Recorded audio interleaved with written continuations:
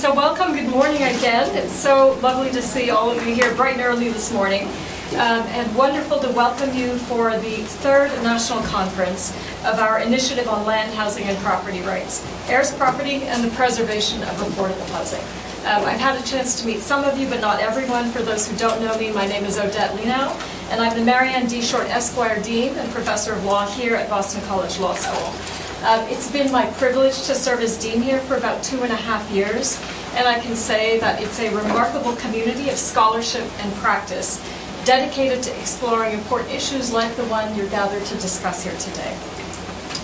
We feel really fortunate to host such a talented group of panelists, other presenters, and in-person attendees from about 25 states, the District of Columbia, and Puerto Rico, and from many different fields and backgrounds. And I believe we're also hosting nearly 200 Zoom attendees, including from some additional states that aren't represented in person here today. Boston College Law School is grounded not only in a commitment to high academic achievement, but also a very, very strong commitment to having a social conscience. The school has a long history of social justice and public service, and really is committed to developing lawyers who are dedicated to serving all, including those most marginalized. Our mission is one reason why we're so pleased to have the initiative on land, housing, and property rights here. Professor Thomas Mitchell had real vision in founding such a multifaceted and dynamic initiative, and we are lucky to have an impressive, talented team working to advance the initiative's goals. The ILHPR has flourished and is growing in ways that have completely exceeded our already high expectations when Professor Mitchell joined us. And of course, he's played a central role in helping to move the issue of heirs property into the spotlight over the course of 30 years as one of the leaders of what has become effectively a national movement. This conference, with all of the wonderfully smart, dedicated, and passionate people in this room, provides tangible evidence of how the field of heirs property has developed in dramatic ways. And just a few years ago, it would have been really, I think, difficult to imagine that such a group would come together to discuss these key issues at the intersection of heirs property and affordable housing, which is a topic so much in discussion here in Boston, but really throughout the country. The conferences that the initiative has sponsored over the past 2 years really stand out, even among heirs property gatherings across the country. There are people here who work on heirs property issues in rural America, others in urban America, and across the many different regions of the country, including the West Coast, the Midwest and Southwest, the Southern states, the East Coast, and Puerto Rico. And there are many here who will work on heirs property matters by drawing on different types of knowledge and expertise, including, for example, those who have expertise in law practice, in finance, community development, real estate, philanthropy, architecture, legal and social science research, and the arts. And among the various heirs property issues that need to be addressed, stabilizing home ownership for heirs property owners is an incredibly important one. Given the expertise in the room and the deep commitment you all have to addressing land, housing, and community development matters, I know that you're going to have a successful day, building on the wonderful day you had yesterday. The work you do here has a really profound impact and a tangible impact on communities and families across the nation, many of whom are suffering so deeply right now. We're incredibly proud to be hosting that vital conversation, and I have no doubt that your efforts today will continue to shape the future of property rights for years to come. I'm so grateful for your expertise and your work and your willingness to collaborate. Welcome again, and thank you so much for joining us. Good morning again, everybody. Morning. I think there's some people here who are new today, so I've run into them, so welcome to you all. And as the Dean mentioned, this is our third national conference for the Initiative of Land, Housing, and Property Rights. Somehow we've been fortunate that our conferences have gone viral. It went so viral last year we had 340 of our good friends from 30 states in the District of Columbia. It almost killed me and my staff.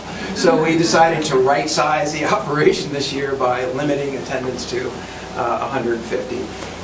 For folks who were with us the last couple of years and who are new, I wanted to mention that our initiative is growing.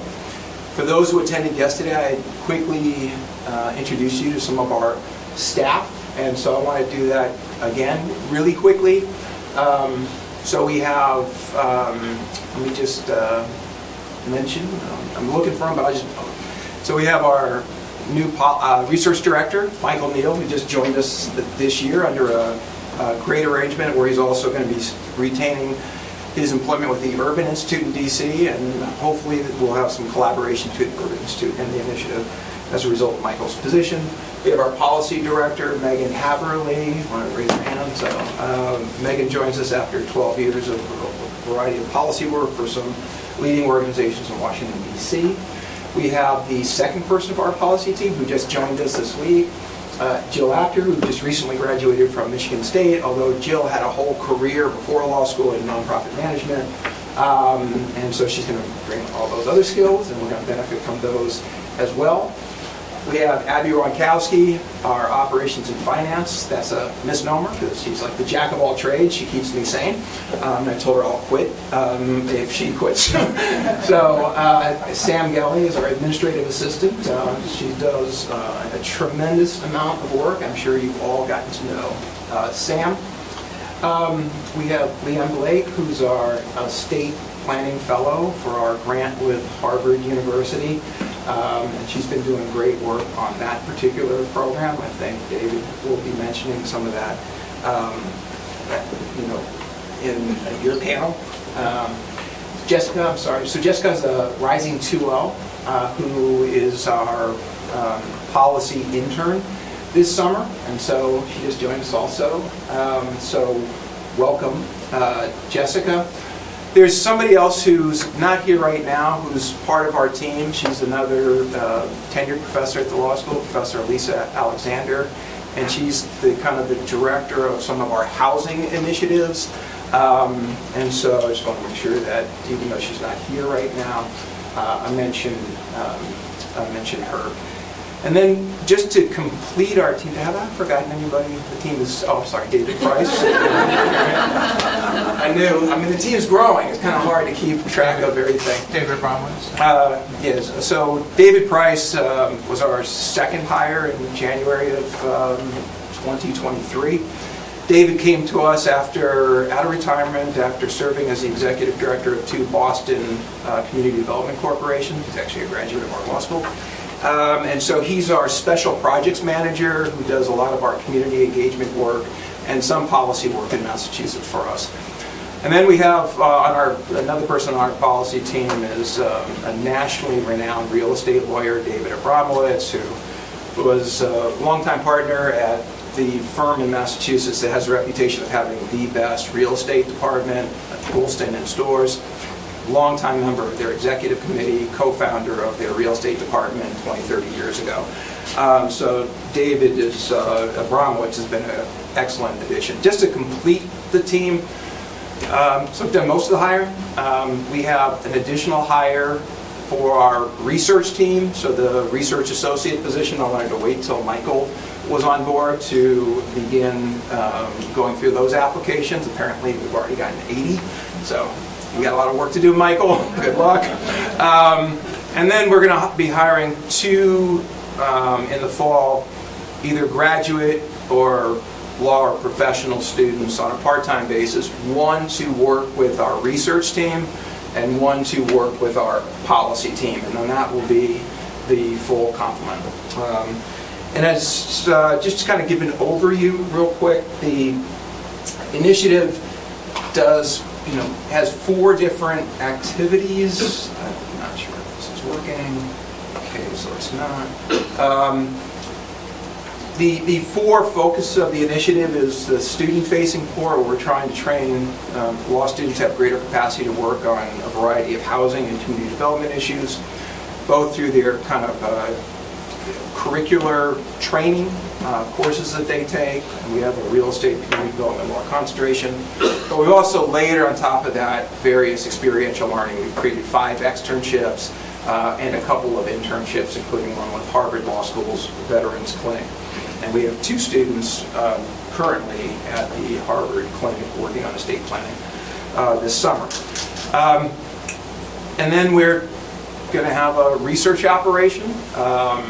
The research operation, some of it might produce scholarship, that's purely geared to academics, but most of it's going to be policy relevant and help feed our policy team to develop real solutions to some of the problems that we study. So with the policy team, our shorthands, we call it the Legal Reform and Policy Laboratory, like we're going into the lab and trying to actually develop solutions. And the last piece is our kind of community engagement piece.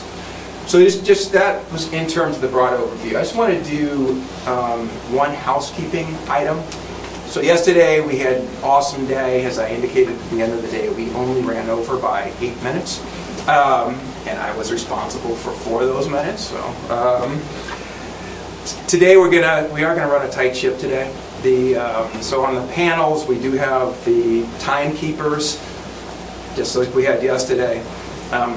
Little difference today is that when the timekeeper says stop, hopefully you'll stop. If you don't stop, the folks are going to get on the microphone and tell you you have 15 seconds before the hook comes out. So, and then just in terms of questions from the audience, please limit your questions to a minute or less. So that means before you ask a question, please take time to formulate that. I think sometimes we've been at conferences where we get a question from the audience and it's almost like that's a new panelist. So anyway, just try to limit your questions to a minute because we're going to have a number of questions. I think we're also taking questions from the folks online. Actually, the Zoom attendees have apparently grown from 200 to 300. Yeah, so we have a lot. We're going to have a lot of questions. So if people could just be respectful and make sure to limit it to a minute. Okay, so we have just an amazing day. The diversity that's reflected in the topics, I'm really excited about it. I've already heard from a number of the attendees that they're really excited. It covers the waterfront, from the issue of middle neighborhoods to legislative and policy solutions, to the importance of kind of estate planning as a heirs property prevention kind of mechanism, and just in terms of good property planning, to discussion of certain financial products that are being developed or proposed to be developed that heirs property owners who currently often can't access that financing will be able to. And then we have a final panel dealing with the heirs property in terms of rural housing matters. Just an awesome group of panelists. We have an awesome kind of thought leader in terms of the Fireside chat. So this is Art Fleming that you will meet soon enough. Okay, so without further ado, I think we'll start. I'm sorry? We're starting the first panel. Yeah, I thought, okay, yeah. So we're going to start our first panel, and this is a panel on middle neighborhoods. Really excited that the catalyst for this panel is Christopher Tyson. And so Chris is, so you'll hear about Chris. Chris is actually a former law professor. He was a chaired professor at LSU, but decided that academia was not enabling him to do the full scope of what he wanted to do. So he's now, so you'll hear about the work that Chris now does. Okay, so I'm going to turn it over to your panel. Okay. Good morning, everyone. Good morning. You all hear me? Yes. Good. Good to be with you. I just got off of a 6 a.m. flight to be here, so I'm bright and early. But it's really great to be here with you. Thomas, congratulations on another successful convening. And congratulations to all of you for being a part of this conversation. We're happy to start day 2 with a discussion of the intersection between middle neighborhoods and heirs property. And the panelists here assembled, I think, are going to share some really insightful presentations from some deep experience and learning that they have that I think will enable us to have a robust conversation about these topics. I'm Christopher Tyson, President of the National Community Stabilization Trust, NCST. We are a national housing and community development organization focused on advancing affordable homeownership. And we do that by facilitating transactions. We've done over 28,000 transactions, assisting community-based nonprofits and other mission-driven for-profits with accessing distressed and defaulted mortgage property, bringing that back to market in ways that serve the needs of aspiring affordable homeowners. We also do a lot of work in the federal policy space around homeownership, and just recently, in the last year, had our lending operation certified as a CDFI, and so we're supporting emerging developers who are looking to revitalize distressed and vacant housing for the purposes of creating new supply, affordable supply for aspiring homeowners. So that's what we do.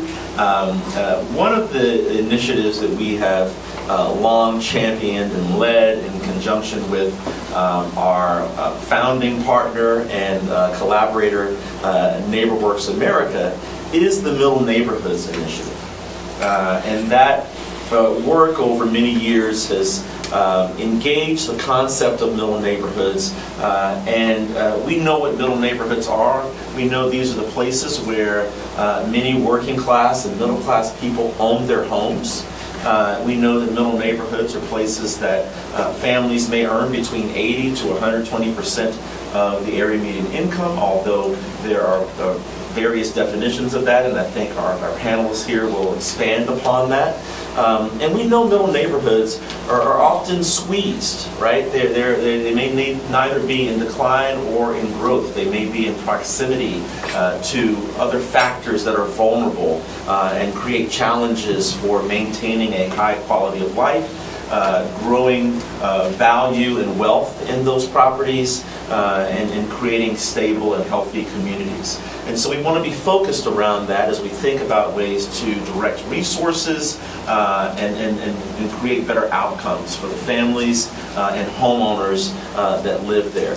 We realize that NCST, as my colleagues here have also realized in their work, that one of the challenges facing families in middle neighborhoods, particularly with wealth preservation and preservation of ownership, was the issue of heirs property. And NCST has launched our Black and Latino Middle Neighborhoods Heirs Property Partnership. My colleague Chris Garland here leads that for us. And with the support of J.P. Morgan Chase, we are engaging community development professionals to build capacity around heirs property at the local level and then network that nationally through our effort. But as we do that, we lean on the expertise of practitioners like Ashley and the good work that's being done around the country. And so I'm excited for you all to hear about that as our panelists share. So that's a little table setting for me. I think we've got some exciting conversations that Bill, Ashley, and Michael are going to share. I'm going to allow them to introduce themselves, and in doing so, kind of pull up your presentations and take us through that. And then we'll have an opportunity for some Q&A. You have the QR codes on your table. If you can submit questions there, I will see them here and be able to read our questions as they come in. So we invite you to do that as well. But friends, does anyone want to start first, or do we just want to go from left to right? Right, sounds good. All right. Yep. Chris, as usual, thank you so much. And again, I want to say a couple of things, but I think, yes, I've got David in my crosshairs so that I stay on point. Thank you so much for your leadership, not just on the topic of middle neighborhoods, but on the topic of distressed properties and on a host of other issues related to supply that I think have been critical to connecting, I think, the pipes from public policy, from industry to the communities that need it most. And that's not to say that others aren't doing that as well, but I specifically wanted to call out you and NCST for the excellent work that you've been doing in this area. Good morning, everyone. My name is Michael Neal. I am, let's see, I've got a couple things up there. I am just honored to have joined this team. It's an amazing team. I get to work with them every day. I am super excited about that. And at the same time, continue to do, the work that we're doing in Washington, D.C. as well, in really hopes of serving, a lot of the activities and a lot of the things that each of you are engaged in. And so I am happy about an opportunity to continue to deepen, not just the analysis that we're doing, but to also ensure that it's connected to practice in ways that ensure that it's relevant for your ends as well. Heirs property, really critical issue, that dovetails, I think, in a lot of ways, and Chris, I thought, did a terrific job of setting up. Let's see this one. Can you hear me from here? Okay, I'm going to go from there. Thank you. Chris did a terrific job of really starting to set up that intersection, that intersection between the challenges that we're seeing in the housing market more generally, particularly around affordable supply, combined with the specific and very idiosyncratic challenges that we're experiencing, specifically related to heirs property. And so, some of my key points that I really just want to leave you with, include the notion that middle neighborhoods, amidst a reduction in affordability, middle neighborhoods is one set of communities where housing is relatively more affordable. Although, it's worth pointing out that, a part of that affordability rests in, relatively less direct investment. And that's going to have implications ultimately that are going to neatly dovetail with some of the challenges related to heirs property. But at the same time, remedial and, I think, resilient actions, are going to be critical. That is, what are the types of steps that are needed to build resiliency to keep it from happening in the future, combined with those that may be challenged today. What are the steps and what are the activities that are needed to address them? And so, a two-pronged approach ultimately to addressing not just the challenge of heirs property, but the challenge of heirs property within the context of middle neighborhoods. I'm going to start here. On the left-hand side is just our measure, this measure of affordability, which is simply estimating median housing expenses relative to income. And it makes the point that is quite well known now that that affordability has worsened, particularly as mortgage rates have risen. You can see that both the yellow line and the blue line have increased, particularly since 2020, but also began to exceed those black horizontal lines, which are long-run averages, since 2022. And that's when, of course, the Fed began to tighten policy.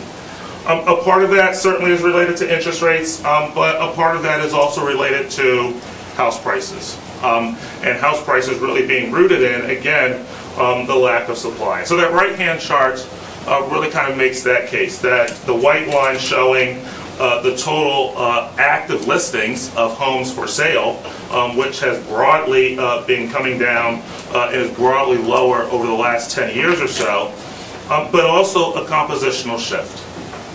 That is that the colors behind that white line have moved away from the gray and the green space at the bottom into some of the higher and more expensive homes above it, suggesting that affordability not only reflects challenges in terms of the lack of supply, but also challenges related to the distribution of the supply as well, or the lack of affordable and starter homes. And so that then, brings us to middle neighborhoods, and this is a chart, and this was data that the NCST in their research really some of the key themes that they found in their work, and I thought it was quite pertinent for this conversation.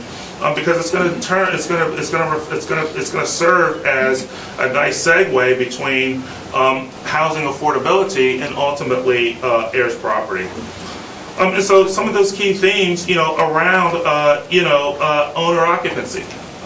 Some of the key themes around single-family housing, around property values, around racially and ethnically diverse neighborhoods, in terms of who actually owns those homes and who actually lives in those properties.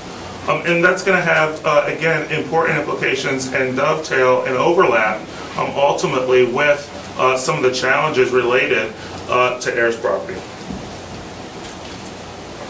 So turning first to some of the remedial actions, one of the things that we have seen is the preponderance of properties that are physically inadequate. On the left-hand side, we find that certainly one of the benefits of home ownership is that the property is typically considered physically adequate or livable compared to renting. And in fact, the share of renters who live in physically inadequate homes, 7.7%, is more than double that of homeowners.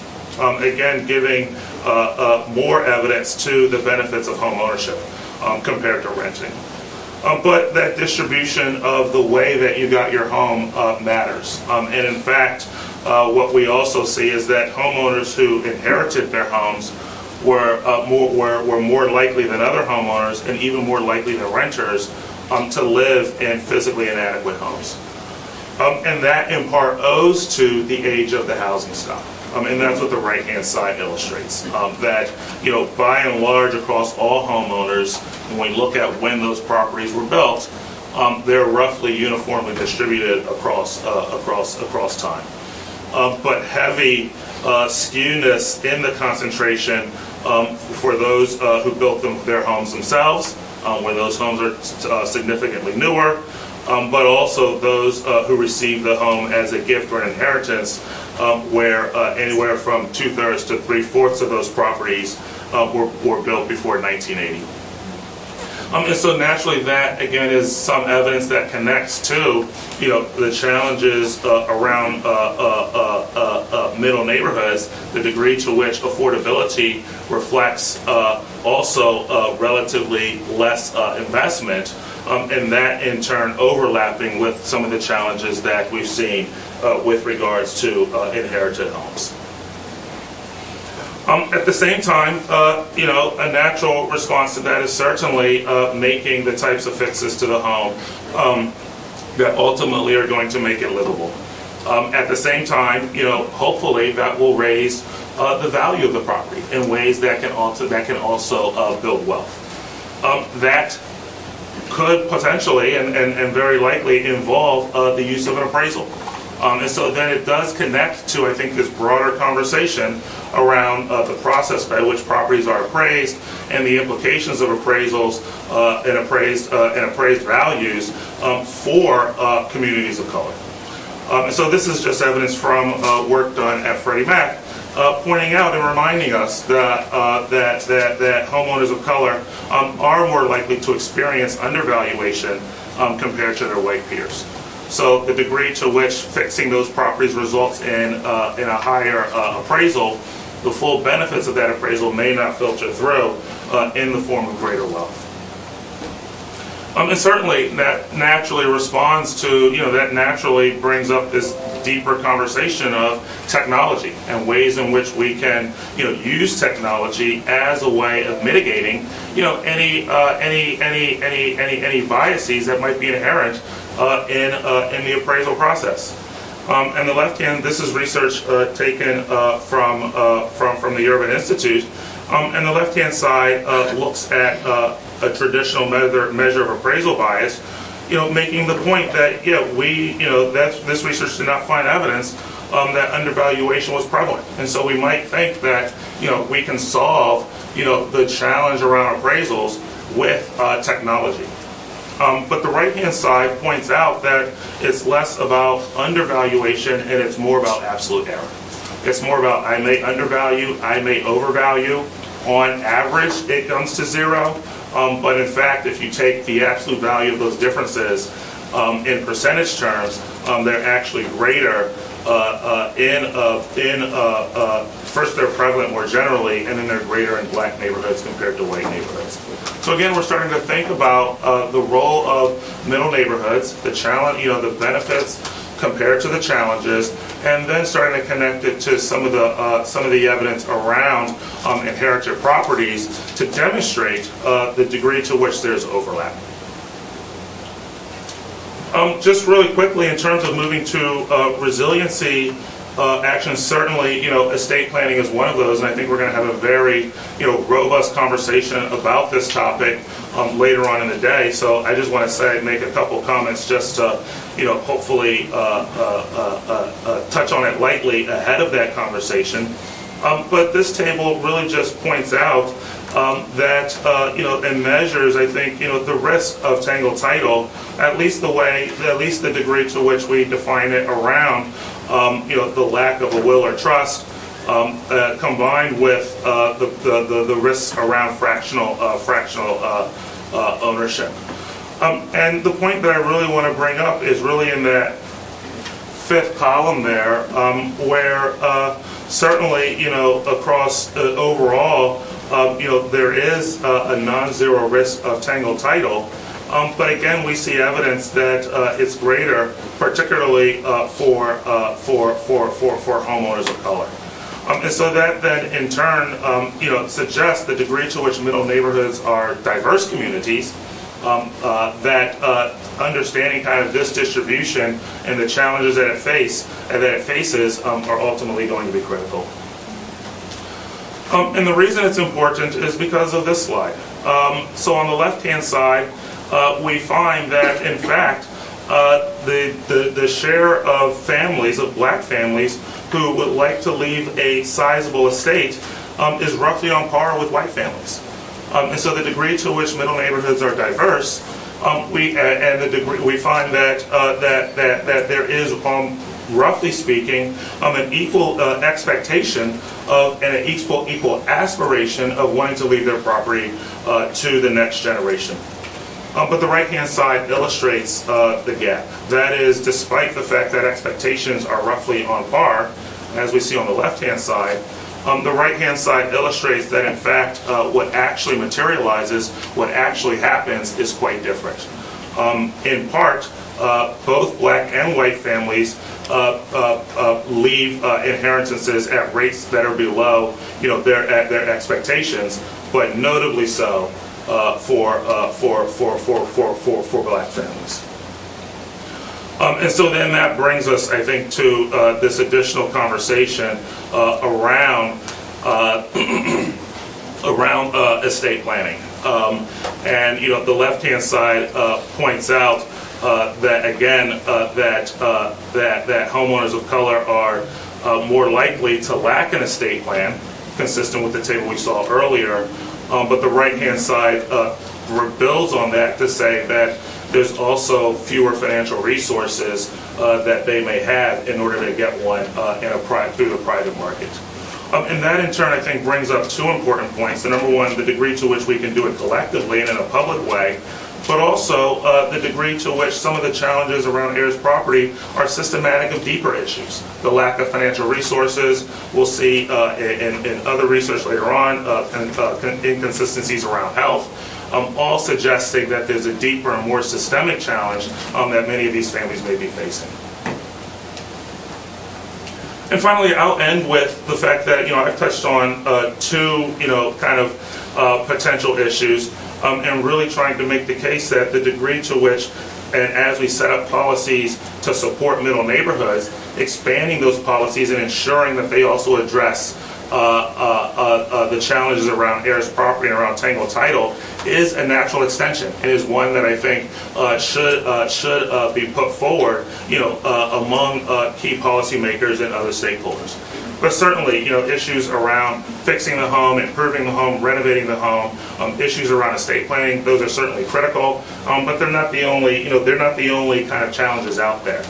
Certainly, we want to continue to push forward uniform partition of heirs property, access to capital, tax policy, as well as homeowners insurance. Just to name a few, in terms of thinking about the holistic toolkit that can help to address and to support middle neighborhoods, but also expand it to ensure that we also address and take steps toward resolving the challenges around tangle title. And with that, thank you very much, and I will turn it over to Ashley.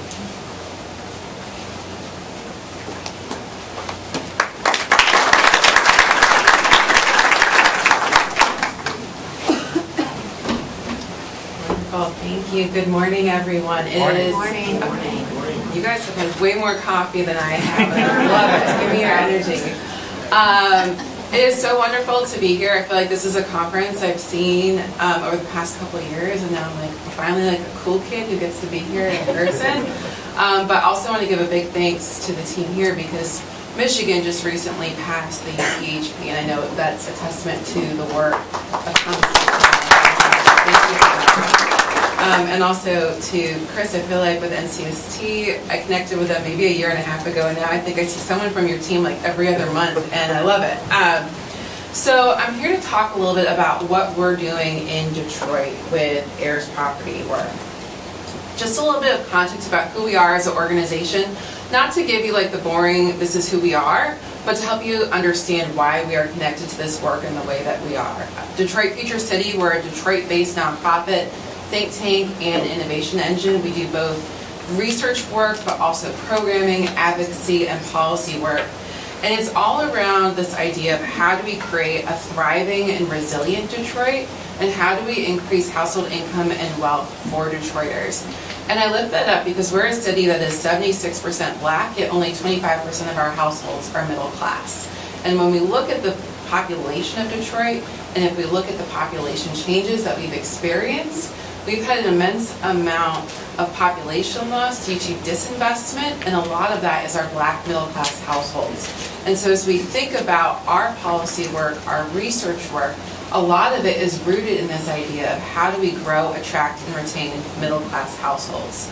As we look across our city, we have only 12 neighborhoods that fall into our definition of middle class households, which is very similar to the middle neighborhoods definition. Ours is a little bit different in that we look at neighborhoods where more than 50% of households are middle or upper income, mainly because we have so few upper income households. And so when we look at the city and we see these 12 middle class neighborhoods, we're really trying to think strategically both about neighborhood-based strategies as well as people-based strategies to create neighborhoods that attract and retain households, but also how do we grow that household income and wealth from within Detroit. And so we were really excited and interested when a local foundation came to us, the Gilbert Family Foundation, with a problem they were seeing. They are doing an immense amount of work in Detroit around property tax foreclosures. And what they were finding is that people were coming in at this critical moment at risk of losing their home, and they weren't eligible for resources because they weren't the legal owner of their properties, whether knowingly or unknowingly. And so they were trying to understand the fact that they were seeing this play out, and they were seeing people lose their homes because of it, and they wanted to understand the scope and scale of it across the city so we could target resources to it. And so as we initially looked at this problem as just kind of how do we help inform this tax foreclosure program, we realized, and as many of you all in your work, it was so much bigger as we think about middle class strategies in our community and how we strengthen our neighborhoods. And so we worked with our partners at Data Driven Detroit, and I also want to give a huge shout out to Philadelphia and the work that Pew did there, because we were able to model their study and bring it into the Detroit context. They have a lot better data on property records than we do, so we had to modify it a little bit.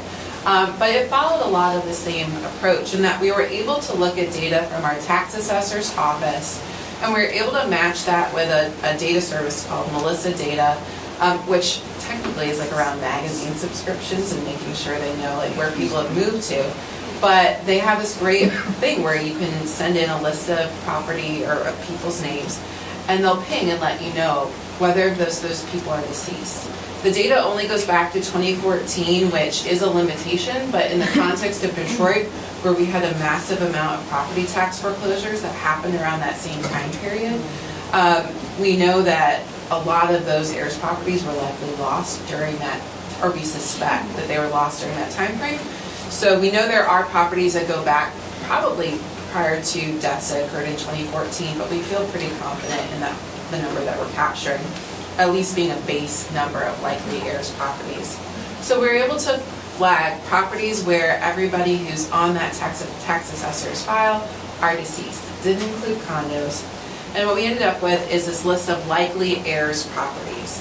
And we did a number of community partner interviews of talking to people within the city who are in the process of rectifying their heirs property, who have lost their homes to heir property. So we were able to really surround this data with context about Detroit and how the Detroit dynamic changes or influences people's experiences. Very different than what you might see in some rural communities or in some areas that have high property values where you have a lot of speculators coming in. So what did we find? In total, we found more than 5,500 likely heirs property in our city. The majority of those properties are owner occupied. As a city, Detroit likes, people are always like, are we a homeownership city? Are we a rental city? And like every year we go back and forth. And so we really like to emphasize that Detroit is a city of both homeowners and renters. But this is certainly an issue that is predominantly affecting our owner occupied properties. But I always like to say it's pretty significant that a quarter of these properties are also likely renter occupied, which introduces a whole different set of solutions to consider and the challenges that renters face and the risk that this puts renters at. So when we look at the distribution across the city, we're seeing this pop up in pretty much all parts of our city.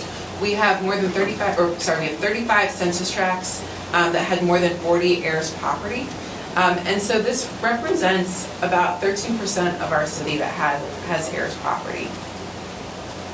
And this is like a squiggly line map, but when you overlap that first map I showed you of where we see middle class neighborhoods in our city and near middle class, which are those neighborhoods that are right on the edge of becoming a middle class neighborhood or on the way in the other direction, there's this intersection where we see that where we're seeing some of these higher concentrations of heirs property are also some of our historically middle class or existing middle class neighborhoods.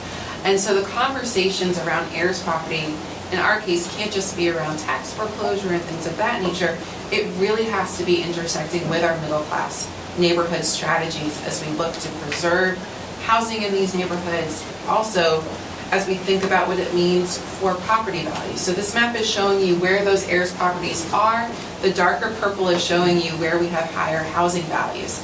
While there's certainly a diversity of where these heirs property pop up, there is this intersection also with, again, middle class neighborhoods and higher value neighborhoods in terms of the housing that exists there.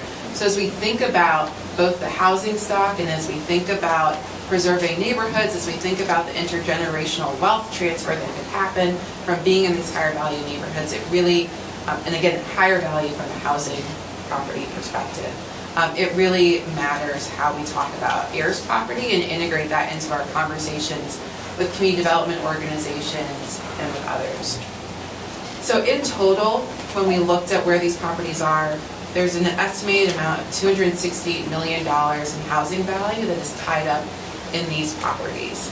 And so again, as we think about work in our city to preserve home ownership, to preserve the intergenerational wealth transfer, addressing these heirs property will be critical. And I'll say as a researcher, so often we deal with these big problems and big challenges. And when we saw this number of 5,000 properties, we're like, this is fixable. We can galvanize around this, we can address this. And so that's exactly what we're doing, and I'll get to that in a moment. But the one thing I also want to talk about is what makes Detroit unique in terms of the challenges we experience related to these heirs properties. And many of these are similar to a lot of the literature that exists that all of you have been part of, I'm sure, around challenges around heirs property, lack of wills and estate planning, historical exclusion from legal services, or lack of resources to access those legal resources.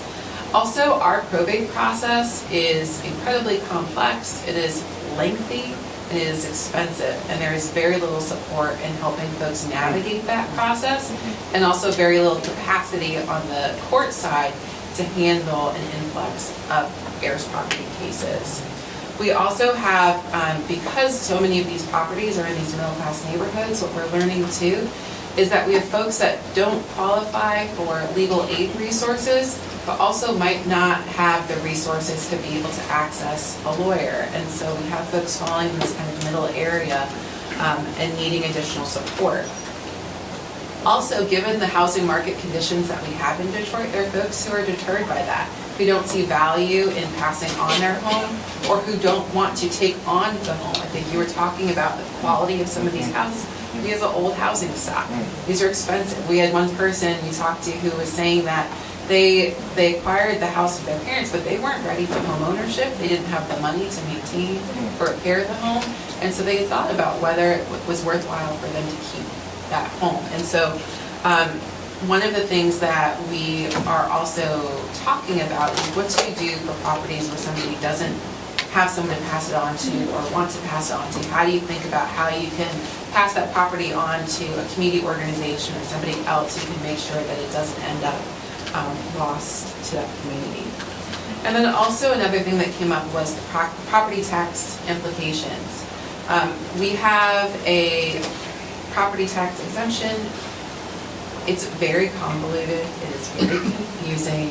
We have property tax caps that if you've been living in a home, there's rules around how much your property taxes can increase, and when it gets sold, it's considered an uncapping. And there's a whole bunch of language around like how you can prevent that uncapping, how you can apply for the property tax exemption, and it's so confusing. We sat there with the tax folks for like a good 2 hours, and my head was spinning. So I can only imagine if you're in a moment of loss and a moment of transfer, how you understand what that means. And so there's some people who are purposely not transferring their property into their name because of an unclear understanding of what that would mean for their property taxes and being able to take on those expenses. So when we did this project, we do a lot of research. We do a lot of research on a lot of topics. And we said, okay, we're going to do this project, and then we'll get this answer, and we'll be done. And we were like, we can't be done. This is so much bigger than just informing this one piece of the problem.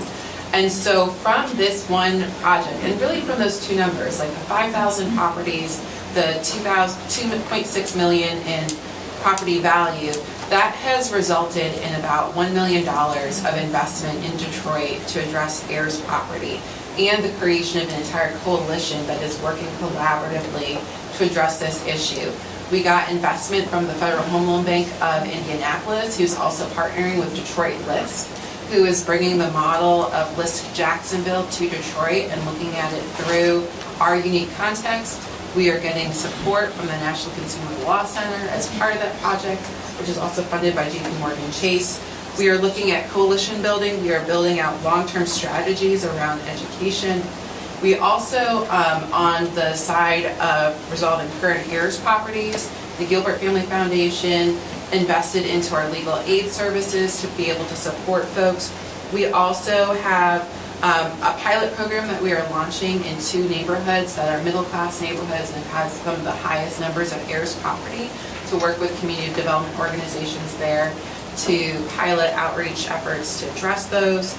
And then also on the will and estate planning services side of things, our city has become really invested in this as well, and saw the value of building out a will and estate planning program using some of the ARPA funds that we had, and they've been rolling that out over the last year. The challenge there is that because it was ARPA funded, those funds are expiring, but also the fact that they can only go up to 120% of AMI. And so we're looking at strategies to both continue that program and to identify ways to expand who's eligible for those services. So again, this report came out last year. So we are very excited about what we've been able to create as part of that, and we are in the early stages of all of these kind of implementation and developing of strategies to address it. But it's exciting the work that's going on, and I hope to be able to update you all in another year or two about how that work is progressing. So, thank you. Hi, everyone. My name is Bill McKinney. I don't have a PowerPoint, so it's just going to be us, like in this little conversation here. My name is Bill McKinney. I'm from New Kensington Community Development Corporation in Philadelphia. Our mission is to advance social equity and economic empowerment by nurturing and creating opportunities for residents to live in and actively shape their neighborhoods of choice. We are in relationships with our community. Through those relationships, we identify with our residents what the needs are, and we do our best to meet them. In our case, we do everything from building housing and affordable housing in particular, to working through housing counseling to make sure that people can stay in that housing. We work on commercial corridor districts and support small businesses. We respond to the health needs within our community by having a community health workers training program. I say all this to say we go in a lot of different directions while staying with our mission. And part of, again, what we have heard is the need to address this problem in particular. This is a very real problem within our community. I appreciate what our previous speakers have shared, because it actually sort of sets up sort of where Philadelphia is in a way. So I'm not going to linger in certain spaces, but I'm going to sort of focus in a couple of spots that I think will help sort of fill out the story a little bit. Our community that we serve, we actually have one of the largest service areas within Philadelphia for a community development corporation. So we cover neighborhoods that have already gentrified, that are in the process, middle neighborhoods, and we also cover one of the poorest neighborhoods within the state of Pennsylvania. And so we're trying to balance all of those pieces, but very interestingly, this issue, it goes through all of those communities. It's either at the back end or the front end. And the issues can look a little bit different in how they're manifesting within those spaces, but we're moving through all of that. I think as folks have identified also, we do have reasonably high home ownership in Philadelphia and have historically. I thought it was very interesting that you brought up that a lot of these homes that are in these, we say tangled titles a lot instead of heirs property, but so I might slip in and say tangled titles, are also rental properties at this point. And that is also complicated because it also enters into the space of what I would consider naturally occurring affordable housing within our community, and we are always in the process of trying to protect naturally occurring affordable housing. So there's a lot of different pieces that are there. I think we also heard, and I'm just sort of running over some of the issues that I think are so significant right now. The piece of really looking at how the old housing stock, for instance, needs repairs, and if there is not clear title, folks are ineligible for everything from loans to different types of programs that we can provide, the city can provide, and can be a part of all of that type of stuff. I also know, as a builder, it costs us, right now we're doing a project, costs about $400,000 a unit, right? That is not a reasonable path to address the needs of what is needed within our communities, right? And so how do we keep people in our homes? We also ask this question constantly around how do we build wealth, when the question should also really be how do we retain wealth that already exists within our communities. And I'm going to uplift that right now also because at the federal level, I'm going to argue, we're looking at a large wealth transfer, and it is affecting those that are struggling the most, and we need to be aware of that, and we need to fight back as vociferously as possible, and these are strategies to maintain wealth within our communities. And so I think we really need to think about that. I want to just really focus on a little bit of the history, because I know folks want to get to questions on some of this stuff. what has gone on in Philadelphia, because I think it is an interesting story. And we really have about 5 major pieces that are in place. We have the research, we have support at the political level, we have organizations like CDCs that are able to implement a number of the different pieces. We have support from the city in terms of housing and community development, and we have support from the legal community, right? All of those pieces coming together is what allows us to have what I would argue is a significant amount of impact. When I got into some of this work several years ago, I, to be honest, did not realize that Philadelphia was relatively successful in this space. And I assumed that every city was sort of operating the same way. And I did not know that history. And so I just want to share a little bit of that history so you understand how we got to the moment that we're in. Really in the early 2000s, there had been some work by a few people in particular that are very, very well known within our legal world in Philadelphia, who are working with a number of different groups, whether it's community legal services, regional housing legal services, and so forth. And we're really seeing this problem. Like they were identifying, hey, we are running into this over and over again. And the initial research identified, over 10,000, probably about 12, 13,000 homes that would fit into this category, right? The mortgage crisis in 2008 really pushed all of us deeper into needing to better understand what was going on and how to begin to address some of those problems. In 2021, really through our relationship with Pew Research, as was referred to, a report was created called How Tangled Titles Affect Philadelphia. And that was really critical for people to understand the scale of the problem. A lot of the time, can I get a couple more, because I can just sit down if you want. Go. Okay, all right. I'll do this as quick as I can, sorry. 2 minutes. Okay, all right. So we hit that moment, and that research was important because it got everyone to understand what was going on a little bit better. We understood that 2% of all homes, so over 10,000 within Philadelphia, were could be categorized as having these tangled titles. And so what was positive that came out of that in 2021, Catherine Gilmore Richardson, who is the majority leader in our city council, really took this on. She has a whole personal story with this, which is important. And the reason I'm bringing it up is get that champion.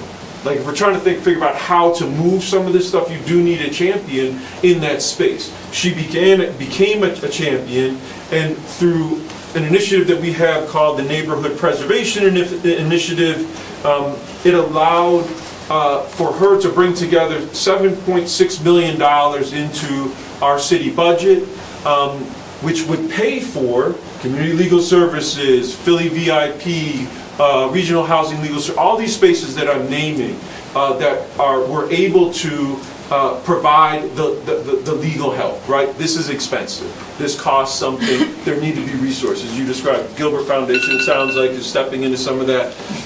All right, so that happened. That's been important. So now you have money. You have the ability to bring in legal support. And then what we needed was also the support from the city. We have a program, it's called NAC, Neighborhood Advisory Committee. So the city is broken into all these different chunks. And then CDCs, for instance, are who work with those different areas, and you get sort of different topics that we focus on. They decided to focus that topic a lot on heirs property. So looking at foreclosures in particular is one of the ways to be able to identify it. But the reason I bring this up is it is the CDCs, it is different community groups that often have the relationship in the community to be able to have the conversations with folks who are in need of these different resources and are going to trust a process. And so now you have the city involved, you have the different organizations that are able to move that work, and you have a machine that is now operating. So, 15 seconds. all right, I will stop talking. We have 5 different pieces, and I think that that's really what the critical part of this is making sure that you have all of those parts, and then you have a process that can be implemented. Thank you. Thank you. And I think the benefit of having Bill and Ashley here is that we have 2 really great case examples in Philadelphia and Detroit of how communities across a number of organizations and sectors come together to really solve heirs property, tangle title issues in really creative ways that center the needs of community members and particularly those who are often left out and left behind. So I want to invite you again, if you have a question, to scan your QR code and submit those. I'll see those right here, and I'll be able to see them. But I'll kind of get us kicked off, and just maybe from all of you. Prior to this role, I ran a redevelopment authority in Baton Rouge, Louisiana. Tangle title, heirs property issues were the issue standing in the way of revitalizing neighborhoods beset by vacancy, blight, and abandonment. Usually where we found an abandoned home, we found an heirs property issue. And so I know that is sometimes the case in other places as well. We are focused on helping families address these issues and to preserve wealth and to preserve property ownership in families. Sometimes that is difficult. Sometimes it may be virtually impossible. We also have communities that want to see abandoned properties put back into commerce so that their neighborhoods can be stabilized, their property value can continue to be stabilized. Do you ever find that there's a tension between that kind of private owner and family perspective on heirs property and the community's perspective on having an expedited way to address abandonment and blight, even when families aren't able to kind of come together and address their heirs property issues? Yeah, I mean, we face that challenge all the time. It is complicated because you're entering into families, right? You're entering into family dynamics, and entering into any family dynamics can be complicated. In a community where there is a property, whether it's already abandoned, whether it's a home in disrepair, and you have this pressure from the larger community for it to move into another stage of its life, but there's still an internal family battle at times. Those are 2 needs that are sort of pushing back and forth against each other. One of the other things that we run into a lot is also, and I wonder actually if it's in Detroit a lot as well, is around a lot of the urban agriculture projects and properties that have become abandoned and that are being utilized now by the community in a different way, but it is still technically owned by some group of a family. And we see that pressure then, where the community would like it to transfer into sort of an urban green space, which may not be the desire of the family. Long and complicated. Chris, I just want to mention quickly, the QR code for questions for people here is on the screen. It's too small. It can't be in it. Okay. Are the ones on the tables working? They go to a Google Drive. Okay, so we're going to do it old school. All right? All right. So I don't know if Ashley or Michael, did you want to respond to that question? And if not, I'll take the next question from the audience. And I'm going to do this, Oprah style. There you go. Sorry to say Dr. Phil, but you got it? I got it. Okay, I'm going to sit back down. Great. All right. Let us hear from you. Thank you. Hi, my name is Mavis. Michael, my first question is for you. In the data that you shared around inherited property and so forth, does it, the you mentioned the lack of wills. Does it also connect to the lack of capital? Because, like in the practice, that's what I see. Like, even if they had wills, most owners want to give their real estate to multiple people. So how does that data connect to the capital if most folks are land rich, cash poor? And then I had a question for you, and maybe you too, about Philadelphia and Detroit in terms of the ecosystem of legal services. Do you think there's a policy opportunity for the state to maybe, kind of like with disaster relief, when they open up and let attorneys from other jurisdictions come in, like is there an opportunity to do that as a way of addressing the, because we have a network of like 100 and some Heirs property attorneys, and what if some of them could help? Yeah, maybe say, as usual, even in our sideline conversations, we always have great questions. So, I always perk up when I know that you're going to ask something that's so thoughtful. I think you're asking around like whether or not the family has capital. That's the house rich, cash poor, like whether they have capital as opposed to like, capital kind of flowing into the community. Is that?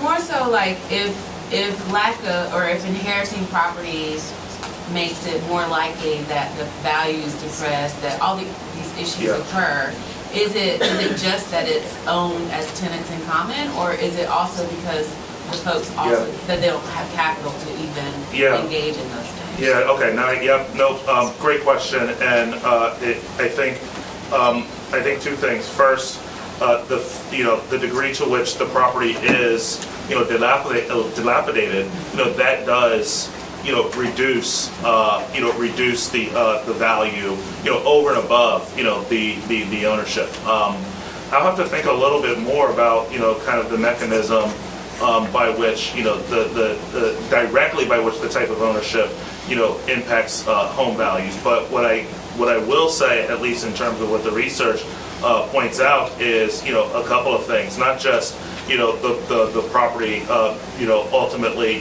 being dilapidated, but also the ability, kind of the location of the property, and that's going to matter as well.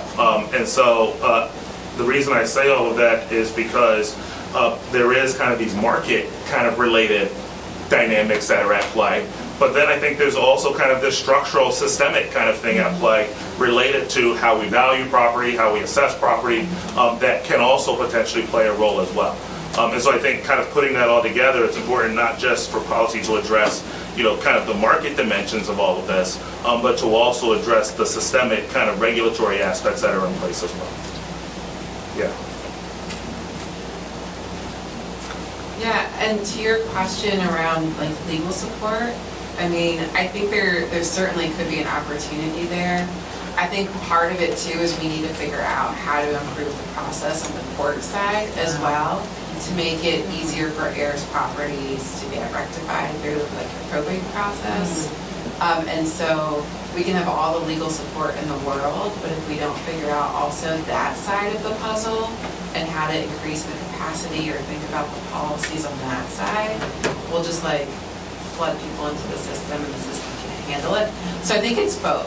And like I said, we are in this situation right now where our city invested in a will and estate planning program, and that's amazing.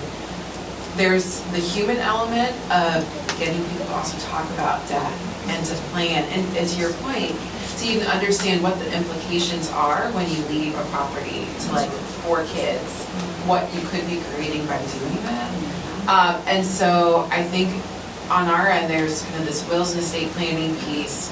We've heard, there's people who try to come to those resources who aren't eligible because their household income is too high. And that is certainly a space where we're trying to figure out how can you provide like pro bono support for those households who are interested in like the wills and estate planning, but also for the heirs property side too. And so I think that's certainly an area we could explore more because there's a gap in serving those folks. We have one question from online, so I'm going to take that and then we'll go back to our audience. So the question is, roughly, what percentage of families understand their family lineage and are aligned on what they want to do with the property.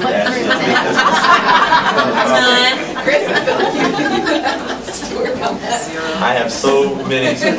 I could just lay down here and tell you my own family story. I think this is an issue. Actually, you were just kind of referencing. There is a deep human element to this, right?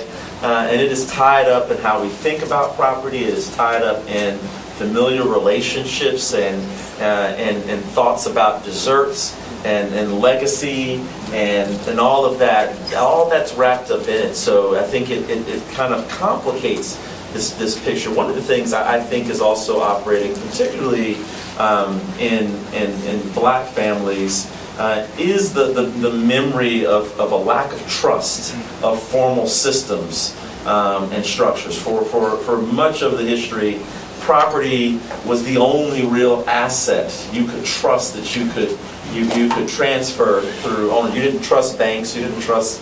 You didn't have access to investments and stocks and all of that.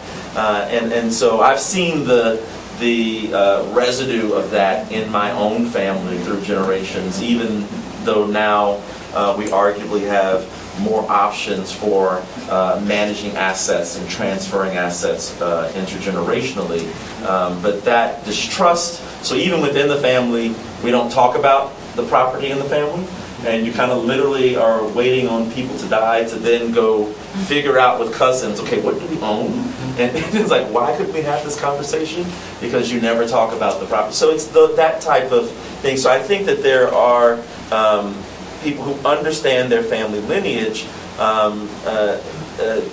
Alignment, within generations is one thing. Alignment between generations is a different thing. And I think it's the intergenerational aspect that often I think is difficult, particularly when you have different generations who have different conceptions of the role of property. When my grandmother passed, there was one property that I and the cousins, owned.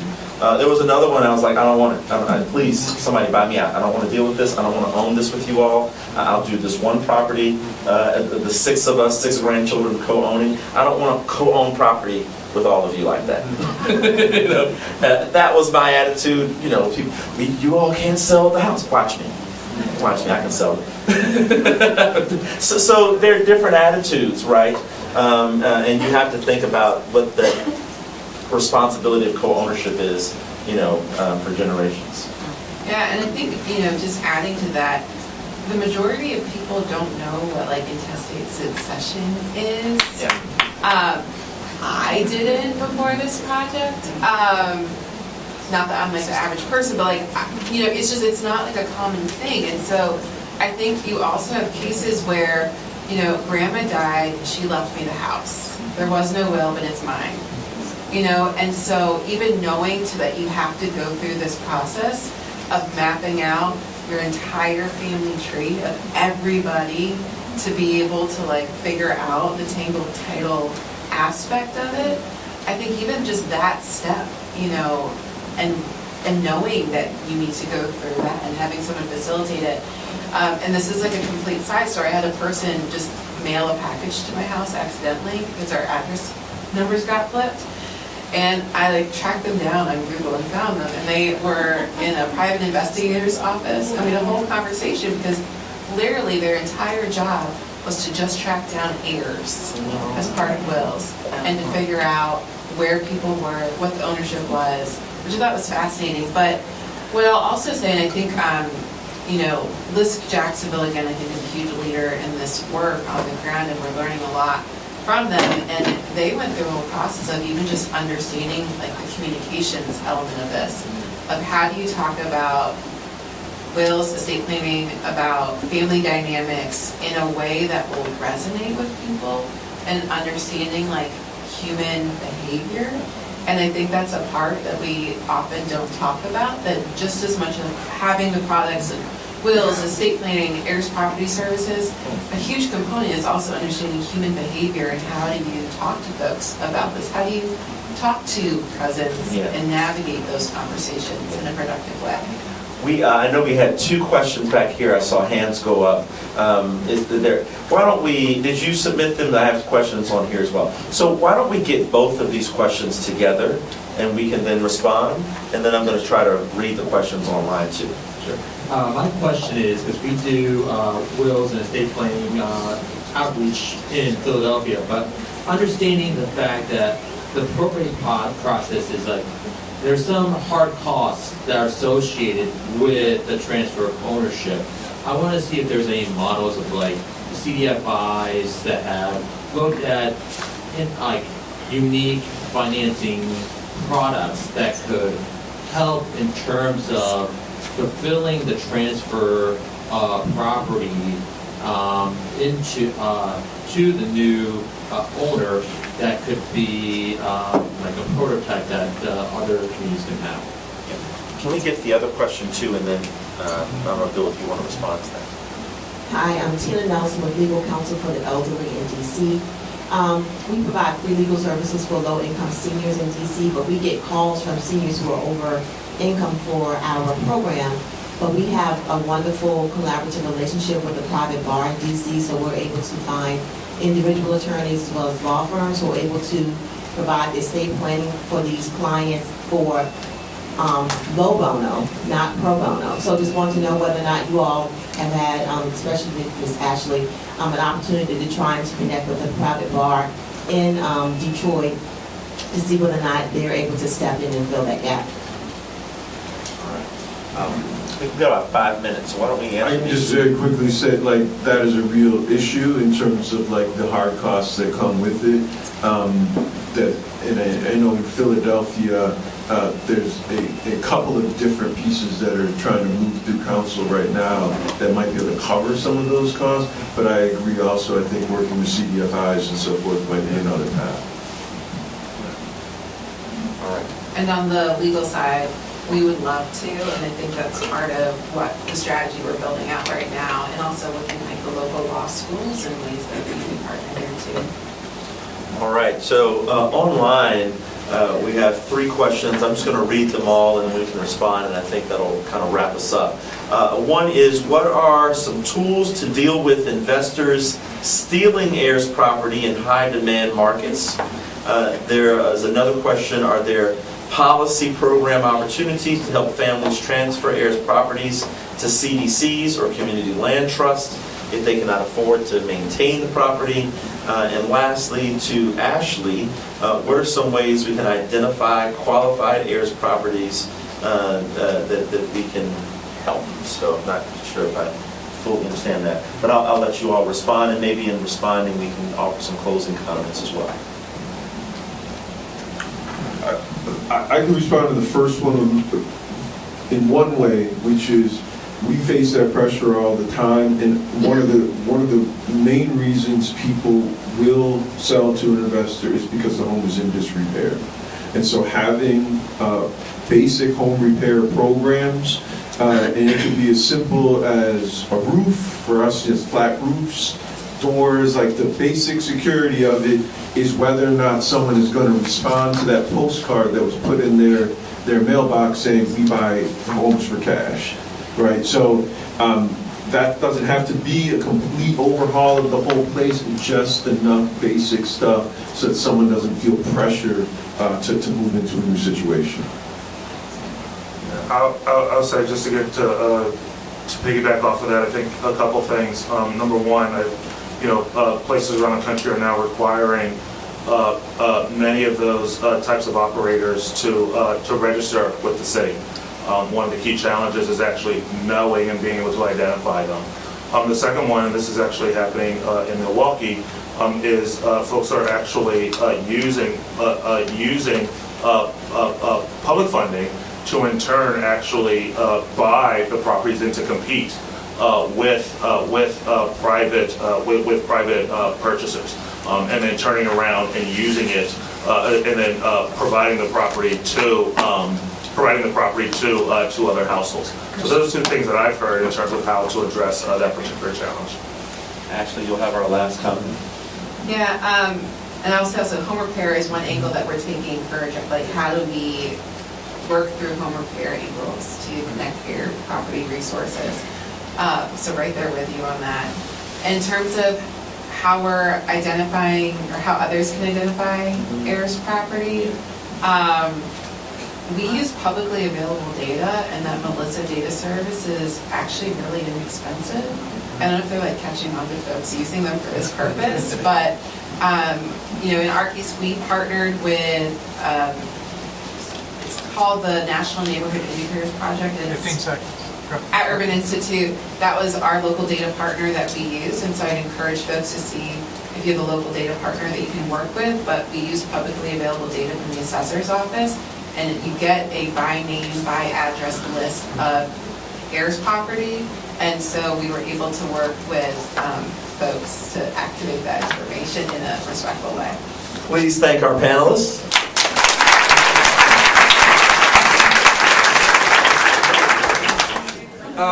This is the panel that's labeled Heirs Property and State Law Reform and the UPHPA. I'm going to modify it a little bit, and it's going to be the law reform and the UPHPA. So we have, so obviously the panel is about the role of kind of law reform to help improve conditions in a systemic way for heirs, property owners. I'm really thrilled by the panel today, and some of them I've known a long time, some of them I've gotten to know recently.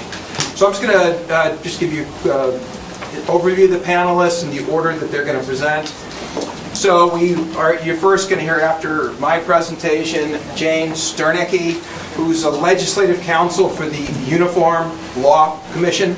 And she is in charge of the enactment efforts at the ULC for the Uniform Partition of Heirs Property Act. Jane and I are on each other's speed dials. We were just in Harrisburg, Pennsylvania last year, spent most of the day in the legislature talking to a lot of folks, because we have a bill there that comes up for a vote on Monday in the Pennsylvania House.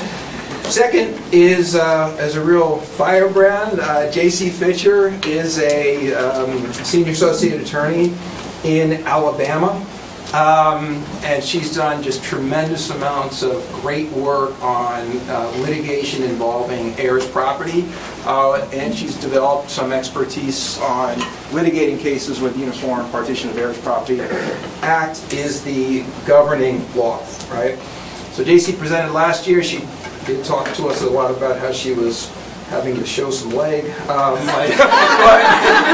she might do that again today. I don't know. All right. And then we have Scott Kowanowski, who is the general counsel for the Center for New York City Neighborhoods.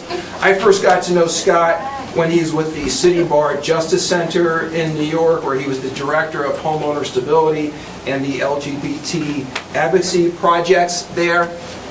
Scott might reference that in his talks. And then we have Matthew Lawrence. So, there's a lot of people in this room who've worked with me over the years in one capacity or another, or partnered with me, including on advocacy for the Uniform Partition of Heirs Property Act. I remember when the ABA first joined, I was like, oh my God, it can't get better than this. Then it was the NAACP, and then it was my good friend Brian Green at the National Association of Realtors, American Land Title. At each point I was like, it can't get better than this. And I don't want to reify professional athletes as they're more special than all of you. So I'll just say that the Players Coalition, which is a group of current and former professional athletes from 12 different sports leagues, is our latest partner in this work. And so I wanted Matt here to talk about how we build coalitions in terms of our advocacy efforts and the role that the Players Coalition has played in those efforts. So let me just kind of give you an overview of some of, so this kind of just the backdrop is the issue of serious amounts of land loss in disadvantaged communities. This highlights it in African American communities. To bring home the point about, this is not just a rural problem. If one looks at the gap in black-white homeownership, even after we're celebrating, more than 50 years of the Federal Fair Housing Act, somewhat depressingly, the black-white homeownership gap today is larger than it was in 1960s when we were still in the throes of Jim Crow. So that's just kind of to kind of level set and provide a baseline about we have a lot of work to do. Just wanted to show this slide because I've mentioned this to various groups before, that often my work has been informed by kind of community engagement, grassroots. This is just some pictures of some of the grassroots work I did early in my career. That's how I first, at the bottom right is a community in eastern North Carolina called Tillery. And it was through my connections with Tillery that I first found out about Heirs property. Right, so it's just the importance of kind of being on the ground, listening to folks and their actual lived life experiences. The middle picture on the bottom is there's a participant in the room who was just an awesome attorney in Lexington, Kentucky. He was the supervising attorney for the summer program I used to run, where I placed law students all across the U.S. in disadvantaged communities to help improve those communities' abilities to maintain their homes and property. That was us when we were a lot younger, right? Okay, so let's just quickly talk about the Uniform Partition of Heirs Property Act. I'm sure many of you are familiar with it. I'm sure many of you are not familiar with it. I see one of my law students here. That's awesome. So the UPHPA was designed to kind of stabilize heirs property ownership and preserve the family generational wealth associated with that ownership. It has three main pillars, although it has a lot of other bells and whistles. The first pillar is if somebody who's in the ownership group seeks a forced sale of the property, the other owners who want to maintain ownership can buy out the fractional interest of the person who's seeking the sale. Right, so oftentimes if you have somebody who's either a speculator or a family member who's trying to force the sale, this gives the family protections, and it also has a prophylactic effect, because real estate speculators are not buying out some third cousin's 2% interest just to be bought out themselves. Second, this is for the non-lawyers in a partition lawsuit, there are two main remedies. It assumes that we have land of sufficient size, that if it can be physically divided, that's supposed to be the preference. If not, it gets to a forced sale. Functionally, though, state court judges across the country had reversed the preference and made the forced sale the primary remedy. The Uniform Act says we agree that the physical division, where possible, should be the remedy, but the state statutes were not very well elaborated, so we provided a number of factors that include economic and non-economic factors, including long-standing ownership in a family, whether a forced sale will negatively impact people legally using the property, including in terms of their housing, including like severely reducing their quality of housing, maybe even rendering them homeless. So courts now have to take that into account. Where the property is sold, we agree with the rationale that the state court judges for 50, 60 years were using, that they were trying to promote wealth maximization. The problem was they were using a sales process that yields a fire sale price. So we replaced that with a sales process that's designed to mimic a sale between a willing seller and a willing buyer, as opposed to an auction at the courthouse in 2 weeks with no notice to the public, no ability to inspect the property, and a requirement that you have to pay 100% in cash. Under the open market sale procedure, the court does a fair market appraised value of the property. A licensed real estate broker gets appointed who lists and markets the property as they would other properties in their normal inventory. People are entitled to inspect the property, and folks can make an offer contingent on getting financing, which is like normal.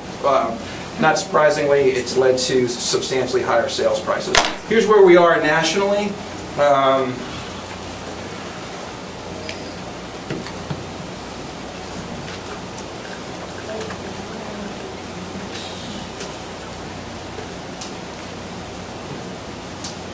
Okay, somehow the hyperlink is not coming up. So that was just taking a while. Oh, it's on the other screen. We can. All right, so I'm looking at this beautiful picture. And so where we are at, Michigan became the latest state in December of 2024. So we now have enactments in 23 states, the District of Columbia, the U.S. Virgin Islands. Collectively, the states that we have enactments in, they have the 2/3 of the U.S. population, because we have 7 of the 10 largest states have enacted it into law.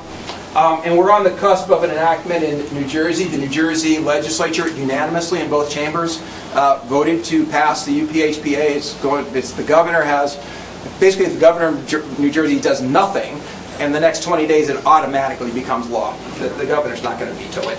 So New Jersey will be the next. And our bill, as I indicated, in the Pennsylvania House of Representatives comes up this Monday for a vote. When we were out there last week, Jane and I, the committee that it was in, voted 23-3 to advance it. So that was a good result. We met some of those three who were interesting. Let me just put it that way.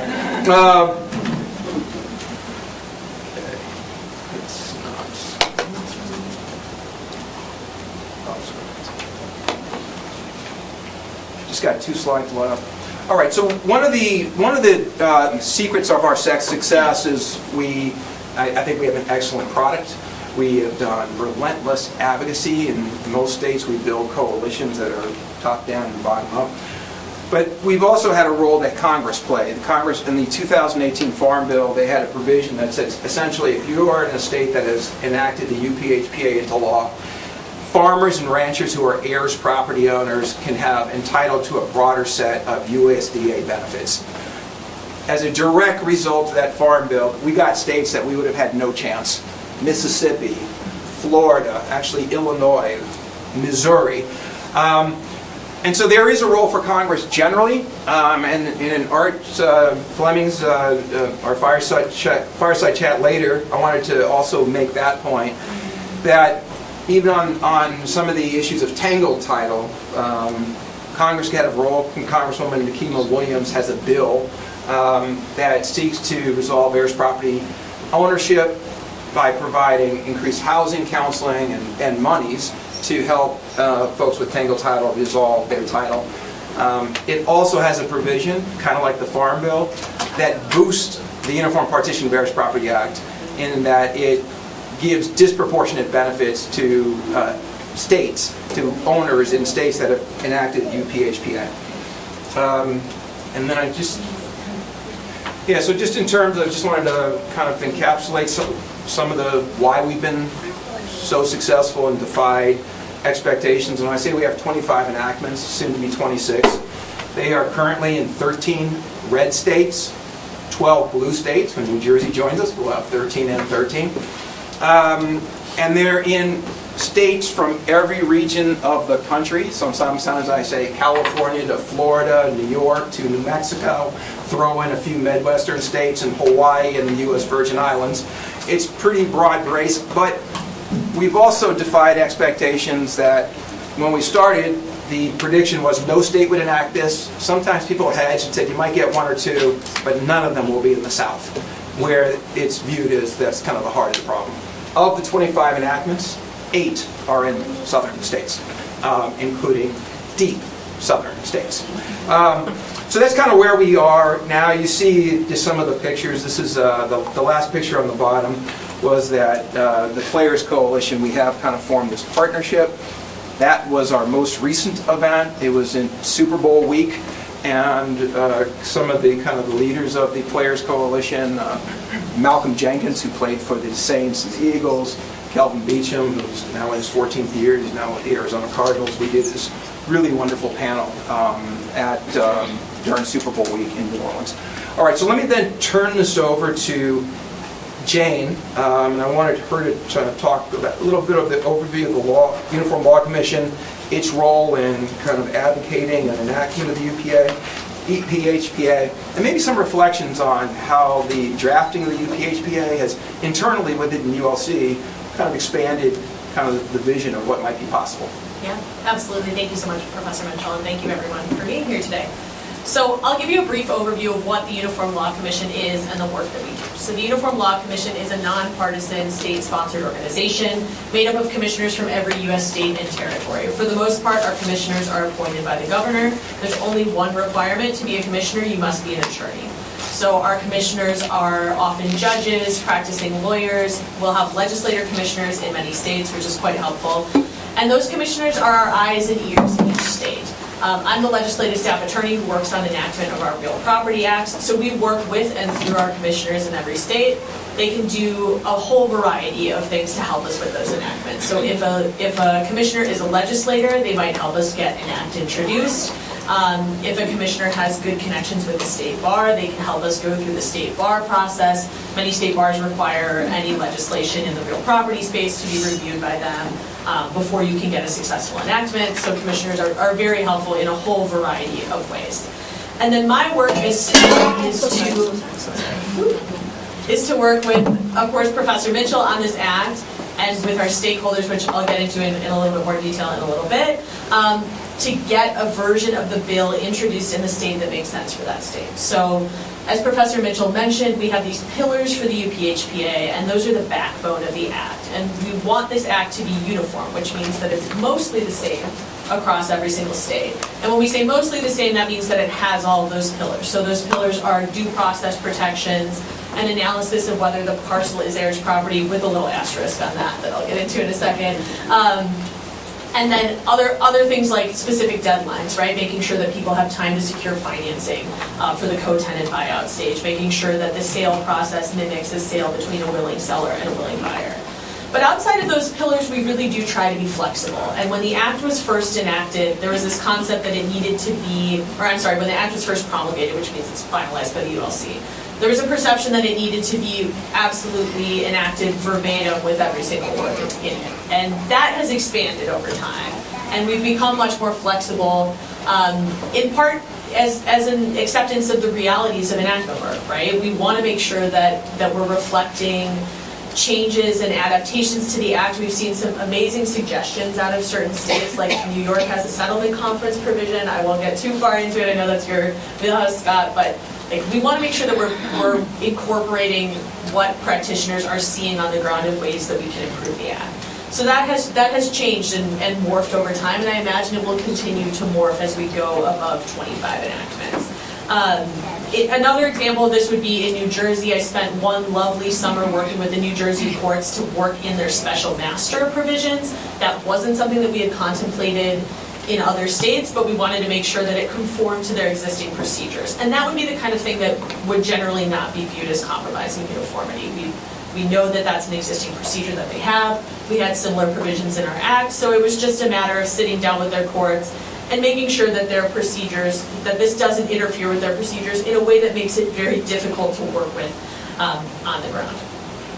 So beyond that, I want to get a little bit more into the success of the UPHPA. So as Professor Mitchell mentioned, over 2/3 of the United States population is currently governed by this act. That's fantastic. In 2025, we had introductions in Kentucky, Massachusetts, New Jersey, Pennsylvania, Rhode Island, and North Carolina. We are cautiously optimistic about Rhode Island and Pennsylvania, New Jersey. I never count my chickens before they hatch, but it seems like we're in good shape there as well. And this really stands in contrast to a lot of ULC products that often only get a handful of enactments. We certainly did see some pessimism when this act came out, that it was not going to be a rampant success, and I think that we have defied that in every possible way. And I'll note that I've only been working on this act for about 3 years, so I cannot attribute the vast majority of that success to myself. I think one of the specific aspects of this act that helps us is that it is really pretty narrow. It only handles additional due process protections for heirs once a partition action has been filed. And of course, that is a double-edged sword, right? It makes it more enactable, but it also means that the help that it can provide people is in some ways somewhat limited. So to that end, we're always trying to consider new ways to either expand the act, come up with other ways to help owners of heirs property, work with our coalition members to get the word out about the act and how it's intended to work.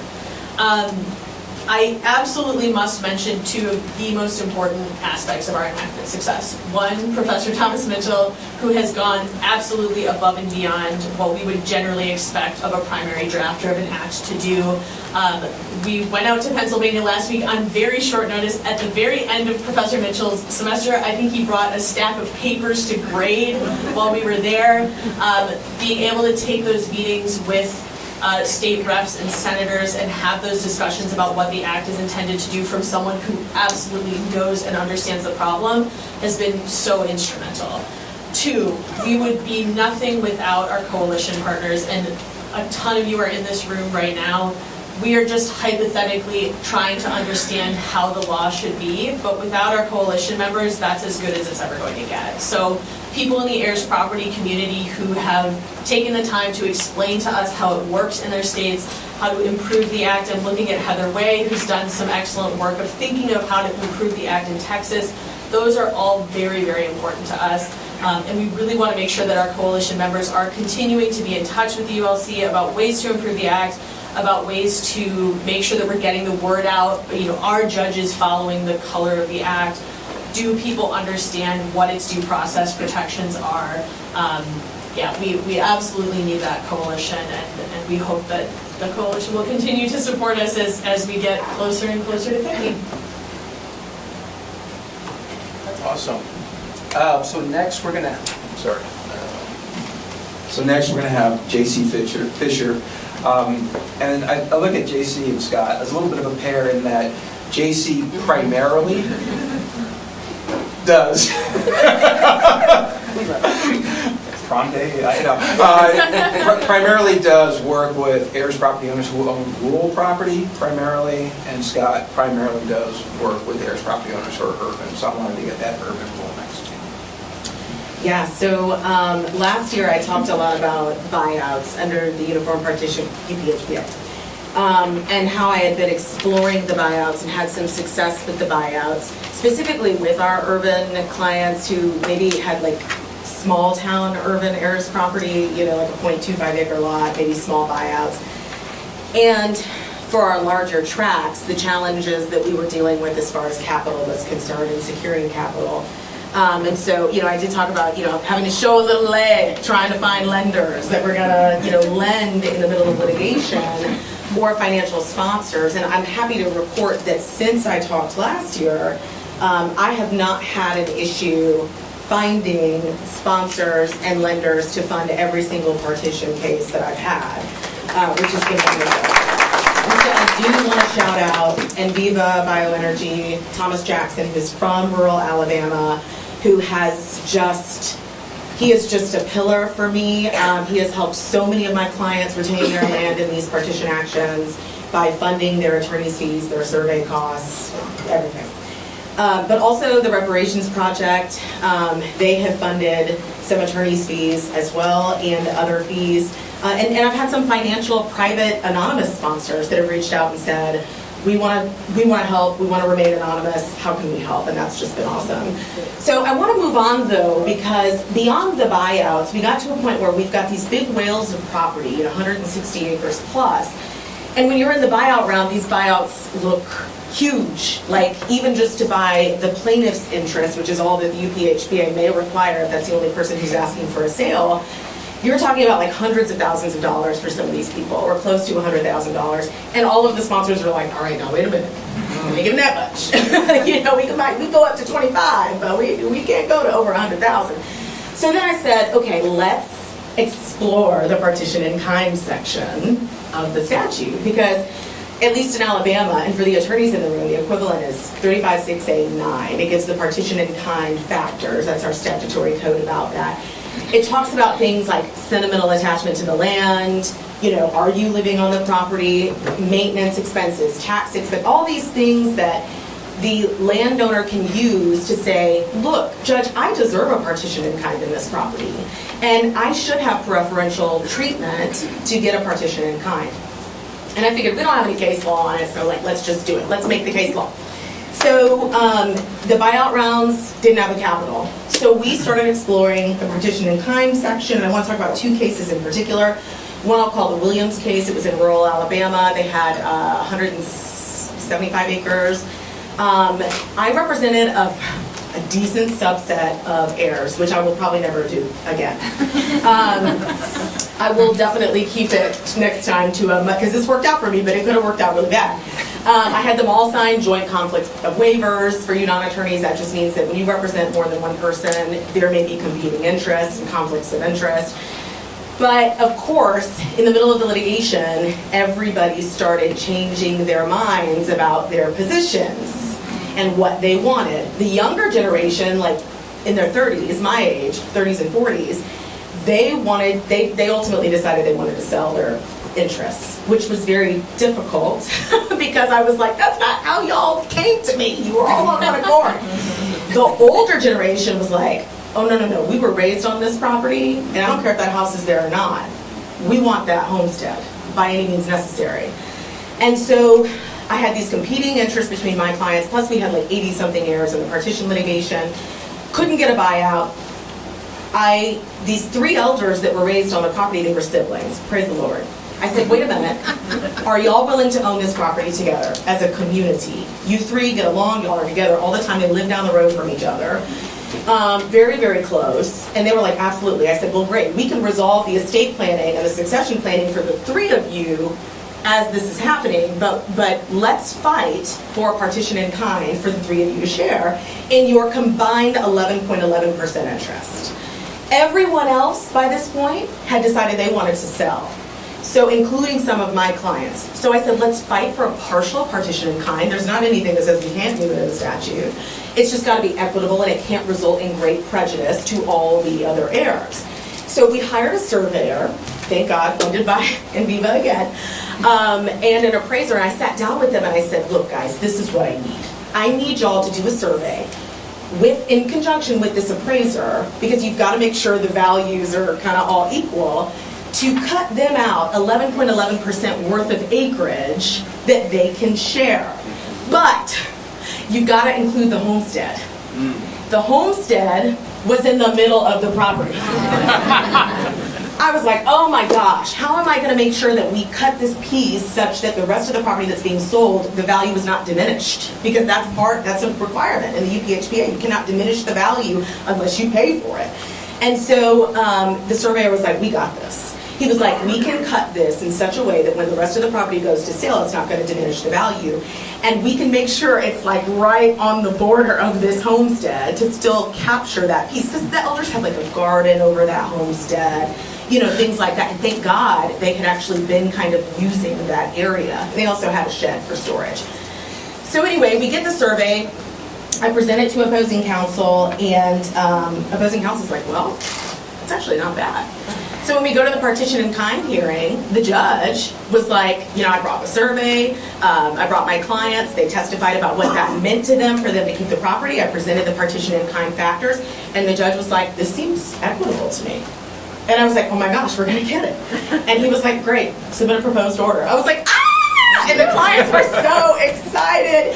And so my clients, these elderly siblings, were able to get 16.5 acres to share together as siblings to have forever and ever amen. Now the rest of the property will be sold. And part of my job as a litigator is to make sure that my clients who want to sell, they're getting their fair market value, and that the plaintiff's attorneys are not taking advantage of them. Because in Alabama, it's standard for attorneys to get 10 to 15% of the sales proceeds, the plaintiff's attorney, the one who's representing the sellers. So here's what I did on that situation. My clients who wanted to sell that did pay a retainer for my services, I said, look, John Doe attorney, you're probably going to get 10 to 15% of these sale proceeds. But I made sure all those motions were drafted correctly. I made sure all those proposed orders were pursuant to the statute, so I'm protecting you and your clients from an appeal. I think you should share. And he was like, no, that's not standard. Actually, there's a case that says plaintiff's attorney and defendant's attorney can split the share if the defendant's attorney works for the common benefit of the fund. And he said, fine, I'll give you a split, and I'm able to refund it to my clients. So, really cool. All right. I got to move on to the next case because I don't have a lot of time. The next case was a partition in kind and a partial buyout. This case was referred to me by a member of HAPA in the Heirs Property Practitioner Network, Carla Carter, who is in Virginia doing a lot of advocacy work. She had a farmer friend who had property in rural Alabama. This was a lot of property, 337 acres. The last deed was from 1878, of course. So we had hundreds and hundreds of heirs. My client she had what was equivalent to like a 14-acre portion, like that was her value in the property. The attorney told his client, who was a cousin, that if you file this partition action, you're going to come out with clear title because you can buy the property. UPHPA does not allow for that. The way it used to work was you filed a partition action and went to a forced sale, you could bid against the other bidders and buy it at the forced sale. So that's what a lot of developers did under the old statute. So when we got into the case, I said, wait a minute, this property is being litigated under the wrong statute, first of all. So I filed an answer talking about that.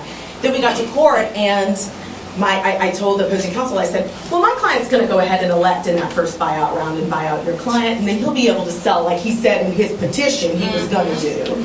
And everybody will be happy, it'll be good. He said, wait, that's not what I told my client was going to happen.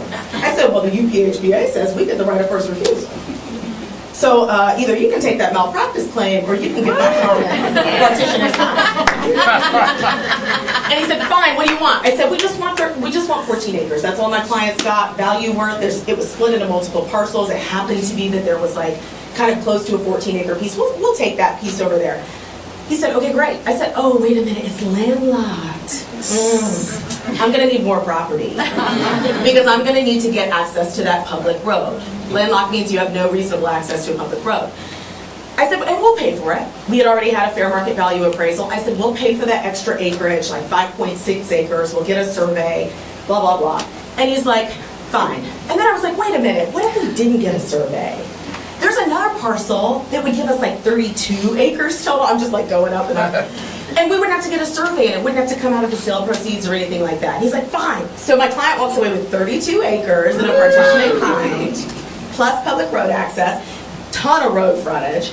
And she's a retired low-income farmer in Mississippi. She has a great YouTube channel. And so she was able to walk away with that. And then I said, oh, John Doe attorney, you're going to get over $100,000 in attorney's fees from the rest of the property that sells. I made sure that this case is protected from appeal. So your client's not going to have to be run through an appeal by some of these other heirs. You should split the attorney's fees with me. And he did, and I was able to refund that to my client. So, really exciting stuff. Okay, last thing, I want to talk about Happen real quick. How much time do I have? Well, 2 seconds? 10 minutes to Q&A, so. Oh, okay, yeah. Well, we can ask a question about Happen. Yeah, so. Ask me a question about Happen. Yeah. JC, what happened? Yeah. We'll talk about that later. Okay. I love to hear my sister JC talk. Yes. If you are ever in trouble, you definitely want her on your side, and you definitely do not want her on the other side. That's my main takeaway. I'm passionate about this Heirs property work. I'm just so grateful, that Professor Mitchell invites me to speak on these panels, and I just get to work in this area. So my Heirs property journey is very different. It's all from the urban context. I'm general counsel of the Center for New York City Neighborhoods now.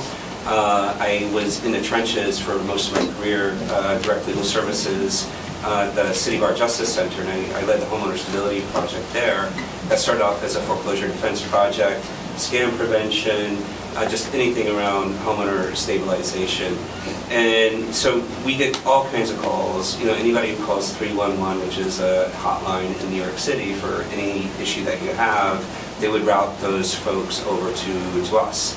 And we would get all kinds of queries whenever anybody's home is threatened, anything like that. It could be foreclosure, but it's also all the scams that we just see over and over, deep, all those sorts of things. So we're kind of uniquely positioned, both my old job and my new job, to see trends and see things that start happening. And I got a couple cases in that had similar fact patterns in the same part of Queens, and I didn't know what was going on. And it was heirs living in properties, and this is about 8 or 9 years ago. And the same actors on the other side, and it was the same story that we've all heard, especially in these valuable coastal lands and historically black-held lands in the South. These investors come in and they buy some fractional interest from a long-lost heir, and then they do really heavy-handed pressure tactics to try to get the remaining interest. And if they can't get the remaining interest from the other heirs, and they threaten a partition action. And I didn't know anything about partition action. I don't remember studying about it in property law in law school. I don't know if they even covered it when it was in law school a million years ago. But I knew nothing about it. And I was like sitting on the bus going up state to the Catskills, and I was just like reading case law and reading all this stuff, and I was horrified at how awful common law, partition law, or like partition law in practice is, how awful it is for heirs and how it displaces people and all these other things. And so you know, I got some media attention. That's when I met Thomas, and we were both on this New York One segment. And out of that segment, where you know, I basically brought in these two clients that experienced this thing that I'd never heard about, especially in this urban context. And so out of that, one of our local politicians introduced the UPHPA, the standard unmodified UPHPA. And I saw that, I was like, wait, hold on. I love the UPHPA, but there's so many other issues that we see in urban context that you don't see in the unmodified, well, it addresses, but doesn't address it the way that I would like to see it. What's kind of unique in New York City is we have no vacant land. Like the property values are through the roof, and because of that, you know, that's part of the reason why folks and these investors are mining communities for this wealth, is because so much wealth is locked up into these properties, and a lot of that is heirs property, as we just kind of learned through the ages. And so there is no partition in kind either. Like, you cannot take a Harlem brownstone and cut it in two, you know, like that cousin gets this and this like speculator gets that. That just does not exist in New York City. So some of the different issues. Also, almost every case that came in, you had an heir or two who are occupying the home, and most of a lot of the housing stock in New York City is multifamily. So it's very common in Brooklyn, where I live. It's very common in Harlem to have a 3 or 4 family brownstone. You have like cousin Joe that's living on the first floor, cousin Mary lives on the second floor, and they rent out the other 2 floors as income, and that's how they pay the taxes and do the upkeep and all that sort of stuff. And so there's sort of the unique issues.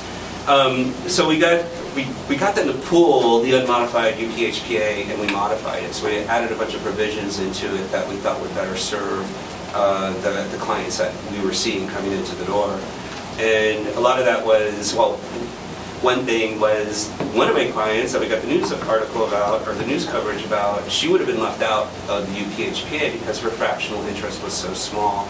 And so we expanded the definition to include anybody who was an heir, regardless of how much of an interest, if they occupied the home. So that was a huge change. New York State, out of the foreclosure crisis in 2008, we got the settlement conference process.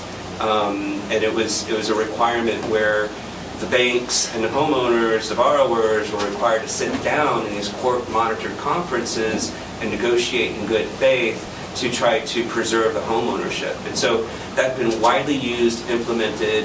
The courts knew the settlement conference process.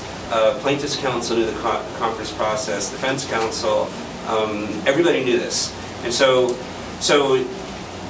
what the UPHPA didn't have was this alternative dispute resolution thing. And we had that in New York already in the foreclosure context. So we just overlaid that onto the UPHPA. We just borrowed it because the courts were familiar with it, all the lawyers were familiar with it, and so that was great. Another thing we added was what we had learned in the foreclosure context is that you have a lot of borrowers, homeowners who are receiving these foreclosure papers that are complex. They have like 20 to 30 days to put in an answer, depending on how they were served. But you look at this pile of papers like this, and you have no clue, if you're a layperson, how to even like begin to address that. And so everybody was defaulting. But with the settlement conference process, people were appearing in court because the court sent them a notice that you had this conference coming up. And so everybody would show up. Like nobody was defaulting. They were showing up at the courthouse. They just had not put in an answer. And so in New York, what we did shortly after we got the settlement conference legislation, we gave homeowner borrowers a second opportunity to put in an answer. And so it's 30 days after the commencement of that conference. And so that's their first touch point with courts. It's their first touch point with legal services. They get in there and the court tells them, you now have another opportunity to put in this answer so you don't default. So that was really critical. And exact same thing was happening in these partition cases. You have these investor bros from Long Island, who would acquire these interests, they bring a partition action, and they were just hoping that nobody would show up, which almost nobody ever did. Nobody ever put in an answer. And so the courts are just like rubber stamping these partition cases right and left, and it was so inequitable. But when we're sending notices about a settlement conference process for partition cases, the heirs were showing up at court and they were getting connected with legal services and they were getting another chance to put in an answer. Another significant thing that we did is during that settlement conference process, we empowered the court to look at all the equities. So, one of the brilliant things, many brilliant things about the unmodified UPHPA is that you have this, it lists out all these things that JC was talking about. Like, have you been paying the property taxes? Have you been doing maintenance on the property? What's your historical connection to the land? Do you live on the property? Do you work on the property? All of those things. We also added another equitable consideration that was purely from our experience, and it's the sort of extreme predation and targeting practices that these speculators engaged in which they would find a long-lost heir somewhere like Cousin Joe in California or Cousin Mary, no longer lives on the second floor, now lives in North Carolina. They find those other heirs, and they do hard pressure tactics and give them misinformation and say, oh, hey, can I buy this interest that you didn't realize you have in this home in New York City that's only worth a little bit of money? And they would just basically, say, okay, this is found money, I'll take the $10,000, not realizing that this interest that they were giving up was really worth $100,000. And so what we added in there was this right, we empowered the court to look at how that investor had acquired that property, what they paid for it, what kind of tactics that they used, and all those good things. So, okay, I'm going to move on because we have very little time. Okay, all right. I just want to talk about the last reform that we got into place, which was the Deed Theft and Protection Act, Heirs Property Preservation Act, and it's so innovative. It's basically now we don't permit in New York those third-party speculators to commence these partition actions. They can still hold on to it, they can still own it, but they just can't use the equitable powers of the court to displace people.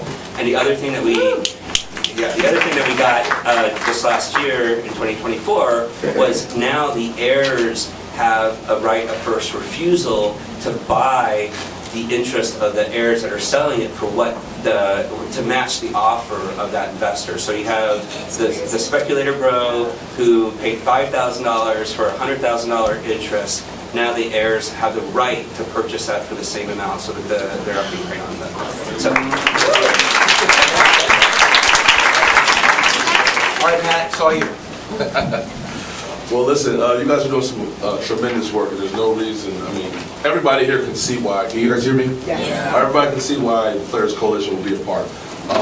First things first, the Players Coalition, we're player-led, player-driven. Again, I'm Matt Lawrence. So when you guys talk about Alabama, talk about Georgia, that's where my farm is. And it's very important that we get this rolling and awareness goes to the highest levels because we see that. So from the NFL perspective, you see us as the TV touchdown tackling machines, right? But what does a 40-year-old, 30-year-old, 50-year-old NFL player looks like, right? People really don't know, right? They're walking amongst you every day with tremendous impact. So the Players Coalition, we took that power, we took that tenacity, we took the drive. And we want to do it for good work, right? We want to do it for tremendous work with the UPHPA. All right, so back to our farm in Georgia.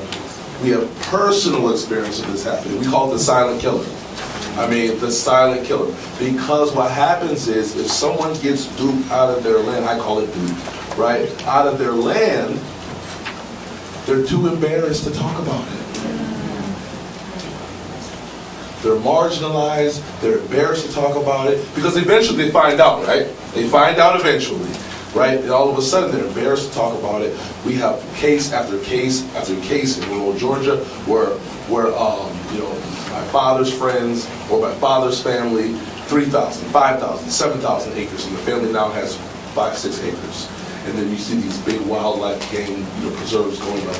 You see the story time and time again, right? So it's just tremendous work that we do. But I want to talk more about the Players Coalition, how we advocate, how we empower, right? Push and believe, right? In here, we all had to go through something where we had to push and believe. We're probably going through that right now, right? So push and believe. It's Lordy. So it's just a commitment that we as players love to do, right? We want to be able to empower those who don't have the microphone like we do. We have a megaphone. So why not empower those, right? Why not give pro bono work, right? Why not do things, right? Right. So folks who need it, who, like you said, they don't understand, a layperson could never understand. They could never understand. But we provide funds. We provide over $500,000 in funds, grant funded, right? To help us. To help. And it matters. It matters. Last thing I'll talk about right before we go to Q&A is in September this fall we're going to do something that's near and dear to my heart, right? We're going to do a gathering, a screening, and we're going to partner with several great partners. We're going to come down to our farm in Georgia, right? That's an heirs property. We're talking about the importance of estate planning. So from a megaphone type of, we're going to really amplify the message. We'll have the big sponsors come down. We'll have the Falcons come down. We'll have other NFL players come down. We'll have the rural community come over. And together we'll push forward, top down and bottom up, right? And that's how we do it. That's Player Coalition when we talk about believing and empowering communities all over the country. Thank you.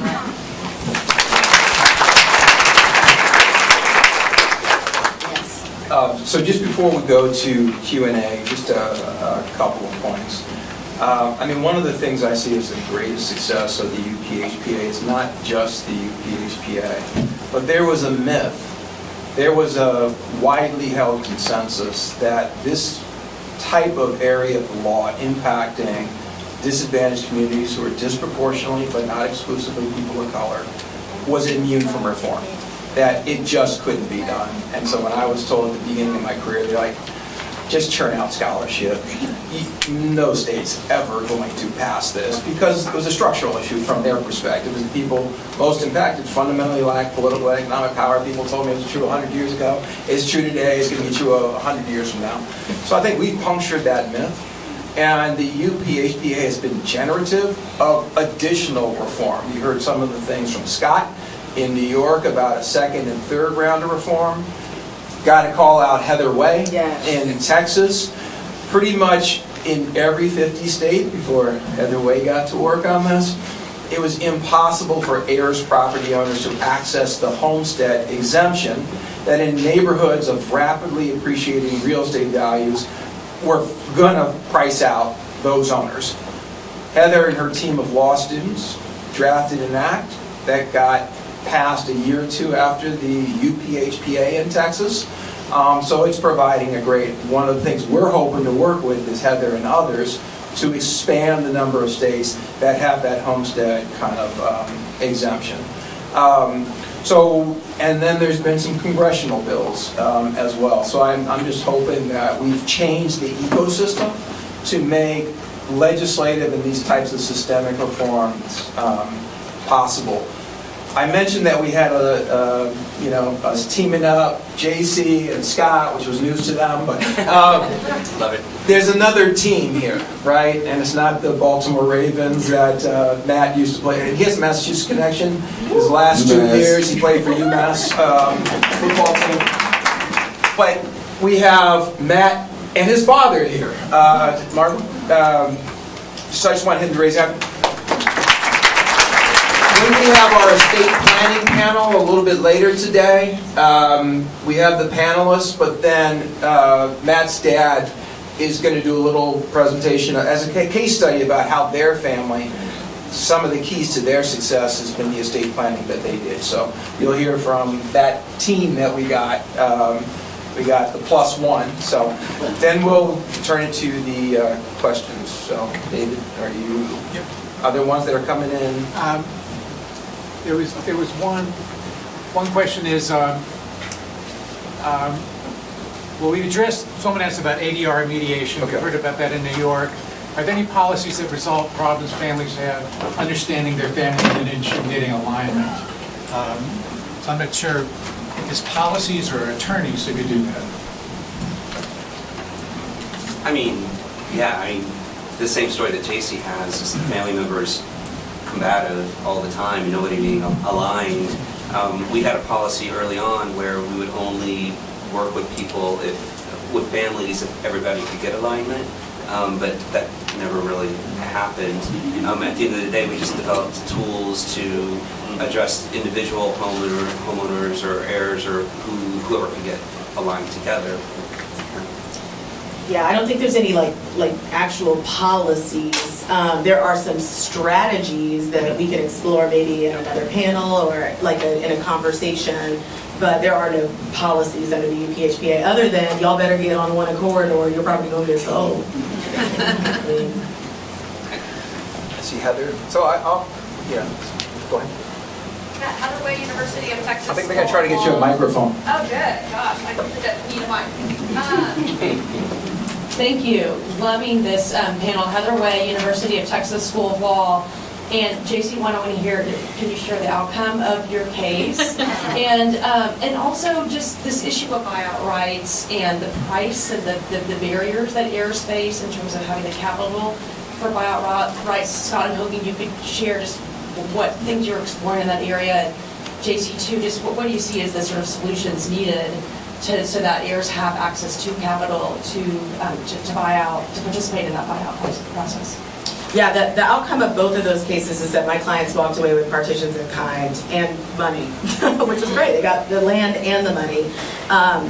But all cases that I have had on the partition side under the UPHPA have been successful for my client. And I take a lot of them. So, like, we have over 50 heirs property cases at one time at our firm, and we're a small law firm with 3 lawyers. So all of them have been successful under the UPHPA. We have not had one fail. Even if it was like an astronomical buyout, we found an alternative with our partition in kind. And so that is the impact of the UPHPA is, in contrast to that Woodson case I talked about last year that was under the old statute, she could not use the fact that she had lived on the property for 60 years as a sentimental attachment to the land. And so she wasn't able to keep the house, although now that confidentiality of our settlement agreement at the Supreme Court level is not confidential anymore. She was able to keep a portion of the land, but she did not have that sentimental attachment offered to her under the UPHPA. So.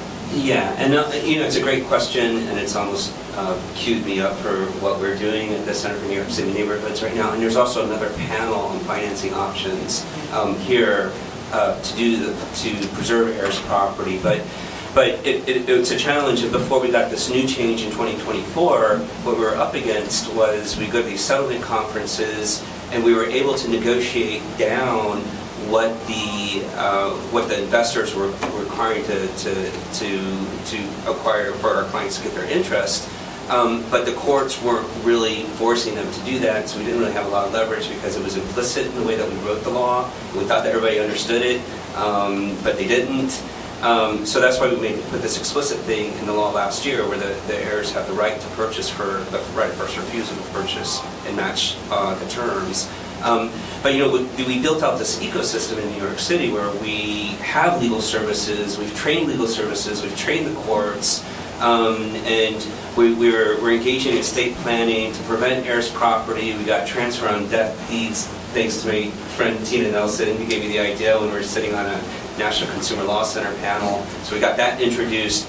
But the missing piece is the capital, because a lot of these heirs are locked out of the credit markets for whatever reason. I just had a case that came in. We do lending now through our subsidiary, and it was 3 sisters in Queens, young-ish. Their mother had passed away. They all lived in the family home. They're under 30s. They're middle income New York, like $60,000, $70,000 each.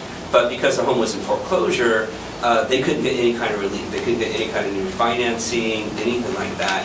And there was a second mortgage loan that came up that they didn't even hear about. They didn't know about it because of the rules. They didn't have to get notice. And so they're about to lose the home, even though they could make housing payments, they could make monthly mortgage payments and everything like that. They were locked out of the credit market. So we were able to get some emergency funding through one of our lending programs, but that funding is really minimal. Got $50,000, they paid it off, paid off that second lien, they're all good. But what we're launching right now is an Heirs Property Preservation Fund, and we're looking for investors because, well, I'm not going to give away the whole story. So how many questions we have in the online? And Yeah, there's only one other question, Okay, which is, What is the Heirs Property Practitioner Network? Okay, so I did ask JC to talk about the Heirs Property Practitioners Network, which I think she always that happened. question. So why don't you talk about the growth? Like, I want to take a few more questions. So Yes, super quick. Heirs Property Practitioner Network. People are always like, where are the attorneys doing this work? Well, we have 175 of them that have banded together. This organization we call Happen, because we make happen, was really kind of founded and the brainchild of Mavis and Fran and Dania Davey that came together and said, wait a minute, we need a network of attorneys that are committed to stemming involuntary land loss, that are going to work on these issues and help families. And so we gathered a few years ago at an event. It was a very small group of us, maybe 20 folks, and we banded together and we meet monthly. We do educational peer-to-peer learning, like actual education sessions. We now have a network manager. Fran is serving as our network manager, and we have retreats every other year where we also offer CLE credit. And the reason I want to bring this up is because this is a for us, by us network. There's a lot of research happening, a lot of education happening on the ground, and people are not involving the attorneys that are on the ground resolving these heirs property issues. And that's very concerning. And so one thing I just want to say real quick is, if you are an organization, a funder, a philanthropist, someone who is interested in doing this work and getting involved, please engage the network. And I want to shout out the Housing Assistance Council, the Cities for Financial Empowerment Fund, who have, and Karama, who contacted me, or connected me, because y'all have really reached out and collaborated with the Heirs Property Practitioner Network to say, we're doing research, we need to get this information, and we need your advice, your expertise. We need to know how it's actually working on the ground. So thank you for collaborating with us, and I want to implore you all to do that also. Because we know what's going on the ground. It's not the theoretical and the woo-woo, like I say. This is actually happening. So please continue to contact us. We're happy to participate. So I saw Joe Childers. Joe, did you have it? So that Joe was the person in that photo when we were super young and we had hair, or the hair we had was black. Right. And so was a member of Happen. Yes. So my question is, Thomas, with the UPHPA that's now being introduced in Pennsylvania and Michigan, has the latest iteration of the UPHPA incorporated any of the changes that we saw in the New York legislation? Can you address that? So that's a great idea. So part of the reason, so the UPHPA, I call it the classic UPHPA, was widely considered dead on arrival. So folks, it represents the most substantial change to partition law in 150 years. And because it included so many robust provisions, folks were like, no legislature's going to touch this. So we were definitely pushing the envelope. But obviously, the critics and the skeptics have been proved wrong. But I've always said that, it can be a floor but not the ceiling, right? If there are particular jurisdictions where the politics lines up, please go beyond. So New York was our first one.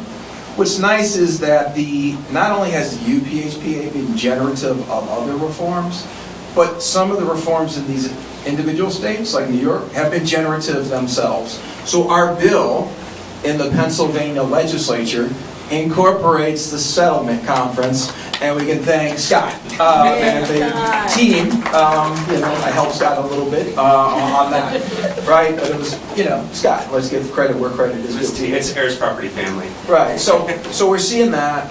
One other expansion we've had, is that as the UPHPA has become normalized and successful, we've now had in some jurisdictions, states say, well, this provides great protections for families. And there's, well, what about tenancy and common owners in general? So we now have 3 states and the District of Columbia where the UPHPA is the partition law for all tenancy and common owners. California, Maryland, Virginia, and the District of Columbia. So we're seeing expansion kind of in that way. So what's great is we are kind of a family, we are kind of a network, we share where we think we might have an opportunity to leverage additional change in one state. We're trying to at least make folks aware in other states. Like when I work with Jane, we're like, oh, here's the classic UPHPA, but here's some other additions other states have made. What do y'all want? Can I add to that too? Sure. And it's something that Thomas and I have been thinking about and working together on is how to address this tenancy in common issue, because what we don't have are default tenancy in common rules in a lot of places, and so you have all these family members who now own property jointly, and the relationship's all wacky. Like there's no real explanation of what people are supposed to do.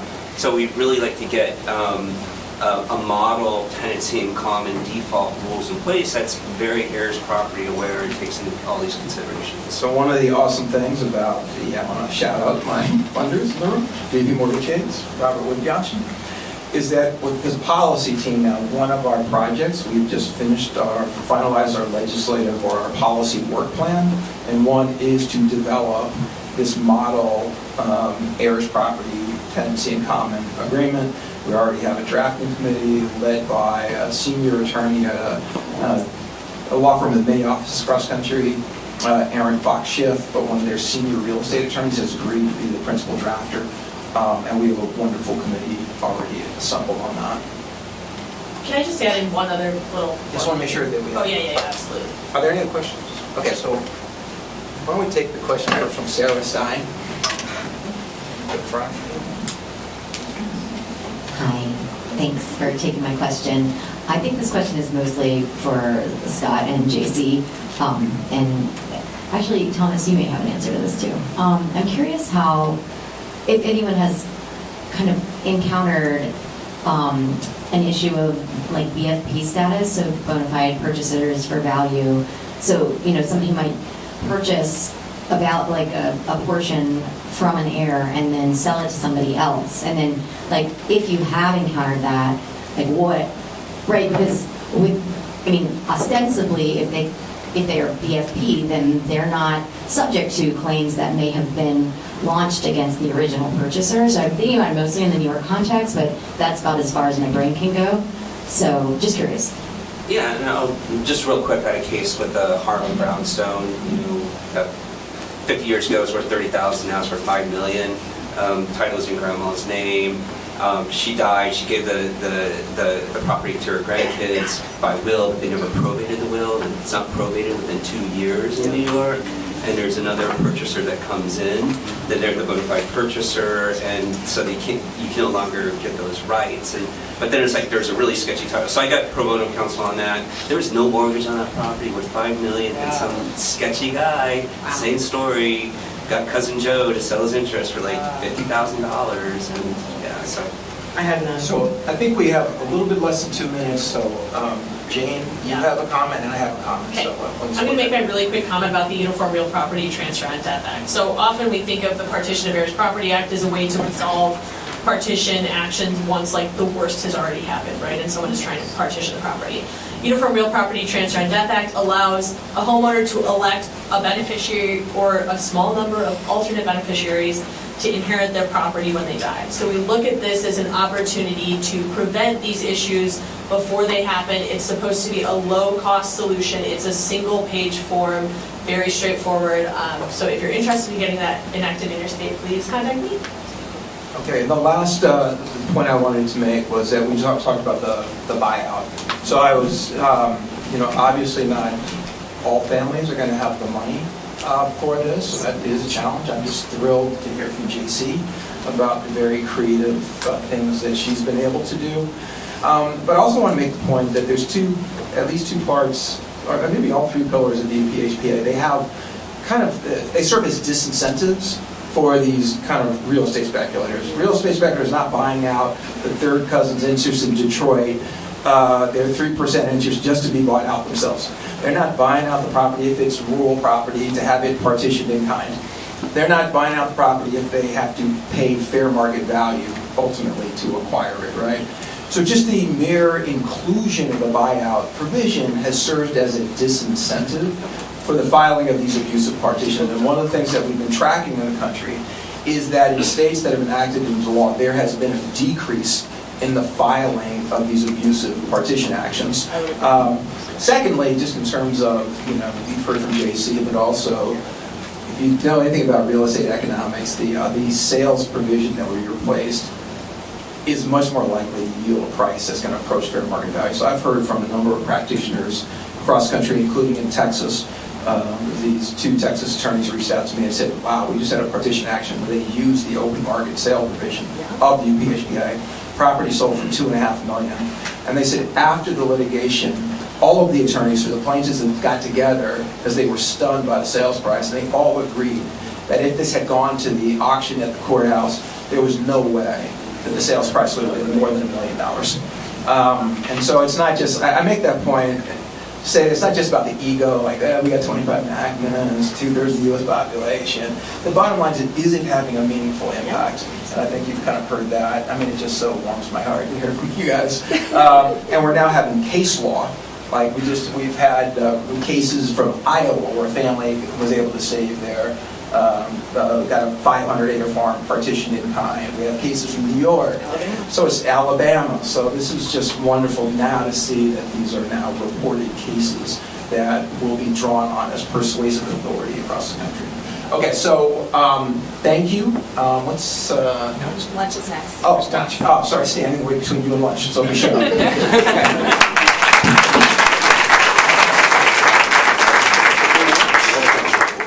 Welcome back. I'm Professor Thomas Mitchell, and right now we have this fireside chat with this wonderful guest, Arthur Fleming. And I first came across or found out about the work that Art does back in 2021 when the Federal Home Loan Bank of Atlanta worked with other stakeholders and held a funders forum on Heirs property.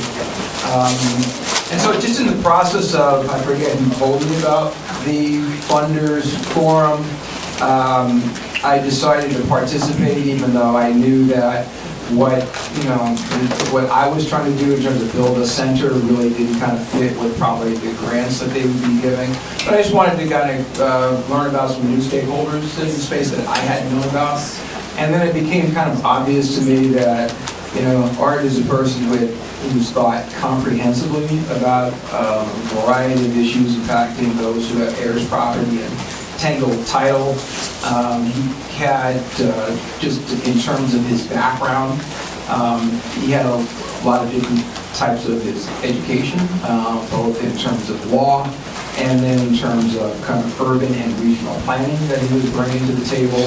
And then just a wealth of experience from, work history with Fannie Mae, the Opportunity Finance Network, with work he has done with Florida Atlantic University and Florida International University, with their Joint Center for Environmental and Urban Problems, and just had really thought about these issues kind of at a systemic level, right? So was happy to reach back out to him. He's now has his own consulting firm after his time at the Federal Home Bank of Atlanta.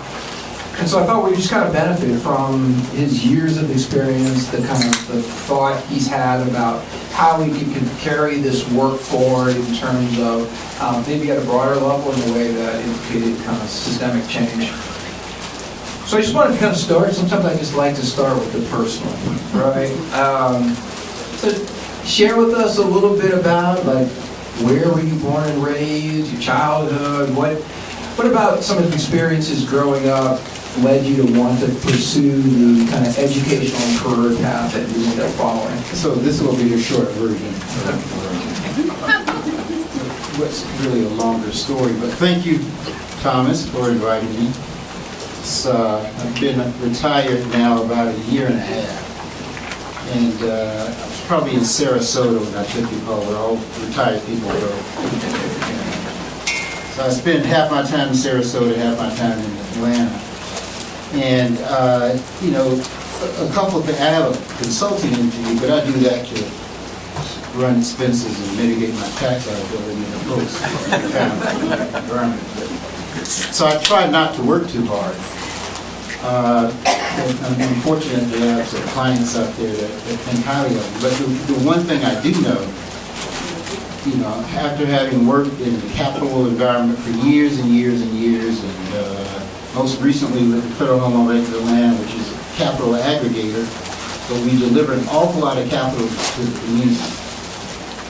And I manage that capital that we deliver to the community. And, you know, I was never under the impression that my sparkling personality was the reason why I was invited to speak at a lot of these events. Because we had capital. And capital is the great magnet for relationships. And I want to make sure that during the course of our discussion for the next 40 minutes or so, that we keep that at the very center of our thinking. Capital is a magnet for behavior, for relationships, but also the defining factor in certain types of behavior out there in the community development ecosystem.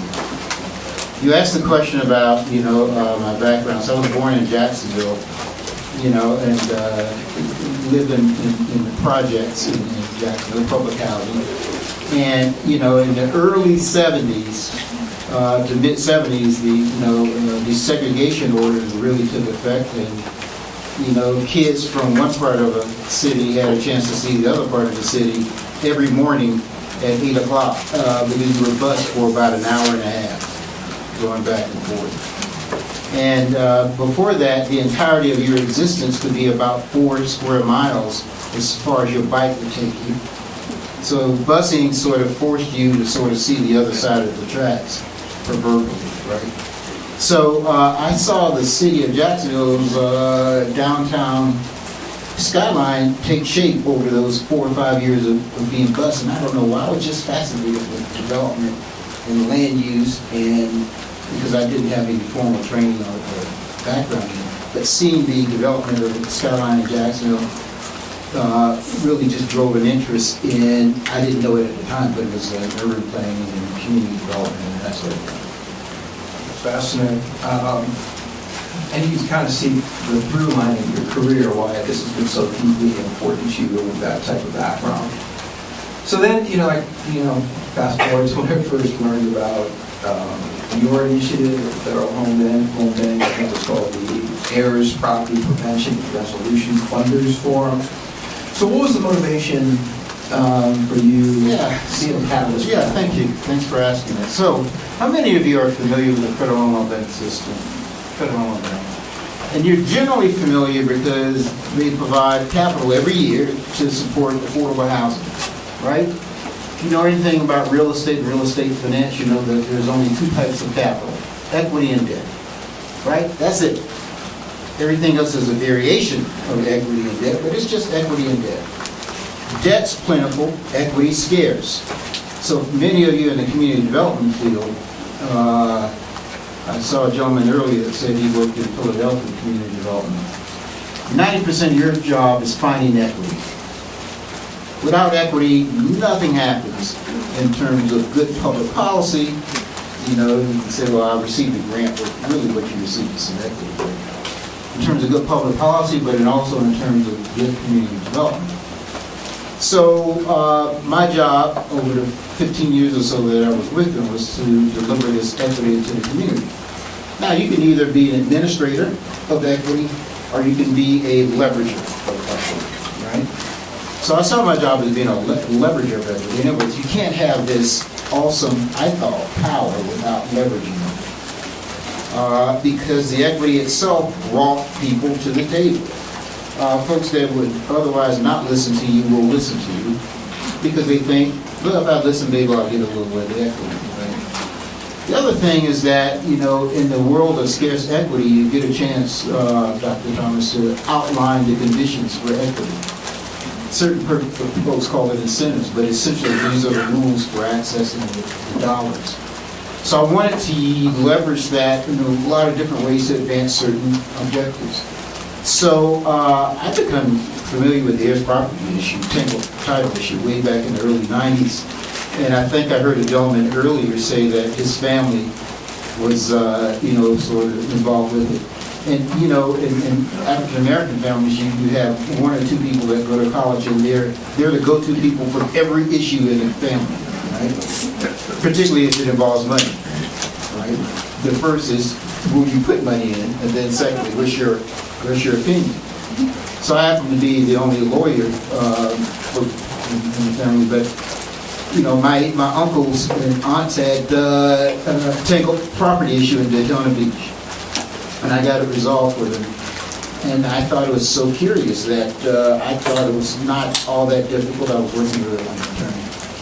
But it could have been, you know, the focal point of a huge family debate and obviously challenges with, you know, funding coming into the community, into our family. But I also saw a larger community issue. After receiving some data on the scale of the issue, and that's the other second topic I want to make sure that we harp on during my time with you, the scale. And capital and scale are codependent sort of concepts. Keep those in mind. What could the Federal Home Loan Bank do to first bring awareness and then create scale in the resolution, since we have capital? So I actually thought that the first step was, let's bring funders together to make them aware of the issue by putting them in front of folks that have these really very unique sort of set of solutions in 5 areas.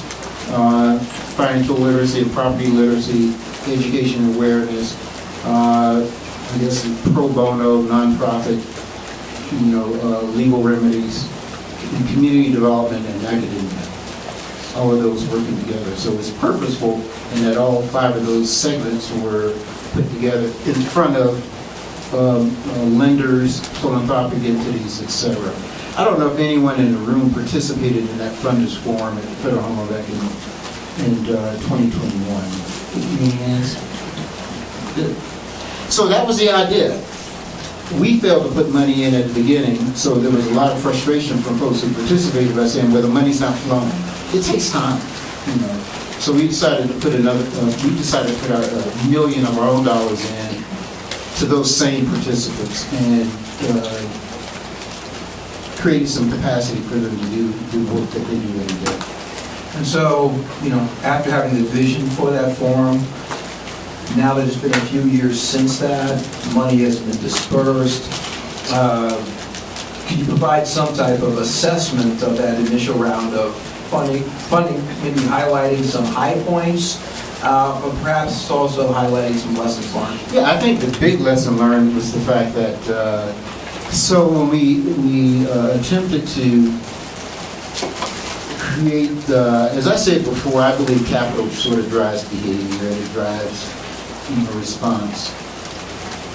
And what we tried to do with the funding was to compel entities that normally don't work together to work together. And that's difficult. So in the South, the legal aid entities kind of dominate the issue, right? And they want to hoard the money sometimes, right? But it's you know, when that happens, there's just one segment that's doing the work that then doesn't translate in terms of this continuum of services model that I like to see, doesn't translate to the other entities. So we wanted development entities to work with the pro bono legal services on an upfront proactive basis. And we said, okay, here's a $100,000 grant, but you both have to do it. Yeah, it didn't work. The money was there, it's just that they're not accustomed to working together. And collaboration is an easy thing to say, but a difficult thing to execute. right? So I'm hoping that that will come to fruition through case studies, but I also have some ideas I'd like to share with you a little later as well. So just in terms of, you had mentioned, as we were prepping for this, you're interested in the scale of the problem. One of the great developments in the Heirs property field is not just that there's been some legal reform that seemed impossible, but there's been some increased studies among academics and universities, other researchers, and we've started to see in the last 3, 4, 5 years more empirical studies than like ever.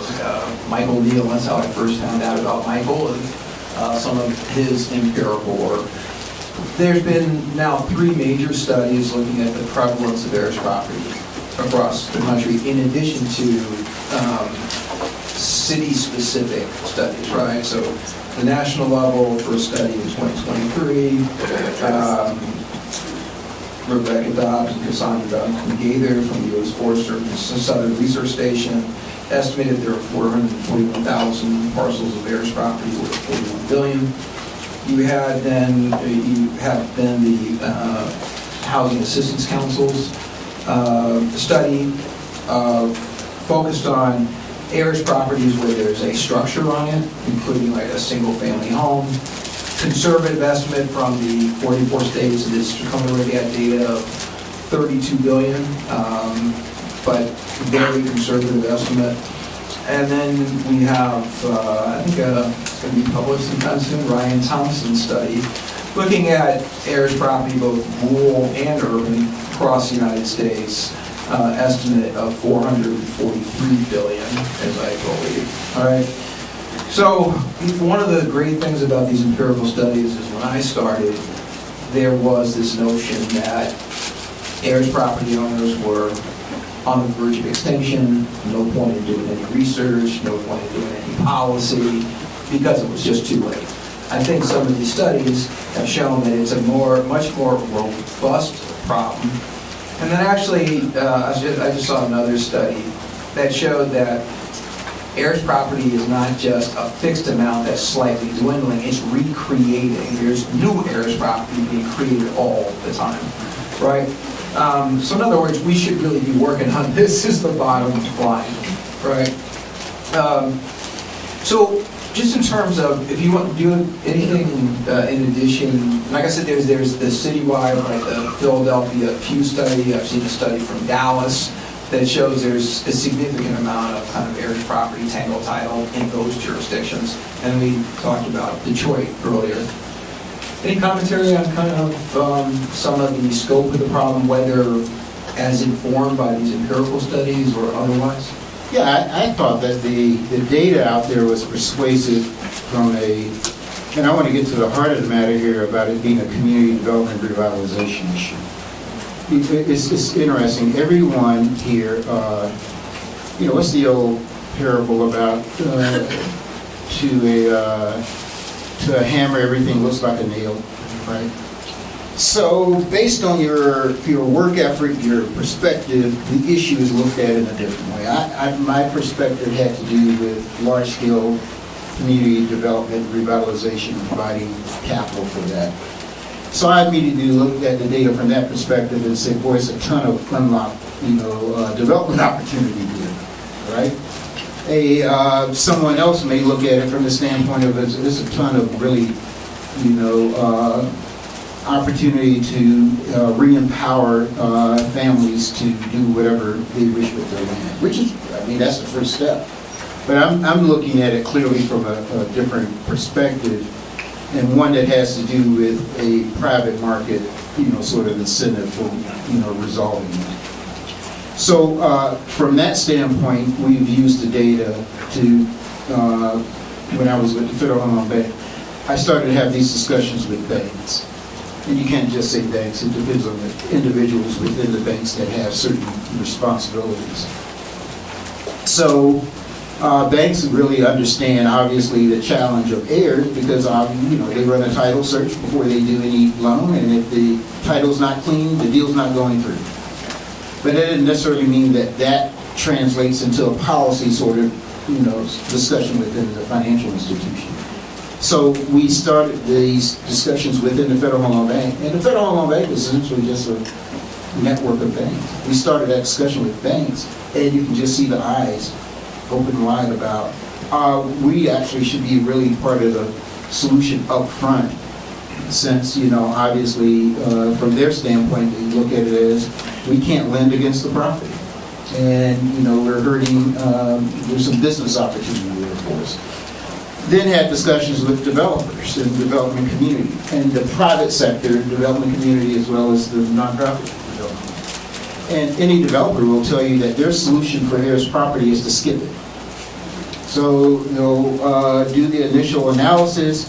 If there's a larger lot or infill lot, and from a suburban, urban, or rural standpoint, if it lacks clear title, you do a quick assessment as to whether or not it's going to be a pain in the neck, and if it is, then you skip it and move to the next parcel, which just means that that parcel just sits there. So the initial discussions that I had back in 2021 had to do with awareness using that data with the lender community and the developer community, because my belief was this is really a revitalization and development challenge.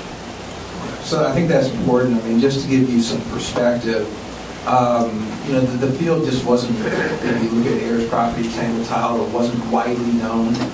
Even initially talking about partition wall abuse was a revelation to most folks. If the Associated Press hadn't done this award-winning series on black land loss, that it would probably still be kind of rendered invisible.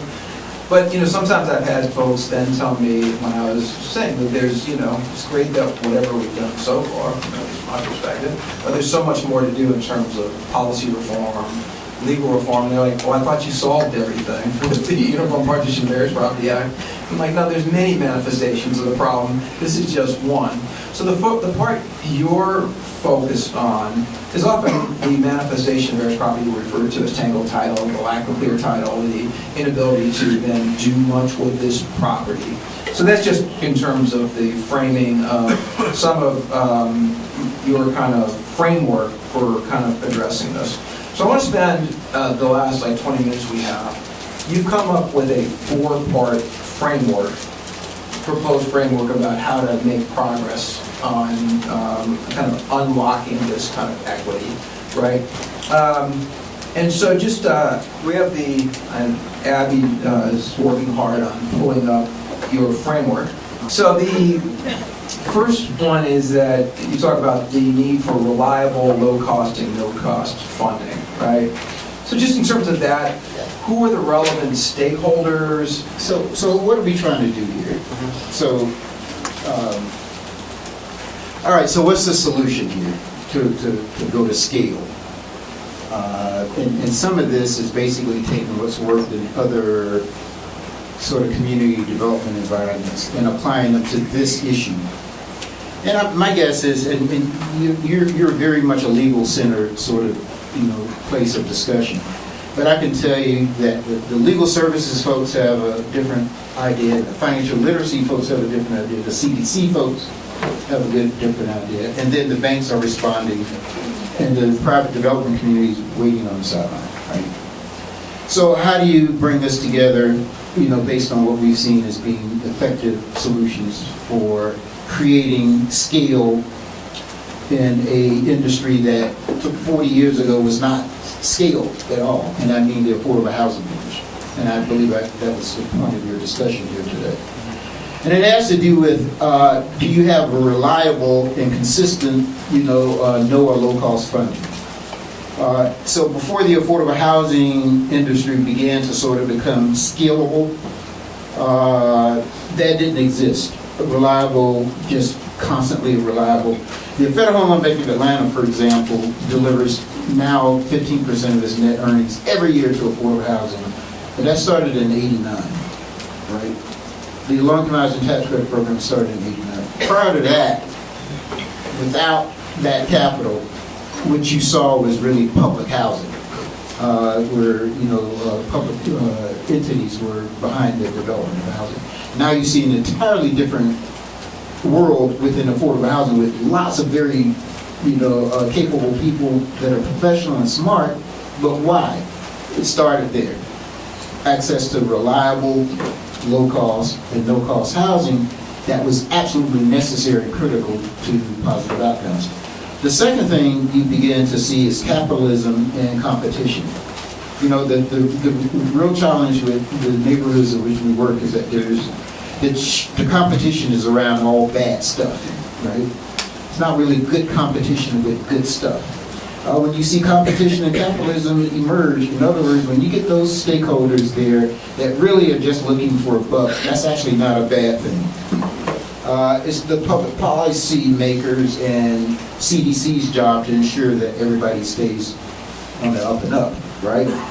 So introducing capitalism and competition into it has to occur, and I'll show you how that can occur.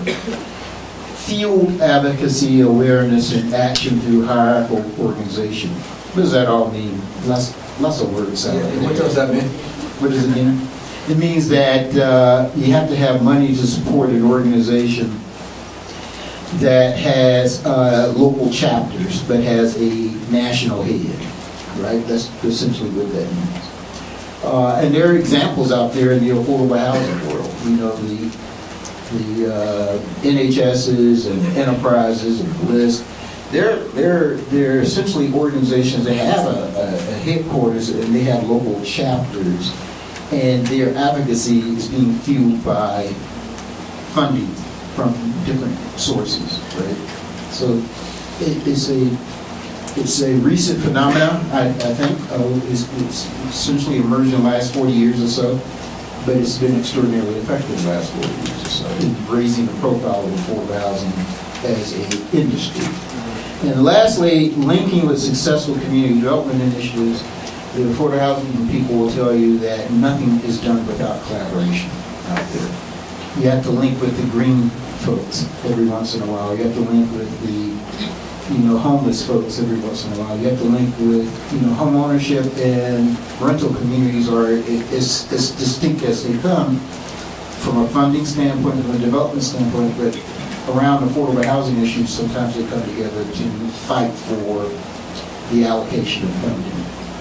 So those four, scalable sort of overarching, sort of framework scenarios have to take place, and I'll go through detail on how they should take place. So does that make sense? Yeah. So in terms of the, you don't just say yeah. It will when you give examples. So one of the I stayed up late trying that. I stayed up late too. Got up early. So I didn't get up early. But just, I think the context a little bit I was going to ask you was, you were saying that in terms of the affordable housing kind of ecosystem, that before 40 years, like 40 years ago or more, not much existed in that time where we were... What we see today didn't exist 40 years ago. Yeah. Folks who have been in it the last 15, 20 years just think that it's always been like this. Right. It's not.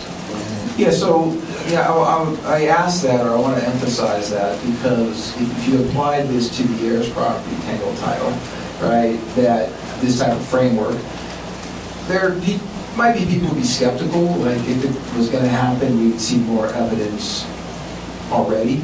I actually have a question about that. So let me just kind of ask that. So have you seen any evidence of, folks not just working in their individual silos,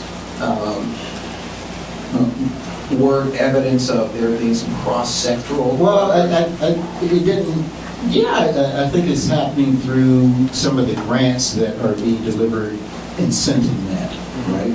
And so you're seeing that happen. And I think you have some folks on the panel that are doing that. I think the Detroit scenario is a perfect example, right? So I saw Federal Home Loan Bank of Indianapolis there.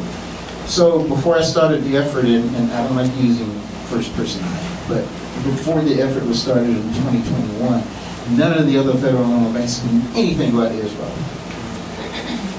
So I had this convening with the other federal home loan banks, and if you know anything about the federal home loan banks, we're 10 distinct with 10 different ways of doing things.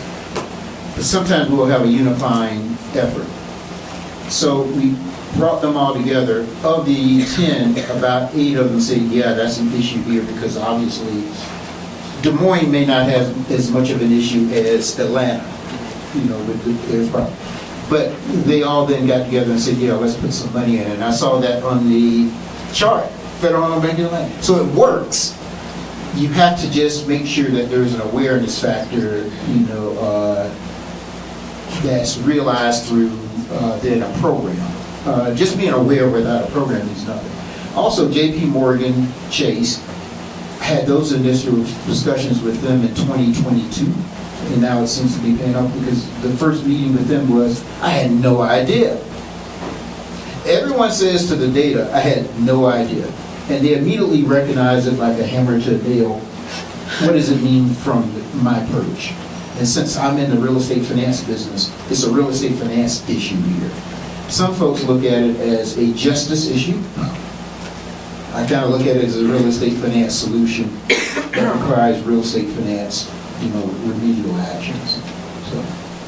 Yeah, I think it's one of those issues that people want, right? Oh yeah, absolutely. Right, certainly for the type of property. Certainly not asking you to change. I'm saying. Yeah, so for the type of properties that you're talking about that are often blighted or abandoned, right? There's obviously that. For families who had property, maintained it, maybe don't have enough to kind of do the upkeep, that it could be a different issue, right? Right, so just in terms of the low cost and no cost funding, right?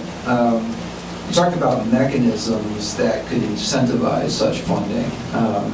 So first of all, who are the stakeholders in terms of providing this kind of low cost funding? And then what type of mechanism should be created to incentivize such funding? Okay, I'm trying to use the clicker here to get to that. I think they just want to, they just have this slide up as the framework. Is that right? No, the other part. There it is. Okay. So here are the solutions. So we started out, the very first thing the Federal Home Bank did with this issue was to have that funders forum. So we invited all of these philanthropic organizations and banks to then hear these presentations. It was like a Shark Tank from the nonprofits. It was educating them while saying that there are actors out there that can receive funding today that can actually put that funding to work. So you have to build a philanthropic, coalition of organizations out there that have grant dollars. But, organizations that have grant dollars, they work better when they all kind of know about the issue and they can collaborate together themselves, right? So that they can share experiences and share, outcomes that are for their governing bodies are satisfactory to the governing body. So you have to build these sort of funding collaboratives, right? It actually exists in certain elements of community development, right? And then you have to incorporate Heirs property as kind of a point generator in these affordable housing competitive applications. For example, the Federal Home Bank of Atlanta's AHP application is a competitive application. In 2022, I put a point generator in there that said you'll get 10 points. So, okay, here's how it works. So it's a 100-point scenario. You generate a certain number of points on your project. The higher number of points, the more likely you are to get the $1 million. So that's why, your point generators are actually reflective of some other policy objectives sometimes, right? But if we said that you'll get 10 points to build a statue of Thomas Mitchell in a courtyard of every apartment complex, you will rapidly see statues of Thomas Mitchell in courtyards around the country. As that should be the case. As it should be the case. So we said if you have, as part of your development structure, a resolution of an heirs property issue, or you put money into it as a developer, you'll get 10 points. All of a sudden, we saw these applications or deals that now involve some heirs property resolution. So you do that. That creates incentive. So let me just stop you there. So I don't know if this is the case, and I'd ask Ruth Gow and Abby Suarez from Robert Wood Johnson and JP Morgan Chase, because this is a manifestation of what you're talking about. They have collaborated in this space, right? So I'm not sure where that came from, but that is an example. Second example, I was at the National Housing Conference, Solution for Affordable Housing Conference, thanks to our guest here. And we had a panel on Heirs property. About 80 folks showed up. It was really great. I asked the folks in the audience, how many of you heard of Heirs property? 80% of the hands shot out. I asked how many of you had heard about Heirs property 5 years ago. Only 20% of the hands remained. And I was asking somebody afterwards, well, how did you find out about Heirs property, tangled title? And they said, oh, I applied for a grant from the Federal Home Loan Bank of Atlanta, and they had this point system, and there was an incentive, and I was like, what the hell is Heirs property? And I quickly found out and put that in our application. So that kind of makes the point you're making. Well, yeah, that's what I was saying before, that capital is a great driver of behavior and response to critical community objectives. So if you can give me the next slide, please. And I'm going to run through these solutions really very quickly. We got 5 minutes. Okay. Next slide. Am I doing this? Okay. Okay, here it is.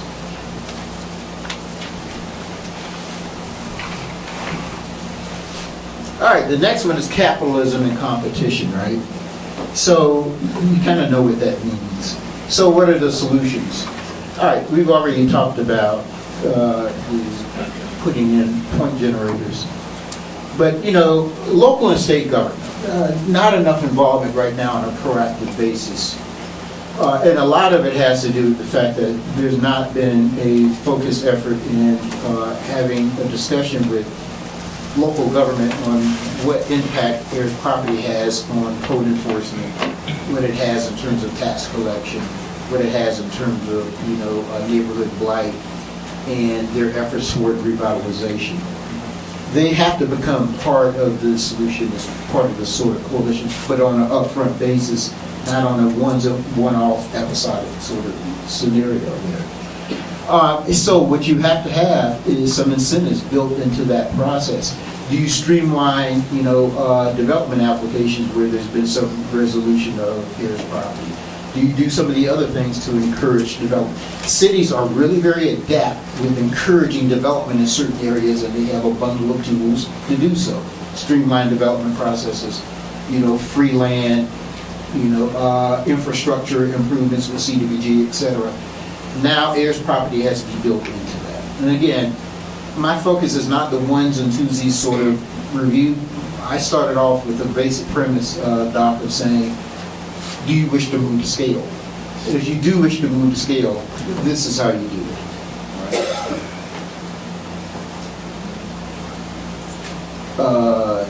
Let's see, here it is.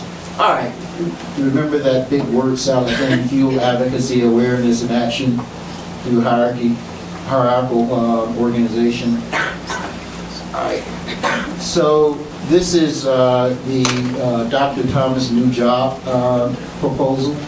So I'm proposing you to be the head of a new national center for the resolution of, you know, Heirs property.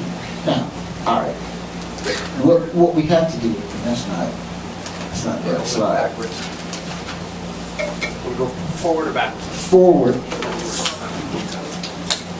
Oh, you're in control. I thought I was control. Next slide, please. So you're the guy behind the curtain, right? All right, anyway, we have to create a single national heirs property advocacy and trade organization that all of you then should be members of. And you need to have a website and publish materials and blah, blah, blah, blah, blah, blah. Why is that important? It's important because it gives you a voice and a face nationally, locally, and also because you can't continue to sort of replicate this awareness requirement at every single instance. what has to happen is that you have to point individually to a national organization so that at the local level you can convince your potential partner that this is a big deal. Otherwise, everyone looks at it as a little deal. And if you're going to be a little deal, you're going to have little, small results. And you're not going to be able to grow the city. All right? The collaborative also has to include lenders and developers and law firms and other entities that are in the real estate ecospace, right? This is still property and real estate. And maybe that's because, I did the land use law thing, but I look at it as property and real estate as an issue. So that national center probably should start off in an academic environment and grow from there. But you have to make sure that you involve the private sector and public sector as well. Okay, so our timekeeper is Marianne, come over. Okay, I have one more set of solutions, but I'll end it here. Thank you. Can you do that in 2 minutes? Yeah, if the guy behind the curtain will advance us. Okay, all right, next slide. All right, linking, and this is the last one. Next slide. Okay, here it is. All right, continuum of care and services model is paramount, right? So where do you fit in the ecosystem, right? What job do you serve? If your job is to untangle the tangle, what happens after that? Is it proactive? Or you just believe that the 5 or 10 that you untangle every year is the indicator of success? So what's your measurement of success? Is it better neighborhoods? Is it better living conditions? Is it wealth creation? I don't know how you create wealth if you just resolve the tangle title issue and folks just sit on it for another 20 years. That's not wealth creation. That's potential wealth, potentially if they wish to utilize it, but they get right back into the same problems, with the next generation sometimes, right? And unless there's an outcome associated with it. So what we have to do is link up with entities along the continuum of services and model that we have in affordable housing. The point of the spear type folks who are CDCs that are working with others, but then also with legal aid, then also the development community and the financial services community as well. Yeah, so I'd say that, just want to ask you, is there any evidence that we're making some progress on that? Let me just shout out one organization that is called the Sustainable Forestry and African American Land Retention Program. Mavis Gregg, sitting right here, among the many hats that she has, including having had her own law firm, her business now, was the, what was your title with the SFLR? What was your title with SFLR? The Sustainable Forestry and African American Land Retention Program? What was your title? My title, the director. Yeah, you're the director. So the, I was the regional director. I was about to give you president, CEO, director. But it's a program where there was a recognition that there were African Americans who had land in the South that was sitting idle, that had potential for wealth generation, in that case forestry. So it was working with those families. One of the first things I stumbled across was tangle title, and they needed to clear that title first. But clearing the title was an important step, but it wasn't the end goal. And so many of those families now are, putting into place the, trying to use that land to generate wealth through forestry. So that's kind of like, the idea that that's not the end goal. And then I think we should now open it up to questions and answers. I don't know if we're getting stuff through the Google form or not. I don't know, the mic will come so quickly. You're the director. I love what you say about, capital is a great driver of solutions. And I'm curious about your thoughts on the private sector of attorneys, meaning that if you think about most attorneys who do estate planning, succession planning, real estate, expertise in title work, they're mostly vetted in the private sector, similar to myself. Jason's firm, et cetera. What consideration, how does that flow into what you shared in terms of the effort? In particular, the capital investment in legal services, understanding that the most expertise and capacity is not within the NGOs. Any thoughts on that? These pro formas and development budgets that are underway with small and moderate scale apartment scenarios, whether it's rehab or, let's say, new construction. And let's say, because I can tell you, I was having dinner the other day with this developer I do some work with in Jacksonville, not in Jacksonville, Atlanta. And I shared with him that I was coming here to do this. He said, oh yeah, the title stuff. He said, you know what I do? You know what my solution is for Tingle Title? I said, what? He said, I walk away. I skip. I don't want to have to deal with it. And I said, well, why? He said, the cost. And it's difficult to embed the cost in his development budget. So what we have to do as affordable housing funders, equity providers like the AHP program, if there is a local government program there that they can put money into as well, if there's, like the state of Florida has a dedicated fund that generates dollars for affordable housing, we have to expand the definitions under what's allowable under the development budgets to include a bigger chunk for legal fees associated with the resolution of those Tingle Title issues when they confront those issues, right?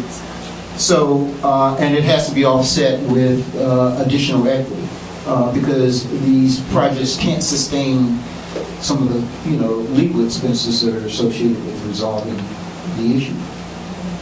So, two responses to your question, very specific. Expand, what's allowable as a eligible expense for many of the subsidy programs in affordable housing to include resolution of Tingle Title. And number 3, have a group of attorneys at the ready to provide that service on those transactions. And it will happen. There's now an entire legal sort of community made up of low-income housing tax credit attorneys and new market tax credit attorneys. They didn't exist 25 years ago because the scale didn't support it. Similarly, we could have the same thing evolve over the next 20 years or so with Heirs property if there was a funding mechanism behind it to pay for it. Does that make sense? To fund happen. Our Heirs Property Network. I reclaim my time on that commercial. I do think, in response to what you say, I love what you share about expanding the eligibility or the criteria for what is an eligible expense. Another idea that could happen with the scenario you're presenting where it's Heirs property that's being developed, I'm assuming being developed for third-party use or whatever, the family could be an investor in the development themselves, and that the value of their investment of the real estate could count towards the expense. Yeah, and you need to balance out the cost. Yeah, that's always one of the rubs too. A lot of the developers don't want to have to deal with that family stuff. Yeah. So the CDCs have to be a partner of that as that buffer. Yeah. To keep. Well, my follow-up suggestion is that we as a movement need to look at title work at scale. How can, just like the title insurance industry, they have title plants. What would it look like to have Heirs property title plants? So, clearing title is not such a laborious experience and costly. So we invited the title companies to that, discussion as well. And it would be great, it would be great because, title insurance, and I just bought this house down in Sarasota, and I fought tooth and nail and said, I don't want owner's insurance, I don't have to under the law, blah, blah, you know that, right? But in Florida, there's some different reasons. But I knew what I thought I was doing. But nothing says that they shouldn't have a surtax onto the title insurance scenarios that goes into a fund to help resolve these issues. Right? There's a nexus there. I think is quite reasonable. In Florida, there's a surtax on dock stamps that are used for non-residential transactions that fund the affordable housing program in Florida. So what you have to do is find a reliable source of continuous financing, which was the first pillar in that framework, and then that's dedicated to. And you know what also happens is capital not only dictates behavior, it creates creates the environment for innovation. With the low-income housing tax credit program in '89, the apartments didn't look so great. Now, today, they look amazing, and designs far outreach some of the market rate housing that goes on today. That's because innovation has been brought into the process because of just the tremendous amount of capital that's been injected into the system. I'm sorry, so that's a long-winded answer. So we got about 12 more minutes. I'm just trying to take the temperature in terms of, if you're going to ask questions, just like raise your hand now, so I want to kind of know what the universe. So, okay, well, Sarah, I'm sorry. Well, okay. So let's start with Sarah and then Eva. All right. Thank you. I don't know everybody by name. I'm Sarah Stein at the Federal Reserve Bank of Atlanta. And I really appreciate how you are talking about scalability and the power of capital. And I think that in the context of this issue, and certainly in many issues, but since we're here talking about Heirs property, that tension between community development and, as you pointed out at the beginning, your perspective coming from more of a community development, how do we incentivize development? How do we deal with the Heirs property issue in the context of development? And I think that here in this room, I know that I am feeling the tension with the foundation upon which that scalability and capital infusion is based, which is the experience of having and growing one's family wealth and land, and then potentially ending up in a situation where the need for this title remediation has eroded away at that wealth, right? And I think what's hard there is when we think about scalable solutions, we really also need to think about that underlying foundation and the vulnerability of the families that are at the bottom of this scalable solution. And so one thing that, I have some of my colleagues here sitting next to me that we've been working about is thinking about, what do ethical interventions in Heirs property look like?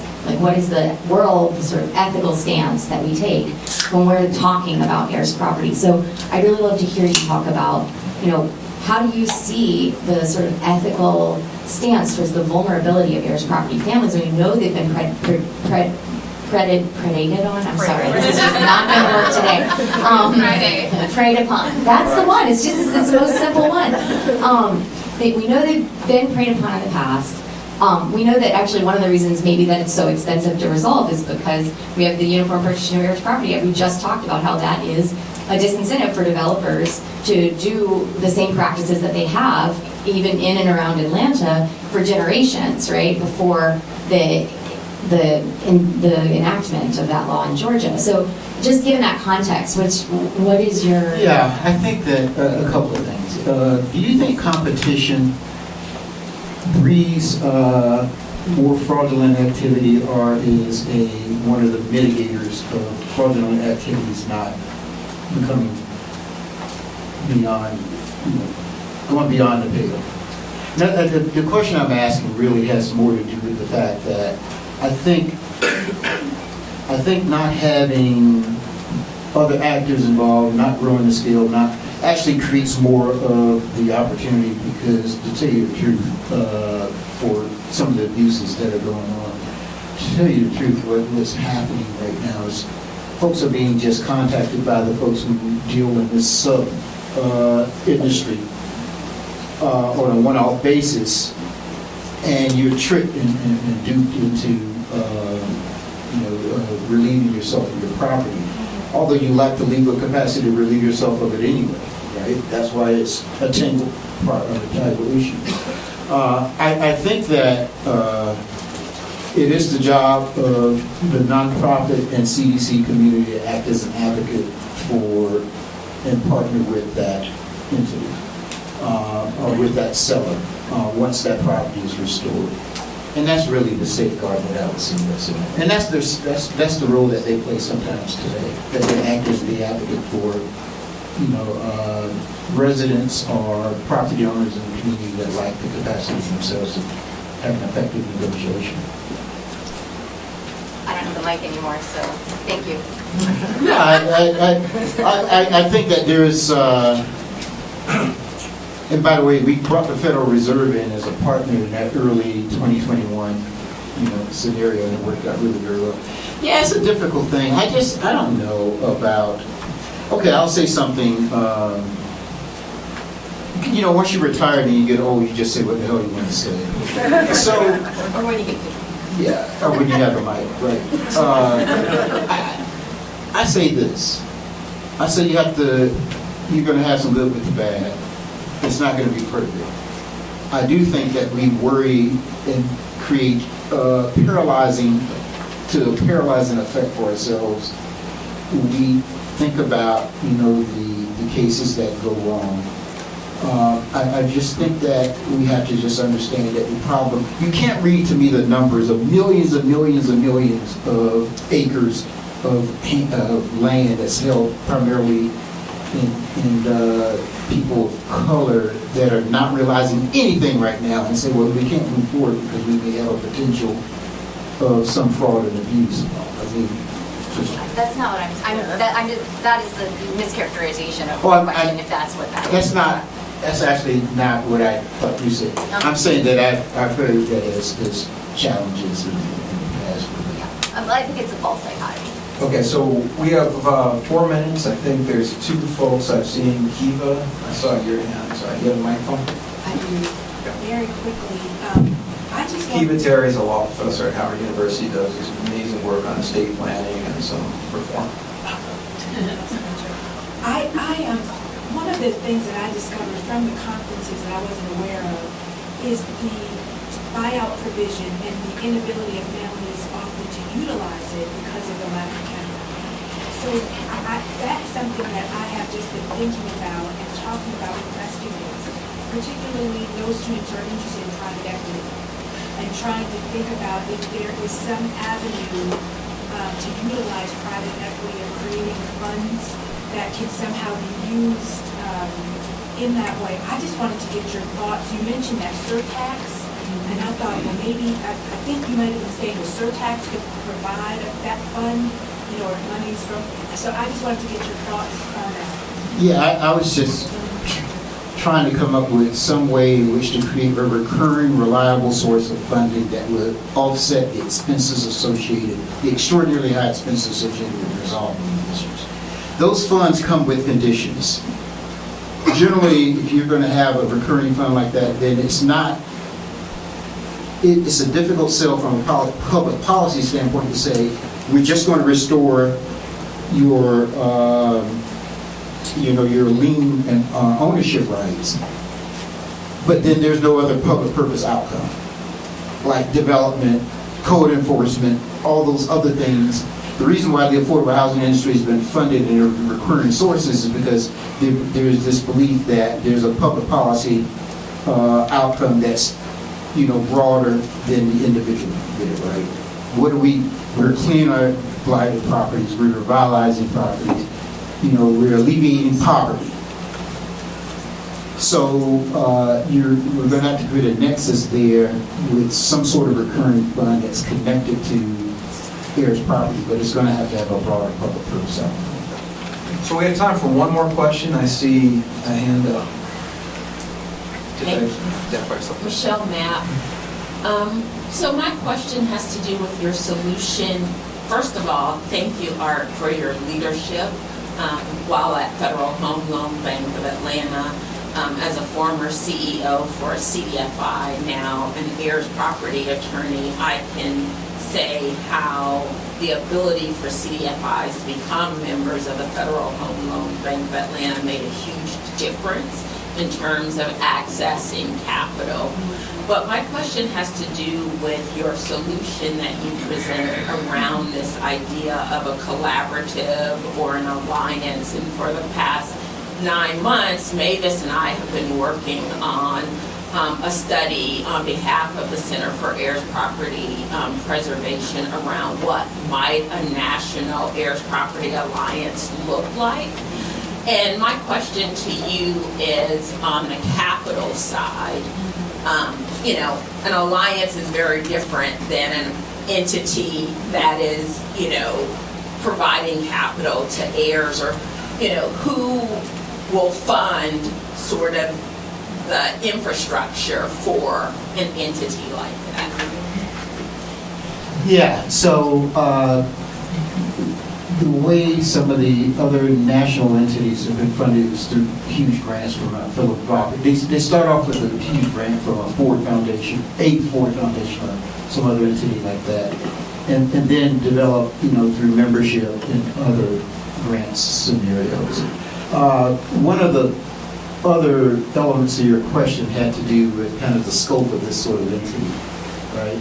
And by the way, Michelle, I was so happy to see you earlier when you reintroduced yourself, because did you participate in that funders forum as well?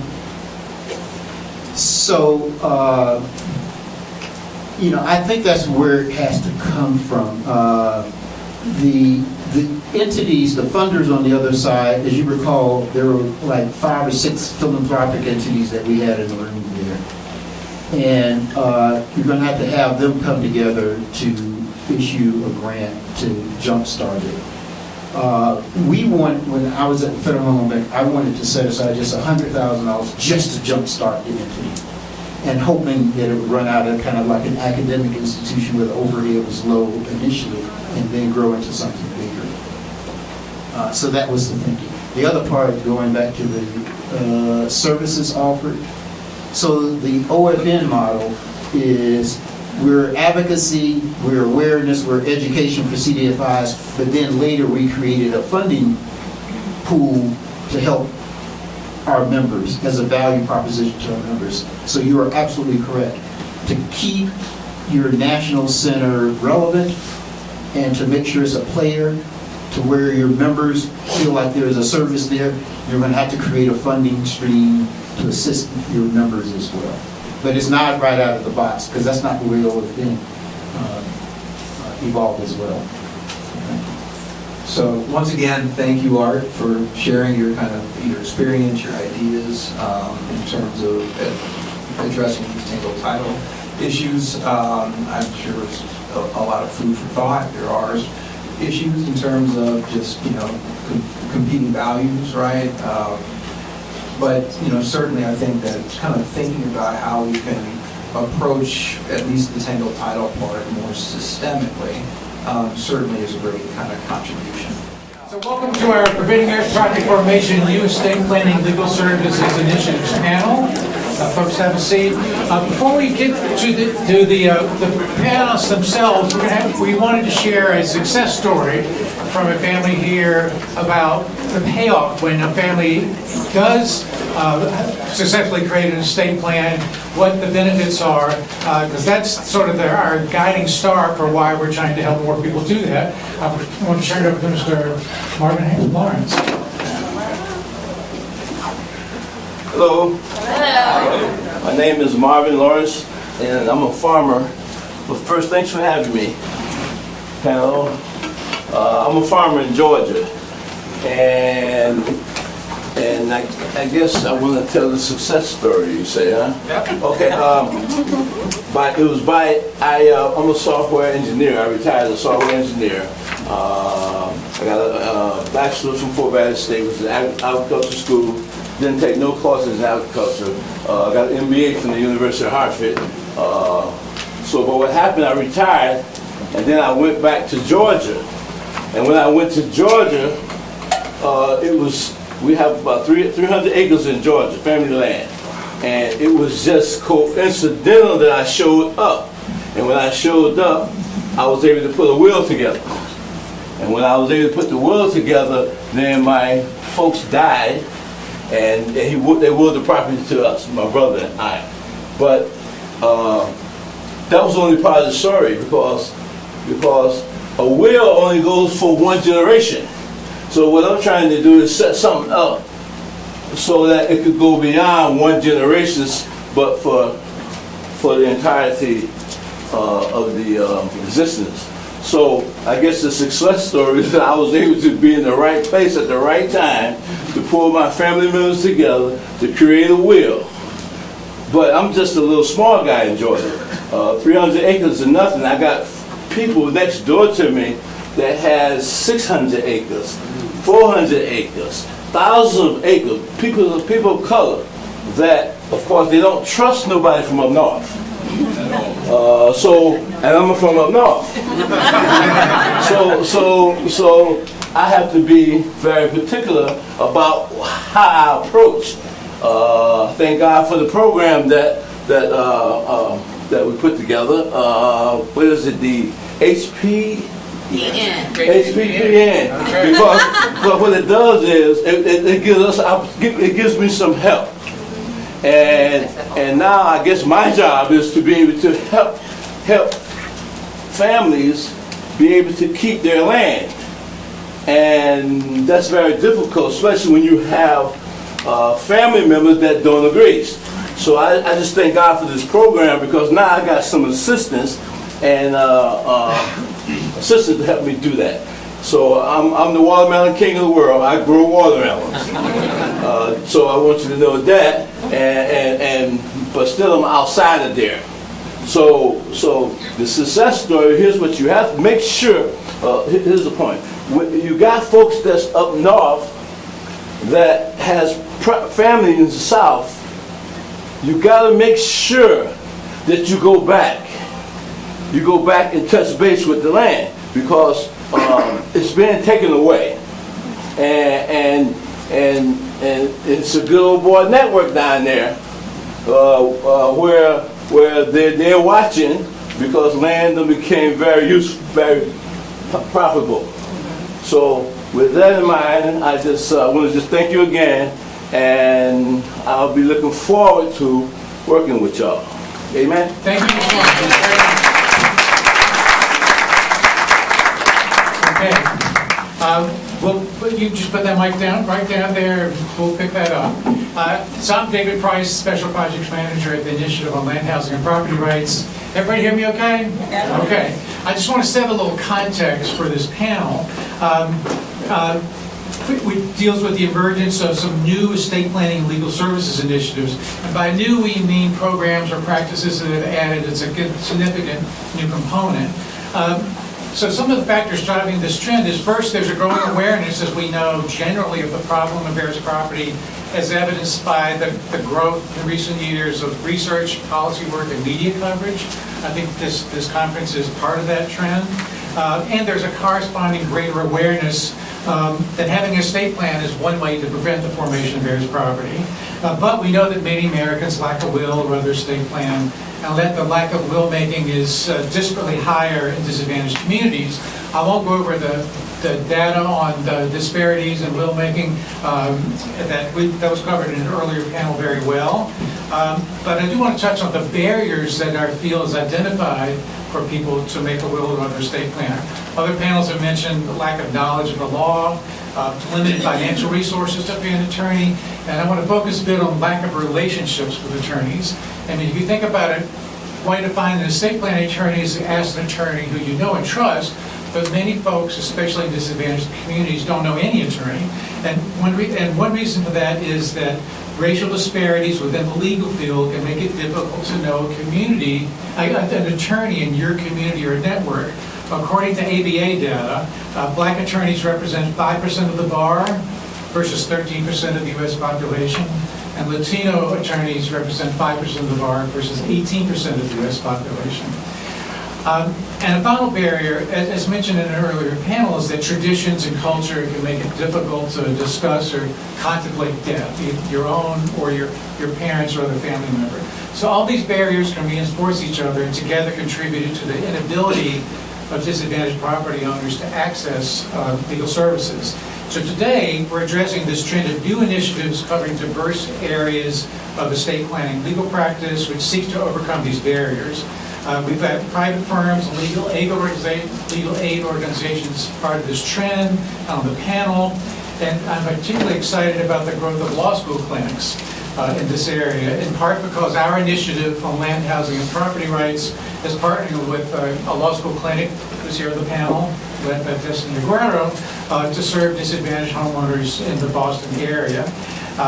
And Simone Crawford, the head of Mass Affordable Homeownership Alliance, who spoke at the kickoff roundtable, is our community partner, connected to thousands of homeowners who were their members in the Boston area.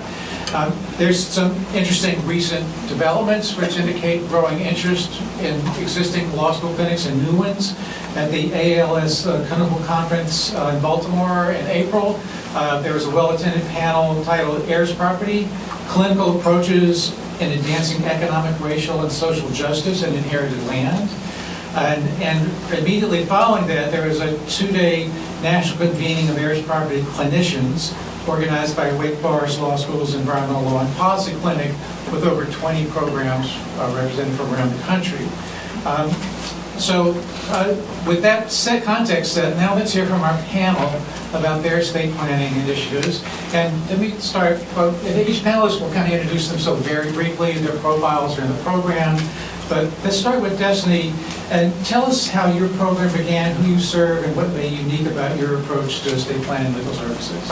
Thank you, David. So Destiny Aguero, I direct the estate planning project. It's part of the Veterans Law and Disability Benefits Clinic at the Legal Services Center of Harvard Law School. I'm also the deputy director of the Legal Services Center.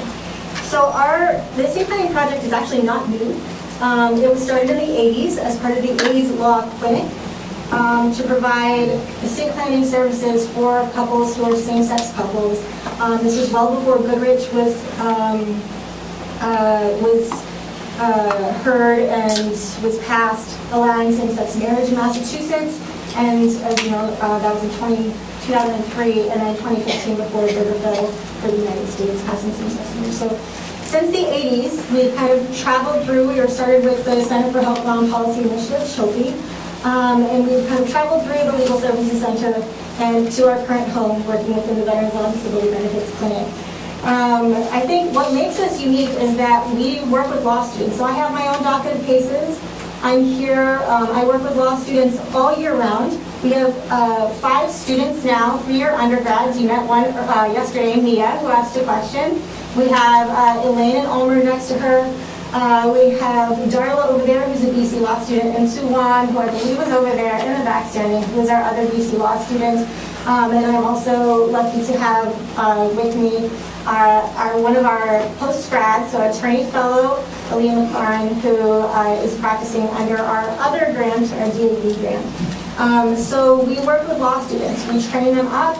We have them take cases during the summers. We take undergrads as well. We want to get students interested in estate planning early on. I am one of those communities where I am the only attorney in my family. I'm the only attorney in my immediate community. So if people want to ask me questions, I'm not a doctor, you think, oh, they know everything. No, I want to know my niche area of law, but I'll find somebody for you. So I am that person. But it's about building that bandwidth, and specifically building the bandwidth within communities of color, which I think is really important.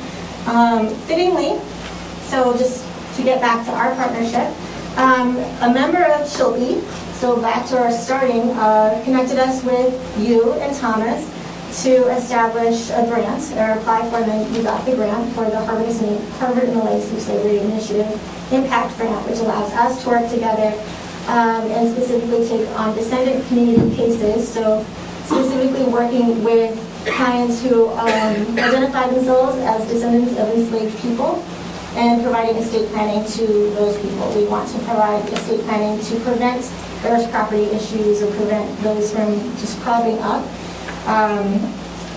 And I think one of the other things that make us really unique, and this is kind of born within the veterans work that I do is we do trauma-informed lawyering.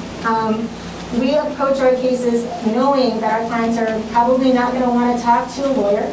They're not going to seek out legal services. They don't think that they need legal services, and you're just kind of part of the system. And it probably, especially with the veteran cases and with communities of color, maybe a system that has hurt them before or a system that has turned them away. So we do a lot of community education because of that. We do a ton of community education with nonprofit community organizations, neighborhood organizations. We will go out to them, we will do Zoom community education, we'll do community education through the Boston Public and Cambridge Public libraries as well. Okay, great. And before we go to our next speaker, I should have mentioned at the beginning, one of our panelists originally planned was not able to make it. Pete Hamilton had a bicycling accident. He tells me he's okay except for a broken collarbone, so we wish him well. But Mavis Gregg is his outstanding replacement at the end. But next I want to turn to Beth Sanchez-Hayden to tell us about her work. Hi, good afternoon, everyone. My name is Beth. I'm Associate Vice President with Beth Suddick Legal Services for Justice for Seniors and Dependent Adults. Beth Suddick is a nonprofit law firm located in Los Angeles, California. My particular area is focusing within older adults. And around, I guess almost 5 years ago, my colleagues that are working the front lines from our Holocaust reparations work and our older adults work supporting older adults with restraining orders and conservatorships elevated that the lack of further estate planning was harming our communities and that we were losing a key opportunity to protect older adults and to preserve intergenerational wealth.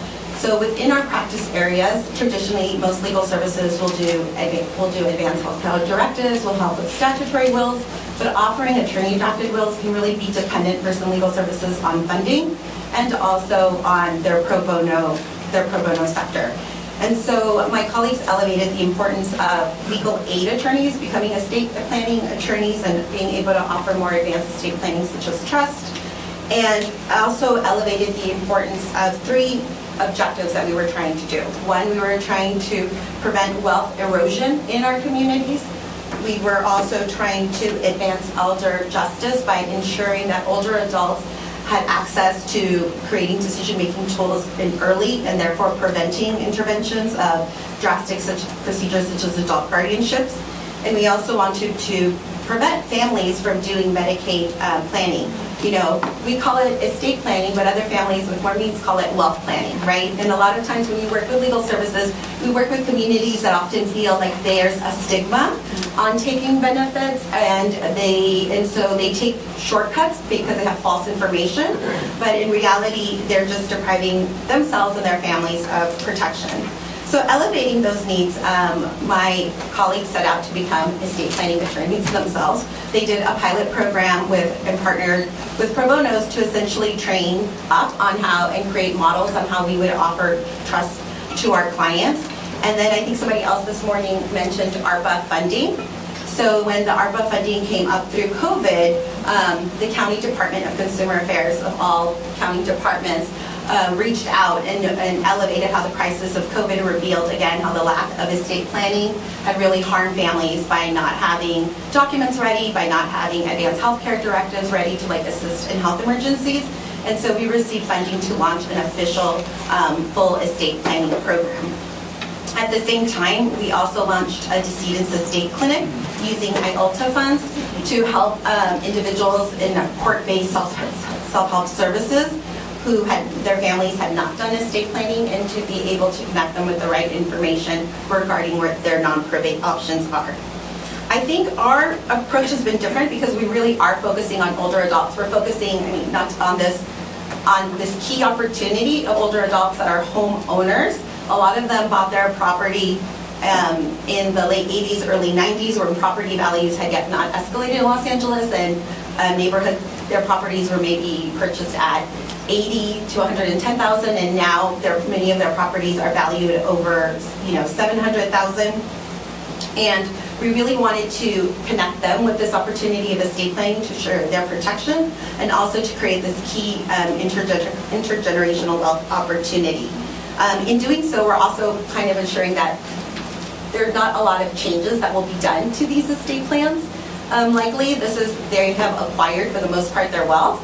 And so it is a key opportunity where we can ensure that their last wishes and those property transfers will likely happen. We've engaged with creating an aggressive outreach campaign to reach the community. I mean, it's interesting how a lot of, again, I think we've talked about it, where there's either there's the lack of perception of estate planning is for you. And that's one of the biggest hurdles that we have to get over in our communities, because estate planning is considered wealth planning. So this is for you, this can help you, is one of the biggest hurdles that we do and have to overcome. And also, I was brought up by a colleague at another conference that we were at, you know, people don't often understand we're asking them to take their property and take it outside of their names, or to change in the form of title that they're most used to, and that can also be very scary for families.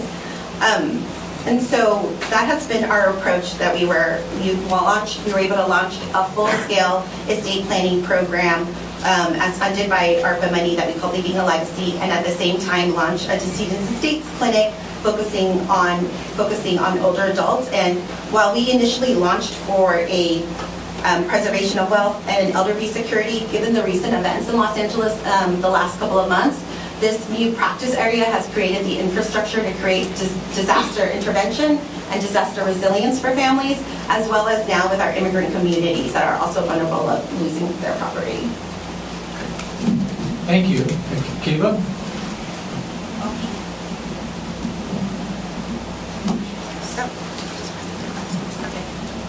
Hi, thank you, David. Good afternoon. I'm Kiva Terry. I'm on the faculty at Howard University School of Law, and I'm delighted to speak on this panel, and I remain grateful for the invitation. At Howard, we are determined to grow the number of diverse trust and estates attorneys, particularly Black trust and estates attorneys, in our effort to preserve intergenerational wealth in our community to help reduce the racial wealth gap. And so in this effort, 2 years ago, we launched our estate planning and heirs property clinic. Thank you, JP Morgan Chase and Robert Atwood Foundation, for your financial support.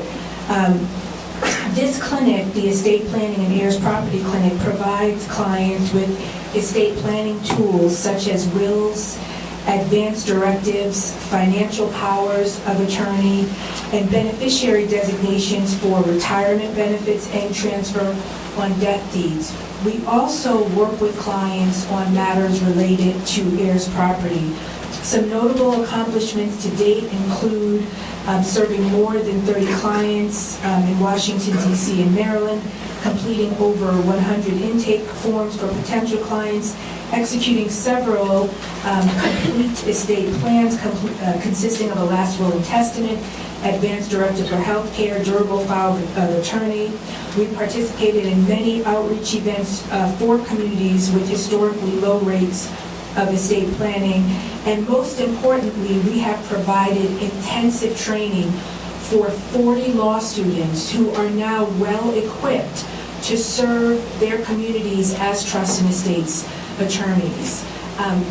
In that effort, another noteworthy accomplishment is our partnership with the DC Affordable Law Firm. They created a fellowship for a graduate of the clinic to work in DeKalb's office. And DeKalb, DC Affordable Law Firm, they provide services, civil legal services to modest income residents of Washington, D.C. who don't qualify for traditional sources of free legal representation.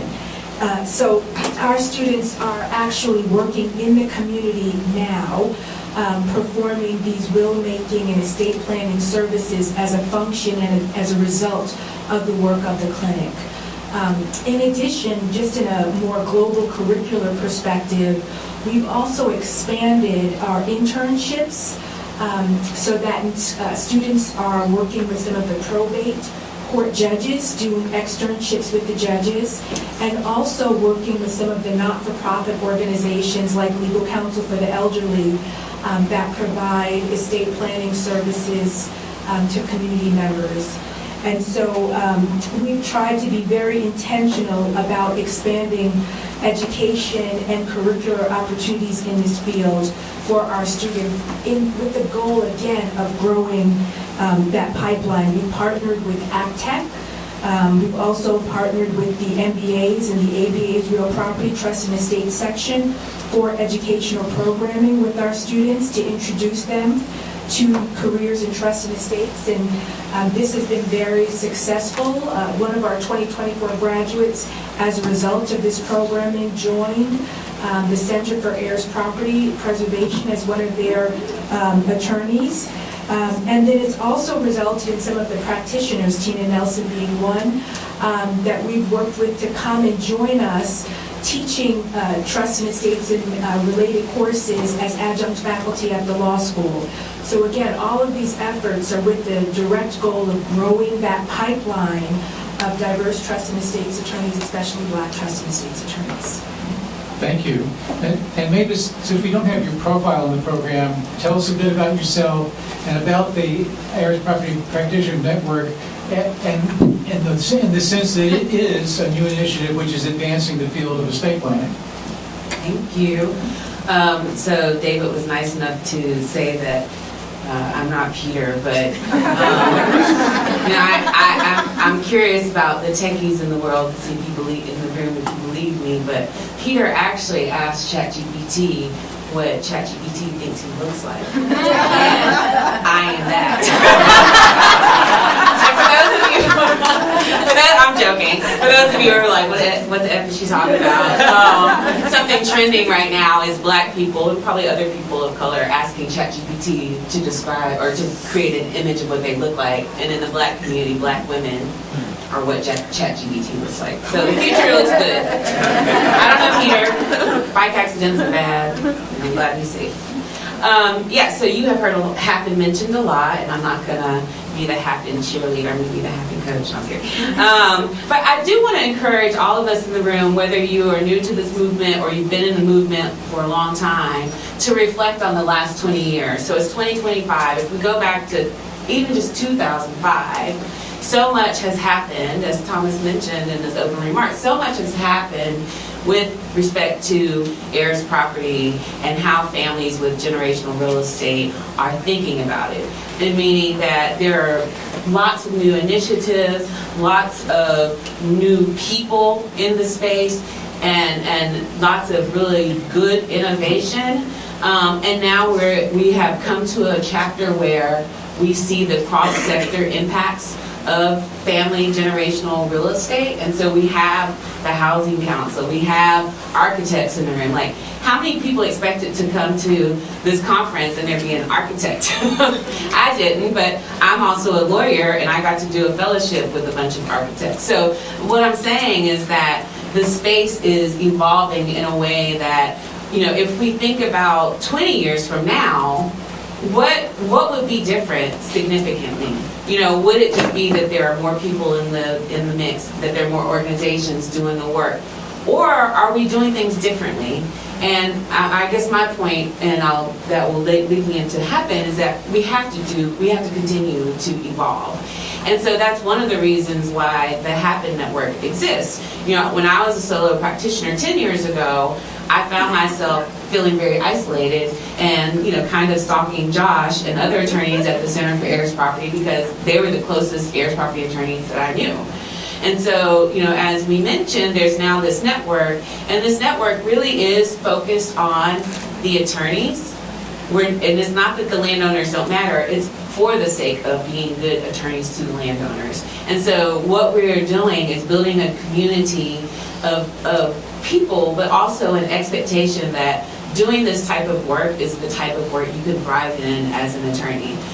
Most attorneys are not happy. There's data to prove that.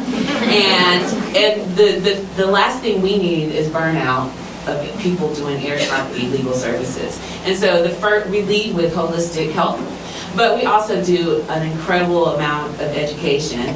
Believe it or not, every month JC has some brilliant strategy or case or whatever. But that is not just JC. There's Wilson and Jesse, and the whole group is sharing strategies, etc. And that does go to estate planning. We do talk a lot about wills clinics and what that means as it relates to the other side of the deal, i.e. when people die. Wills are personal to the individual. Wills you cannot control from the grave, and so our wills clinic's enough. And I would say that presently our conversation within the network is, we understand that wills are an essential part, but what's next? How can we get more comprehensive with our planning? In fact, we are going to have a session at our annual or our biannual retreat this fall, just on that, estate planning versus succession planning, where we're going to unpack what does it mean to have an estate planning approach to heirs property resolution versus a comprehensive succession plan. And if you're not familiar with the term succession plan, we most often think of it in the context of businesses, like who's going to succeed Mavis at Air Shares, or who's going to succeed Thomas at Fox. We think of succession plans in terms of picking the management and making sure there's money, etc. What does that look like for the heirs property movement to view our planning as succession planning? And so that's kind of what we're up to. We do not, as a group, do direct legal services. Instead, what we do is coach, mentor, educate one another. And then in the near future, I expect that we will also be bringing forth even more thought leadership through our communications. So I'll stop there. Thank you. And I've got maybe some tailored questions for each of our panelists. This is kind of a second round. But to start with Destiny, we've heard some examples on the panel of some services that can be provided and maybe some that can't. And how do you think about and manage services you can provide for your client versus ones that maybe you need to outsource or find partners to do? I think the benefit of having so I'm soft funded. Both of the grants that I work under, the Harvard Legacy Slavery Initiative and the Disabled American Veterans, we don't have a ceiling. There's no income or asset cap for us, which is great, so that we can take a very subjective look with the clients that we're taking, and they do not have to necessarily be living in poverty to qualify for our legal services. But really, we can figure out and do whatever it is that we need to do for our clients. The issue is time and bandwidth, because right now it's me, I have Aaliyah as our fellow, that is a 2-year fellowship, and we're coming upon year 1, the end of year 1. But otherwise it's kind of like a one person shop, which does mean that really we need to utilize the time. We talked about tangled title today a lot. That takes a significant amount of time. Any kind of issues in probate can take a significant amount of time. Becoming an expert in really niche specific areas of trusts, because as we like to put it, trust is like saying the word sport. Every sport has a different ball, every sport has different rules. There are trusts for everything, not one size fits all. And you have expertise lying within legal services, but also lying within our partners at MassNALA, National Academy of Law Trainers, and I see Paula Nutter and Amanda Shell over there. So we have MassNALA members here. But the expertise lies outside. So a lot of it's bandwidth in order to handle those longer issues that are going to take years and years. Because I work with students, I try to get them cases that will be start and finished by the end of their semester. That's not always the case. Not everybody's ready, even when they're just drafting a very simple estate, because of a lot of intimate questions that we need to work through with them. But the other issue is, because I can work with veterans, and I can work with our descendant communities that we are partnering on, because that's where my funding comes from. I don't have funding to work with everybody. I don't have funding to work with anybody who works outside of those communities, or there's not a member of those communities. And so funding is tricky too. Not everybody wants to fund estate planning legal services, but I do think that where there is free civil legal services, they should have an estate planning department. It is a legal service, everybody needs it, especially people who are lower income. But I think, and I don't know if you all agree, I mean, we've talked about it on funding of the big issue. Thank you. And Beth, I wanted to ask you to tell us about a network of attorneys that you're building in California that may be similar to but different from HPBN. But tell us about Canner. Yes. So I think, as Destiny was saying, essentially my colleagues are creating a pipeline of estate planning attorneys because the private market is already niche. And essentially, in expanding this infrastructure, they've trained to do the first scale of estate planning services and trust. But as we get into this work and seeing what the lack of generational access to estate planning has done for communities, means we need to scale our services to include probate matters that we weren't initially anticipating.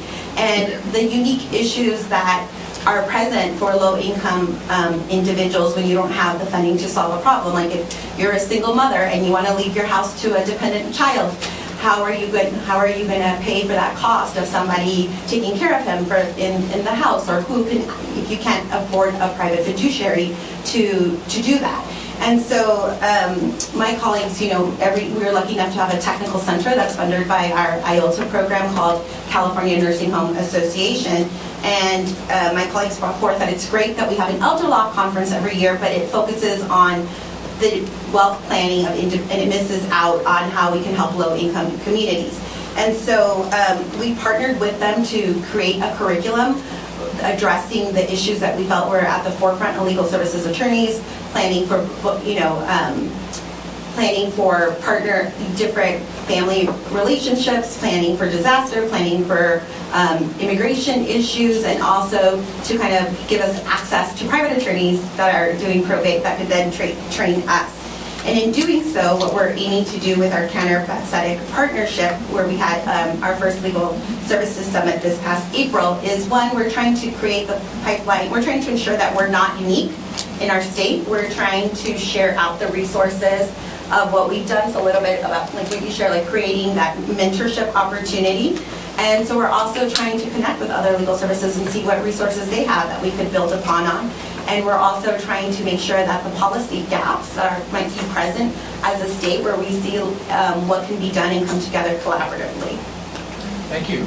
And Kiva, tell us a bit about your policy work. I think we all know that we need policy change, and some programs and some law school clinics have been able to build policy work on top of the estate planning work that they do. Tell us about your work in that area. Sure.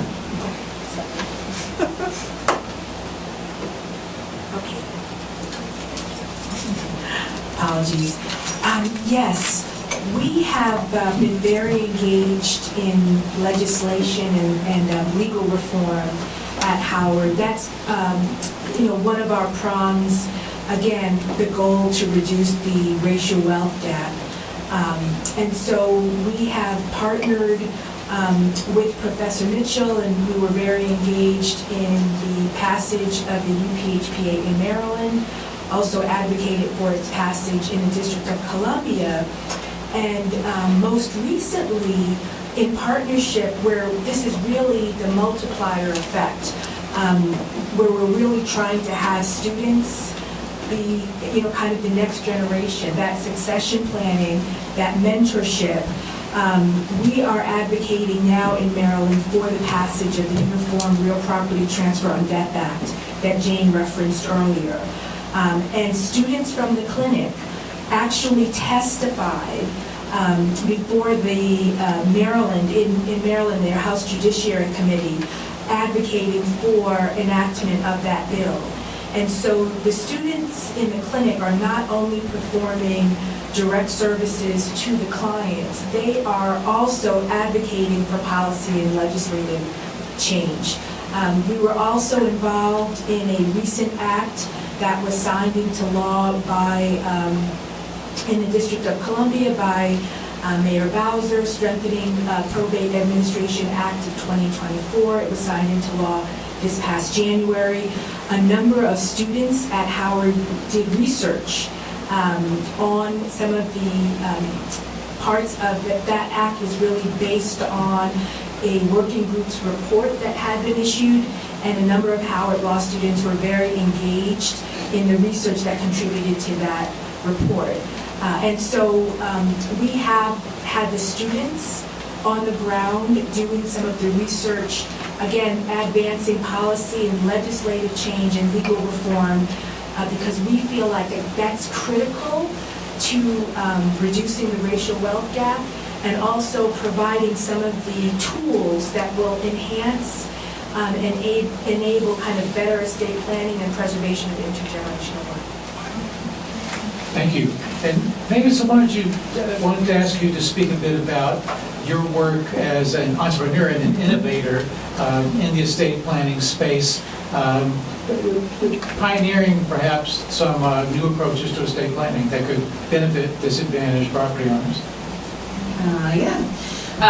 So a little bit more about me. I became an Heirs property owner 13 years ago and decided to quit practicing law. But I'm like, well, damn, if I can't prevent this in my own family, why not? Why would I even, do this? But fast forward, I did the private practice thing where I wanted to demonstrate that you can have a social enterprise and earn money to pay your hefty student loans.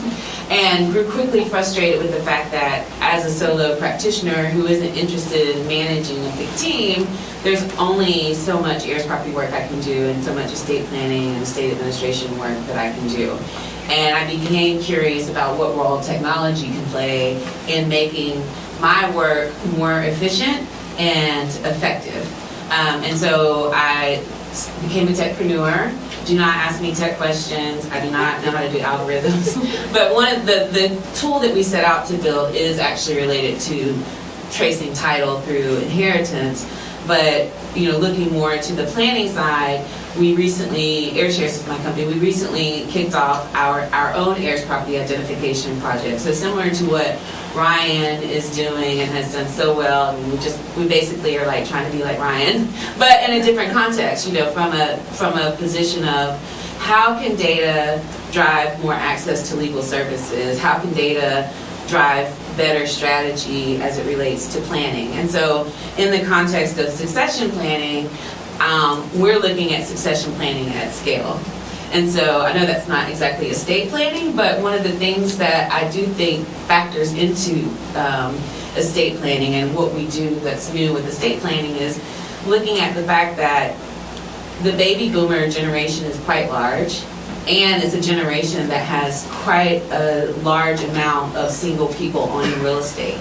And so we think about families creating more heirs property, but when single people create heirs property, we have to go up the family tree and down. And so my belief is that we are going to be facing a generation of people who are passing away with real estate for whom they don't actually have someone in mind that it will go to, and will instead defer to it going to their extended family and creating a hot mess. And so one of the innovations that we can all look at as it relates to estate planning is looking at data around who owns property and are single and potentially could create heirs property because they don't have planning that's catered to single people. And the opportunity, particularly for us in the housing space, is that's stock, that's inventory. What would it look like to build a program that's focused on single people who own real estate who could potentially return that stock to affordable housing? That could be tremendous for a lot of us. And then another angle that Heirs is looking at planning, estate planning, succession planning at scale is within the context of the conservation of natural resources. So when you, again, using data, using maps, when you can look at a property from a natural resources perspective, that introduces more dollars into how you can resolve issues, but also how you can take advantage of opportunities. As an example, many of you have seen the film, I'm assuming. Many of you have seen the film Silver Dollar Road. Yeah, and if you haven't, it's out there. I'm not going to say where, but it's out there. But it's a great film, and it talks about this family in Carteret County that has close to 100 acres of property that is a mixture of wetlands, has coastal frontage. It also has multiple dwellings on the property. to me, like, you know, if you saw the film, you probably cried or cringed or whatever. It looks very painful, and working on this might feel like frightful, but what I see is opportunity, because I can see the conservation benefits into the future, and I can say to the Coastal Land Trust or whatever land trust, hey, if you invest in this, if you help raise some money to address the title issues, to address buyouts, you can permanently protect this family, because guess what? The family wants to keep the property just as it is. They don't want to develop it. And so I think we have a stronger chance of actually resolving their issues with conservation dollars. And so to me, that's what I'm talking about succession planning. We're not just looking at the legal ownership and planning the ownership. We look at the use, even the changes, you know, thinking there's quite a few families, particularly in Texas, because, you know, Texas is big. Everybody has big property. There are landowners that I've met, families that have property that is highly developable. And I don't think there's like professional services designed for those families, like Heirs property families who have developable land that could be something that plays into the future, that could be the plan for their generational wealth. And so we're looking at how can we leverage our data to help organizations and families do that type of planning. Okay. Well, I think this is a good time to go to Q&A. I see one question from online, which I was going to bring this up at the end of the panel, but to make sure we do it, the question is, how can or folks contact some of the networks that have been discussed here? And if you could maybe just tell them what the website is, like for HPPN or the California network, the Nursing Home Network, or other networks that you may feel are important, maybe the National NALA, but spell out who that network is and how people can find them. If you are an attorney who is committed to doing Heirs Property Legal Services, then you can contact the Heirs Property Practitioner Network at hppn.info. If you're not an attorney, you can still contact us. We don't currently do referral services. We are developing that tool that will be supportive both of the network and the greater public, but hppn.info. Okay. For us, it's for legal services attorneys in California. So you could either email me at the info is listed, I believe, on the bio sheet, but it's vhayden@vetsedec.org. If your legal services doing this work in a state outside of California, we'd still love to connect with you and hear about your work. Okay, we'll make sure it's on the profile on the website. And then, so I guess if you're not an attorney, but you're looking for legal services, legalservicescenter.org. You have to be a Massachusetts resident, estate planning. Estate planning is state specific, so Massachusetts residents, and then for NALA, let me get this wrong, NAELA, NAELA.org. Yes. Okay. Yeah, the question came from someone who's a legal aid attorney, so not looking for services, but just how to connect with other attorneys. And certainly for elder law, that would be a great word. Is it National Association of Elder Law Attorneys or the National Academy of Elder Law Attorneys? So that's one way to Google their network. They have state chapters, and each state chapter has committees. We're very connected with the DEI committee of the Massachusetts chapter. They're represented here today. And I don't know, Kiva, if there's any either advocacy or estate planning networks in DC, Maryland, elsewhere?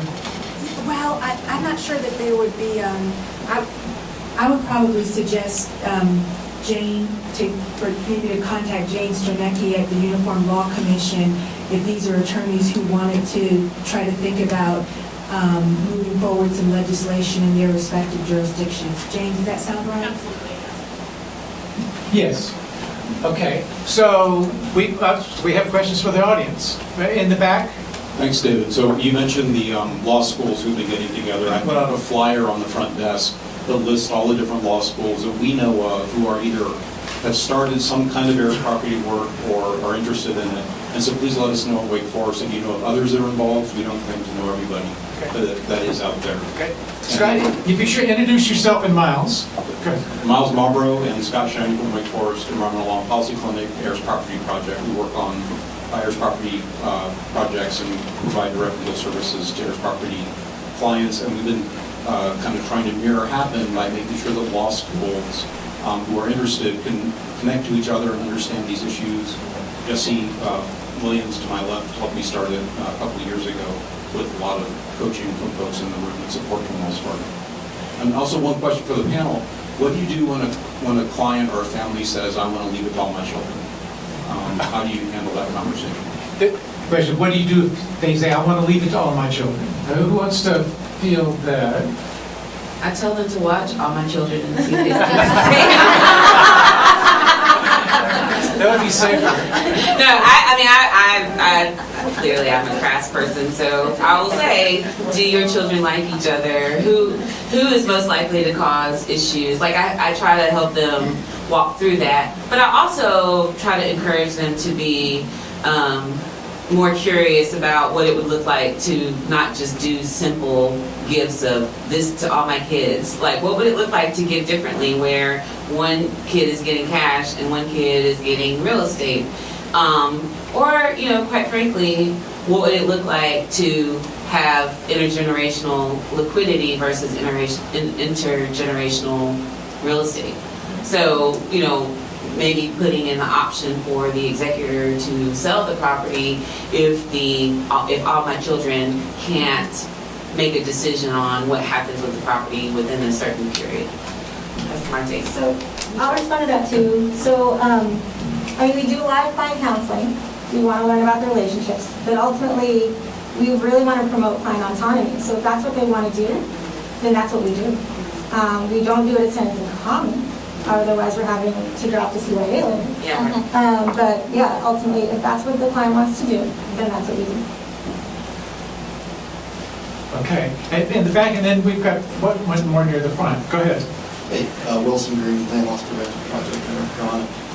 Question for Mavis, and we were talking about this last night, Mavis, but one of the last answers you were giving, you were talking about the Reals Brothers and how there can be an intersection between air property work and air property advocacy and land trust. And, obviously at these events we talk a lot about generational wealth and wealth building, but land, I don't want to create a dichotomy, but land trust, there's different goals there, right? The land trust has their own goals. I'm curious about that intersection, if you can just talk to it more, and partnerships that are possible between our kinds of groups and land trust. Thank you, Wilson. Thank you for the question. And this was not a plant, but it's a great question. Because, and this is also a spoiler alert, I'm actually working on a paper with the Lincoln Institute where I talk about a land trust in the Triangle area of North Carolina, which is a very rapidly developing area. And, water is a concern. Farmlands is one of the most rapidly decline. Someone fill in my words, I'm 50. Basically, farmland access is declining rapidly. All that to say, recently Triangle Land Conservancy did two land deals with two families that have owned their family property for 60 to 100 years. And the results of those deals are vastly different, and it's because of the intergenerational plan, so to speak. One family relied on intestate succession, one family relied on a will and a trust, and then an LLC. The family that had and they both had highly valuable property, one next to an area that's just booming with real estate residential real estate development, and one that's in close proximity to RDU Airport. And that's an area that's highly controversial because of the development and natural resources. The family that had the comprehensive plan, let me say this, each family walked away with about $1 million. The family that had the comprehensive plan, they still own the land, and the land is valued at $4 million plus. Yeah. The family that did not, that had the intestate succession, they got about $1 million before court proceeds through a partition action.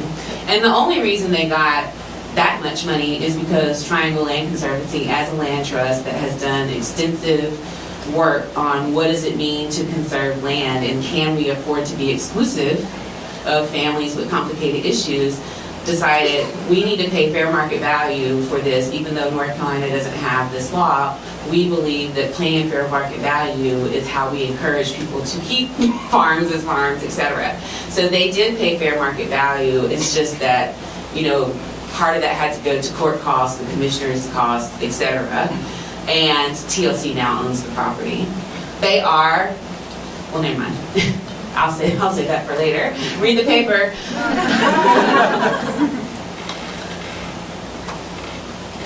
Thank you. My name is Joe Childers. I work in Kentucky, and particularly in Appalachian, Kentucky. We've been doing, along with Lycan Knowledge, we've been doing a series of wills clinics where we write free wills for people who have never had wills, low-income people. And typically, these folks own land, but it's not being used for anything, or they own it in heirs. And they have very little cash, so it's hard to do estate planning where you say, okay, I want to give it to my children, which is the most common. Everybody comes in and says, I want to leave it to my 5 children. And so we try to talk them out of just doing that to create more heirs property. That's what a will's going to do. It's not just intestate succession that creates heirs property. It's wills that leave it to the children. So, since this is a session on new initiatives, I'm interested to hear from all the panel, particularly Bertha and Kiva, about some of the new initiatives that you all use to prevent the creation of heirs property in estate planning. And particularly interested in whether you're using the inter vivos trust approach or if you're using the testamentary trust approach, which is something that we've started incorporating. We write very simple wills because we've written over 100 wills for people in the last year, for people who've never had wills. And so we do those in less than an hour usually for people because we try to do as many as we can. So we've incorporated the idea of testamentary trust to try to prevent just passing it along. I know that Destiny said that if somebody comes in and they want to leave it to their children, you'll write a will that leaves it to their children. But that creates heirs property sometimes. Okay, I want to hear from you about that. Now, it doesn't create heirs property. So I'm interested in the new initiatives on how you prevent heirs property from being created with wills. Yeah, I think what each of you can respond, but go ahead. Who wants to go first? So we emphasize using trust, and so if somebody owns property, our goal is, our priority is to help individuals that are single home property owners. So with that, we've done around 25, and we estimate that we put around $25 million in protected assets. The average cost of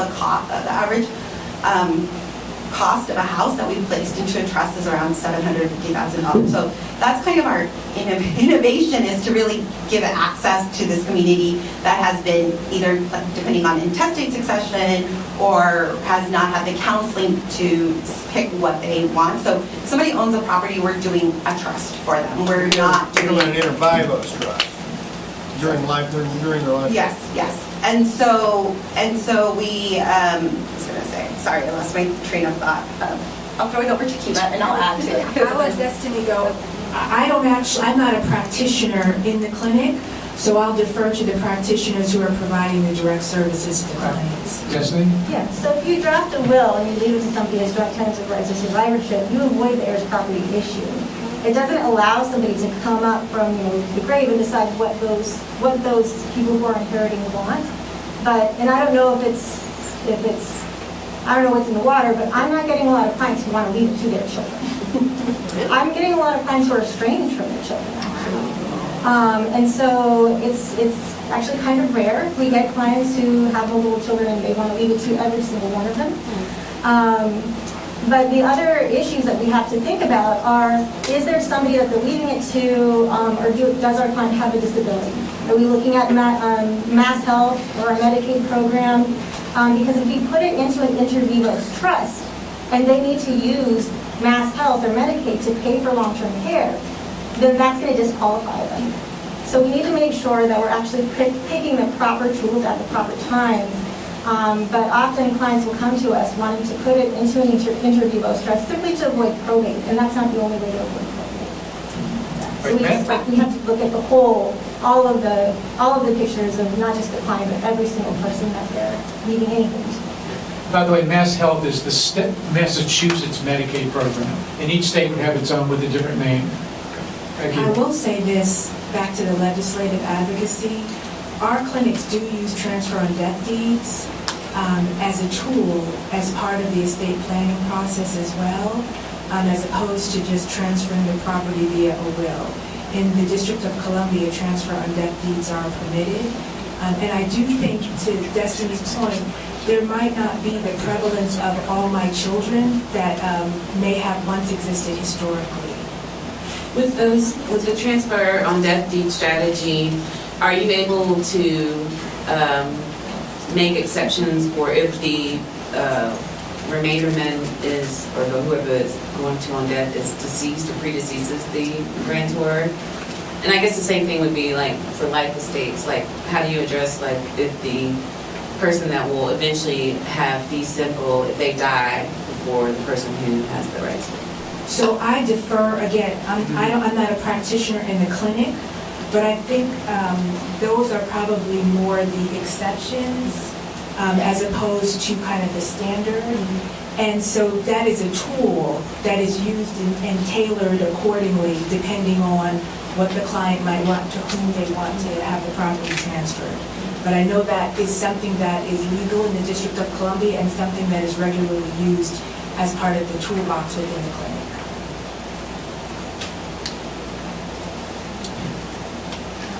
Any other hand? There's a hand. There's two hands. Sarah, you want to? We get a mic over here. They won't give me the mic again. Okay, I have the mic, but I'll. Oh, sorry. I had a quick question. The rights of survivorship, I think, are awesome. Like, an underutilized tool. But in the military, because I think you said you've worked with veterans, as a JAG, we see the rights of survivorship all the time. They're like, screw the grandkids, let's just make the last survivor, the person. Thank you. But one question I do have, you mentioned that it doesn't create these heirs property issues, but it doesn't prevent one of the heirs from like filing a partition against the other. So when we're talking about new initiatives, one thing I'm wondering is like, is there some space to maybe do some type of tenant in common, limited, like agreements or contracts between these heirs to ensure that while they're all still living, those issues wouldn't come up? Because you are creating heirs property when you leave it to tenants with rights of survivorship. The good thing is as they die, you reduce the heirs. But like, is there anything that y'all are doing to prevent like partition actions from, or people from being able to take advantage of each other?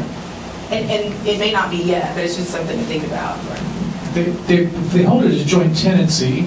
There could be a joint tenancy agreement that prevents partition actions because the partition law generally, certainly Massachusetts says if there's no written agreement that you bring a partition action. Right. And Professor Mitchell mentioned earlier, there is a project underway to come up with a model TIC agreement, the tenant in common agreement, but I think you're saying there's a need for that. So I think that's certainly, the field is in agreement, and there's a group of folks working on it. I know Scott's one of the folks, I think, on the drafting committee, so hopefully that'll be something that'll be coming out soon. We've got a couple of minutes left. Well, I was just going to say, if you think I'm curious about deed drafting, like, going back to the Todds or the transfer and death deeds or life estate deeds, like, could you have restrictive covenants or something in the deeds? Anyway, that's more academic discussion. we could have a whole separate panel on transfer and death deeds and ladybird deeds, which is a name for these enhanced life estates that some states have.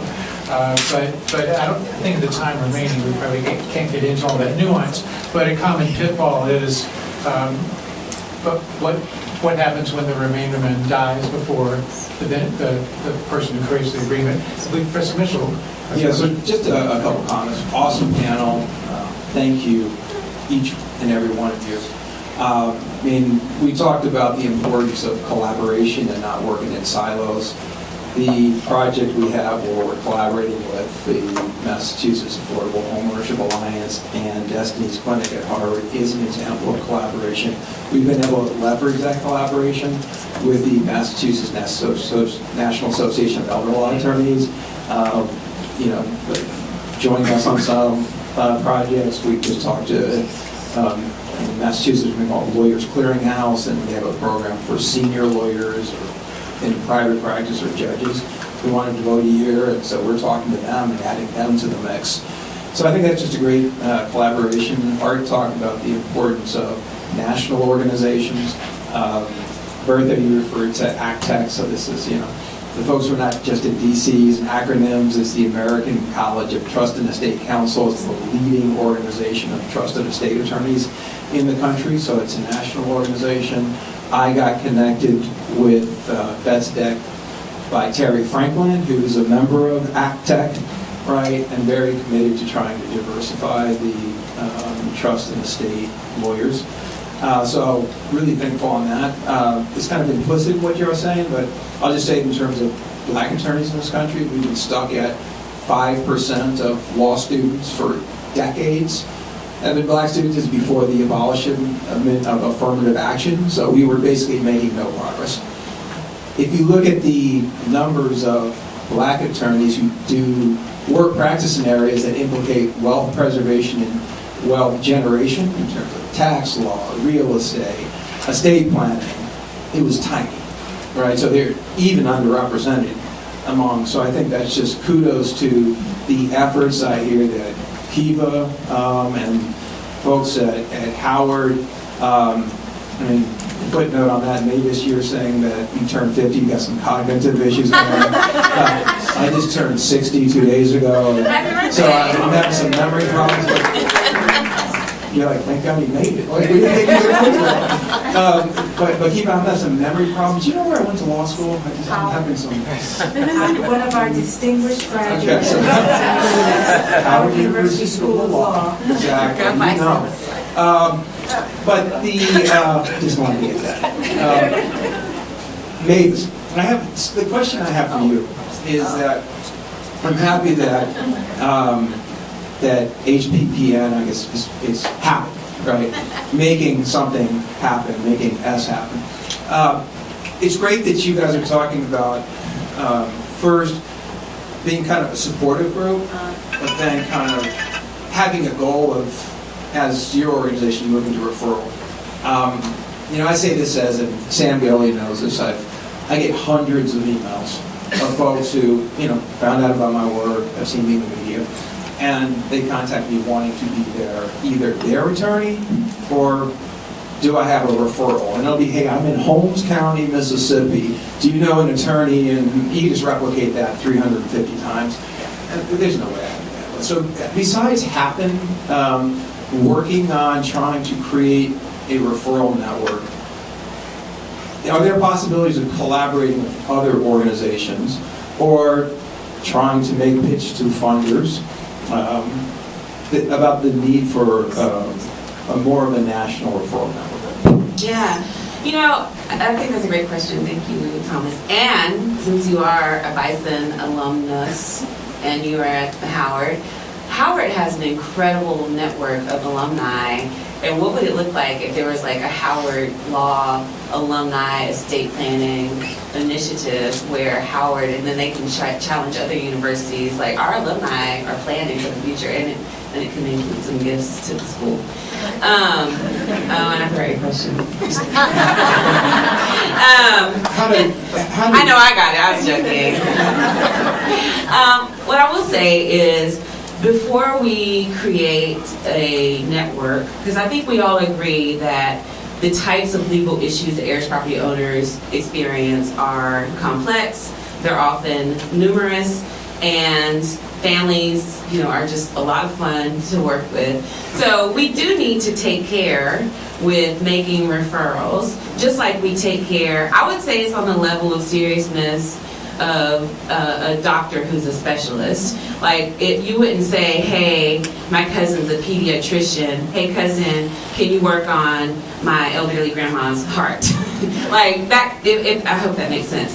But I think as a movement, all the stakeholders from a service provisions perspective, from an advocacy perspective, et cetera, I think we all need to get on the same page of understanding of what makes a good referral. Is it that it results in client representation? Is it that the person who needs legal services talks to a law firm, like they just make that touch? Like, what is success as it relates to a referral? I will say generally, if I were a person needing legal services, having 3 good options from which I can then evaluate and decide which ones are the best based on their capacity, experience, recommendations, etc. But in reality, what's happening in Heirs property is that we are looking for an attorney in the state where the property is and who ideally does Heirs property work. That's what I think most of us are doing and looking at referrals. And it is because the lack of information about who out there is doing it. And that's one of the benefits of having happen. So I think it would be great, whether it's in the conference setting or maybe over the course of some time, if there was kind of a working group to talk about what is a good referral, and then share that amongst all of us so that we all are operating from the same perspective on how we make referrals and who we make referrals to. And then I would say, just to be more real-time, short-term, Thomas, I really do think, sorry, people who don't like AI, I really do think ChatGPT can get you a little bit further. At a minimum, it's going to bring you some options that you can then go research. Like, if you have heirs property and you have you need legal services, you need to know who is out there. So at a minimum, you're getting that. But you should also use it to develop some questions that you can ask that attorney and then reach them. So I would say it's more of a strategy thing rather than a building referral network. But we are going to build one. That's a great topic for a future panel. But our time is up and we need to conclude this one. Thank you very much.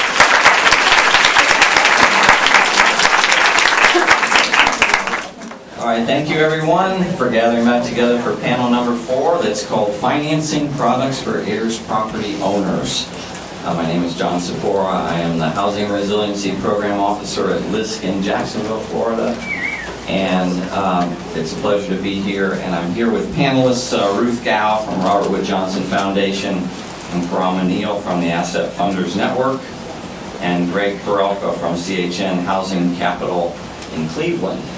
And we have all served on a financial working group, thanks to support from the Robert Wood Johnson Foundation over the last 9 months or so, to really look at the question that's a critical point in time with our families who have heirs property. They are aware that they have heirs property, but their household assets, their family assets, are just not sufficient to really find out how to go through the legal process, how to pay back property taxes, for example, how to get home repairs so the home is safe to live in.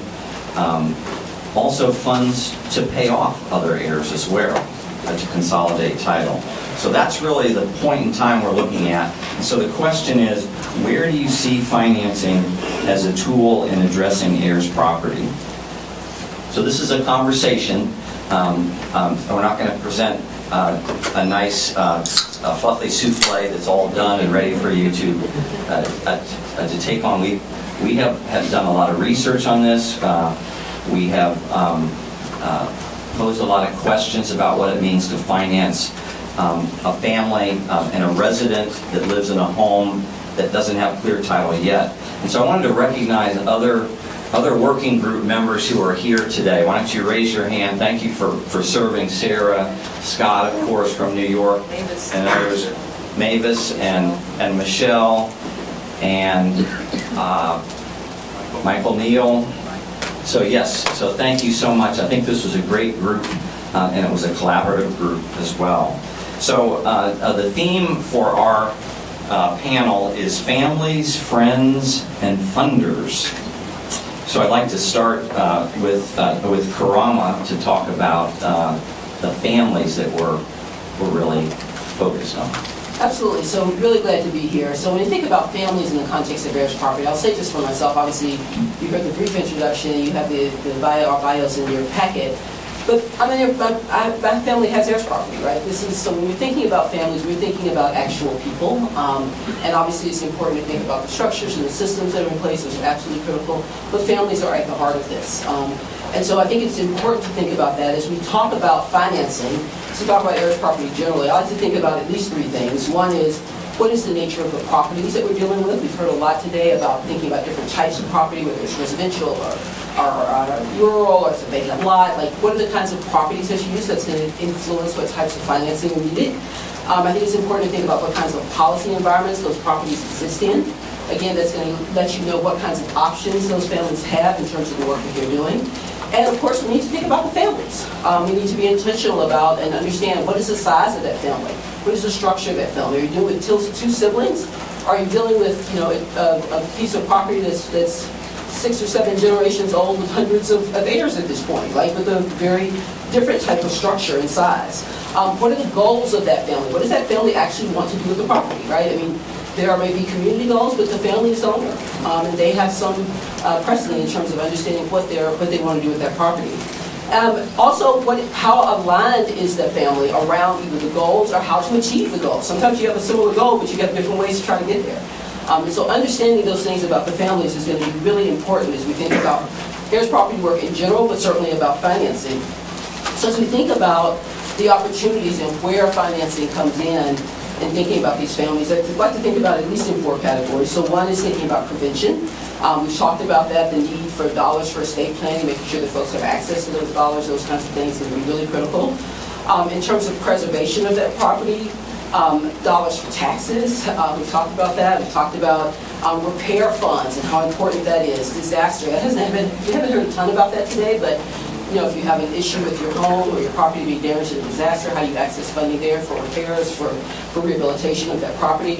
We've talked a lot about resolution of heirs property, whether that's consolidation of title, clearing of title, other kinds of work, the need for dollars for buyouts, for legal services, for surveys, for appraisals.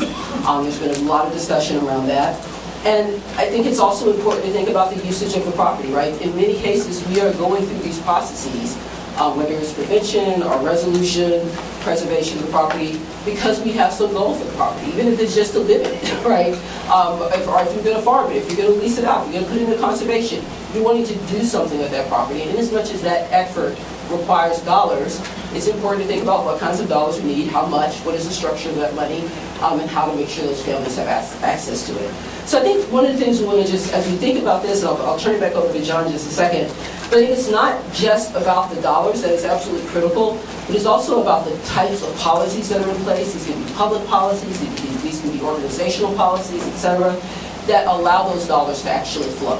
And so I think as all of us sit here in our various capacities, some of us may have an ability to write a check, and that's great, and that's needed. Some of us may have an ability to influence public policy, either because we're in those public policy, in those public positions, or in those organizational positions, or because we can influence those positions. And those can allow dollars to flow to families that have needs in the context of their property. So I'll turn it back over to you, John.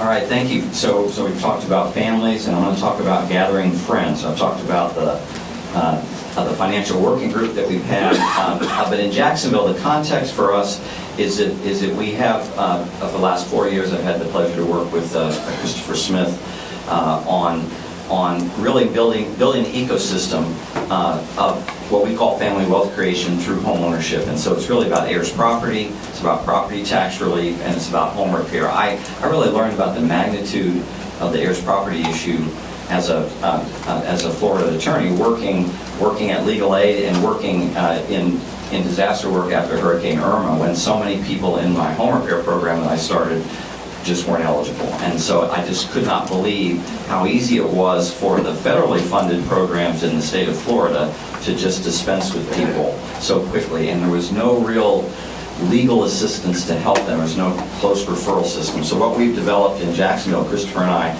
learned from our resident engagement that there needed to be a close connection with legal aid. So we've created that referral system with legal aid.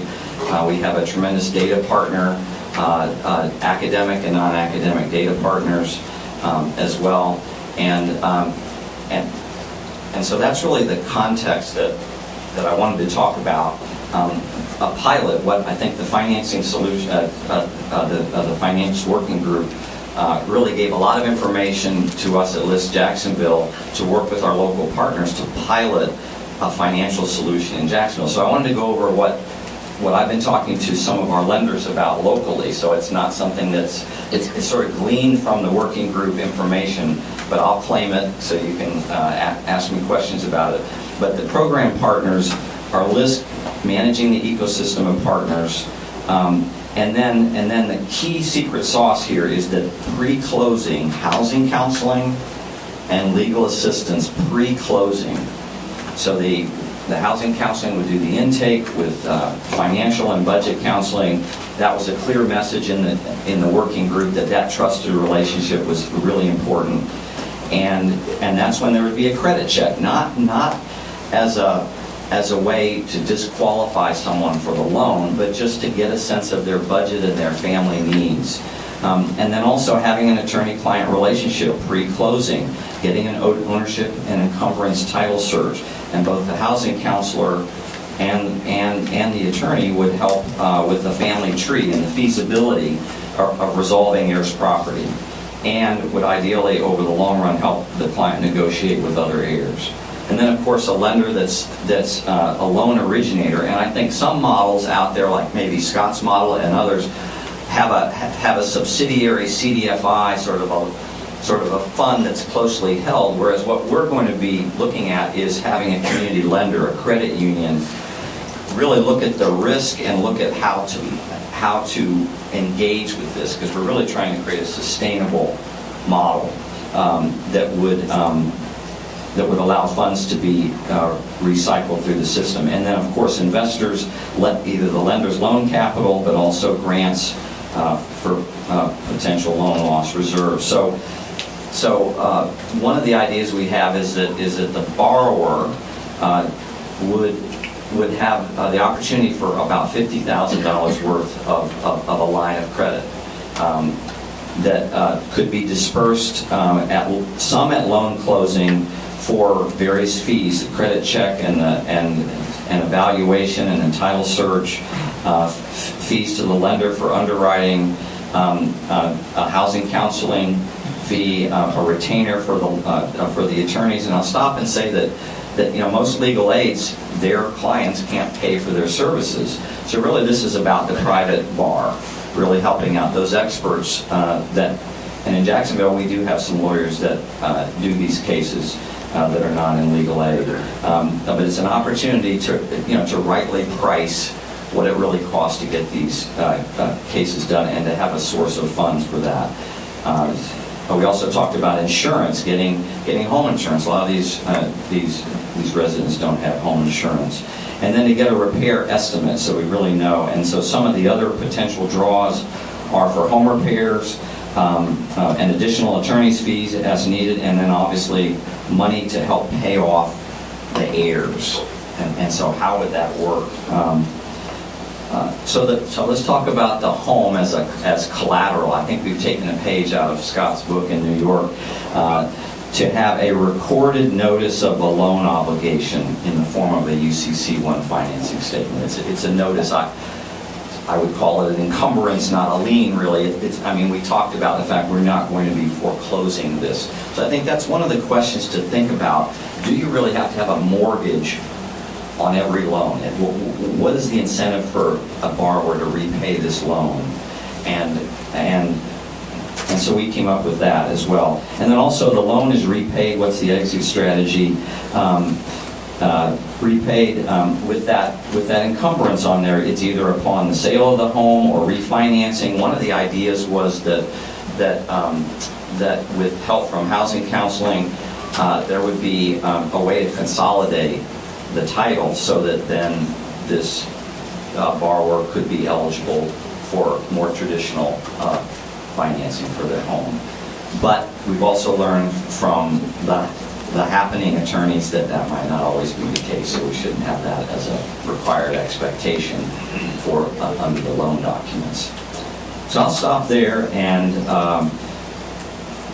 just now talk about the funders and attracting the funding for our work. And I think Greg can talk first about really a lender's perspective, given your experience. Sure, thanks, John. Great to see many familiar faces in this esteemed audience. So as a CDFI in the Cleveland area as well, we do financing in Michigan. My background has been nationwide, so in talking about different types of funding, really as we think about gathering friends, right, I think you need to know your partners and make them your friends. That's really the important part. As you're out in the community, as you're talking locally with government agencies, what type of funds do they have in regards to home dollars, CDBG, ARPA funds, which were very flexible this last round.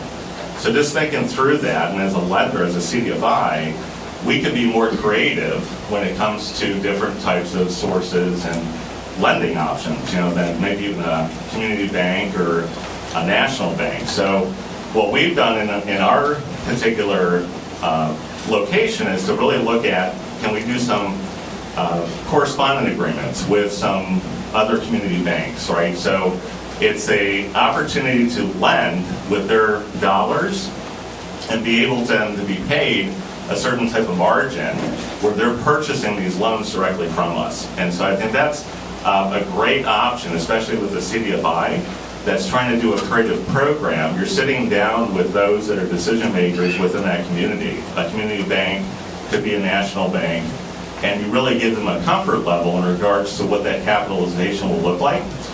Even for us as a CDFI, what is the risk, as John said? We have to look and see if there's some type of loan loss reserve, right? So if there's something that occurs where this borrower is not able to pay back or a sibling can't pay back, what does that look like for us as a lender, right?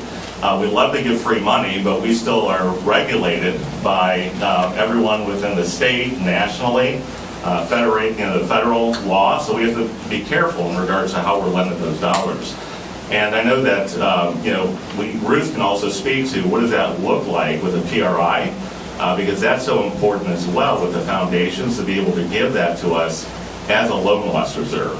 And so just, again, think of creative ways that you can really partner and collaborate with your lenders within your community.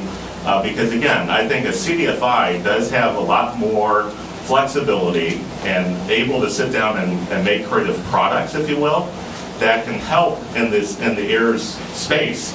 I think that's so important, especially as we sat down as a committee to think through not only giving a loan, right, to those that are within the Heirs property, but also then having that right to be able to have a mortgage, but then how do we also do the repairs afterwards, right? Because a lot of these properties have been aging right there in those communities, right, with maybe some elderly folks and not the normal repairs that need to get done, within that particular market or that home. And so having resources beyond just getting the person into title, how can we also help them beyond to be able to help that home to bring it up to code, to be able to, maybe it's a point of sale within that community. And so having those resources also at that end. All right, thank you very much, Greg. Appreciate it. So let's turn to Ruth now for the perspective of philanthropy and why you're personally very interested in this work and the foundation's role. Thank you. So hi everyone, I'm an attorney for the Robert Wood Johnson Foundation, and I like to say that I moonlight as a program officer only when it comes to heirs property issues.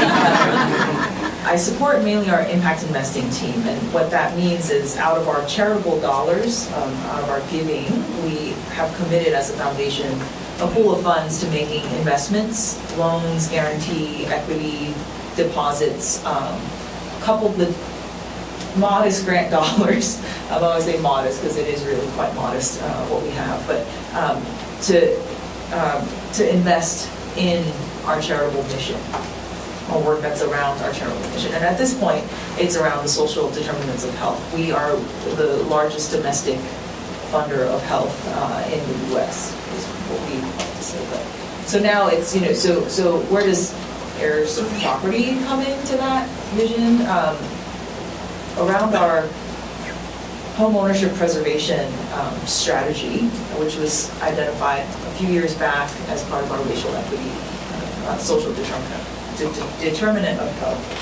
We saw that home ownership preservation, rather than the creation of home ownership or wealth building, was a strategy that wasn't quite as prominent in the field, and that was an area that we can really come in and effectively use our dollars to hopefully move the needle, tip the scales.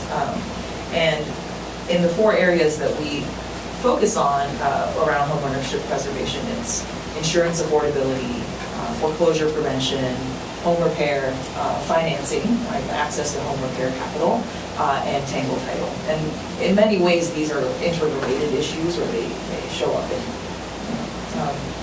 together. So why am I here? I came here to this conference last year and really saw just this community of practitioners, academics, researchers, people who cared so deeply about this issue, but also so willing to work together and collaborate.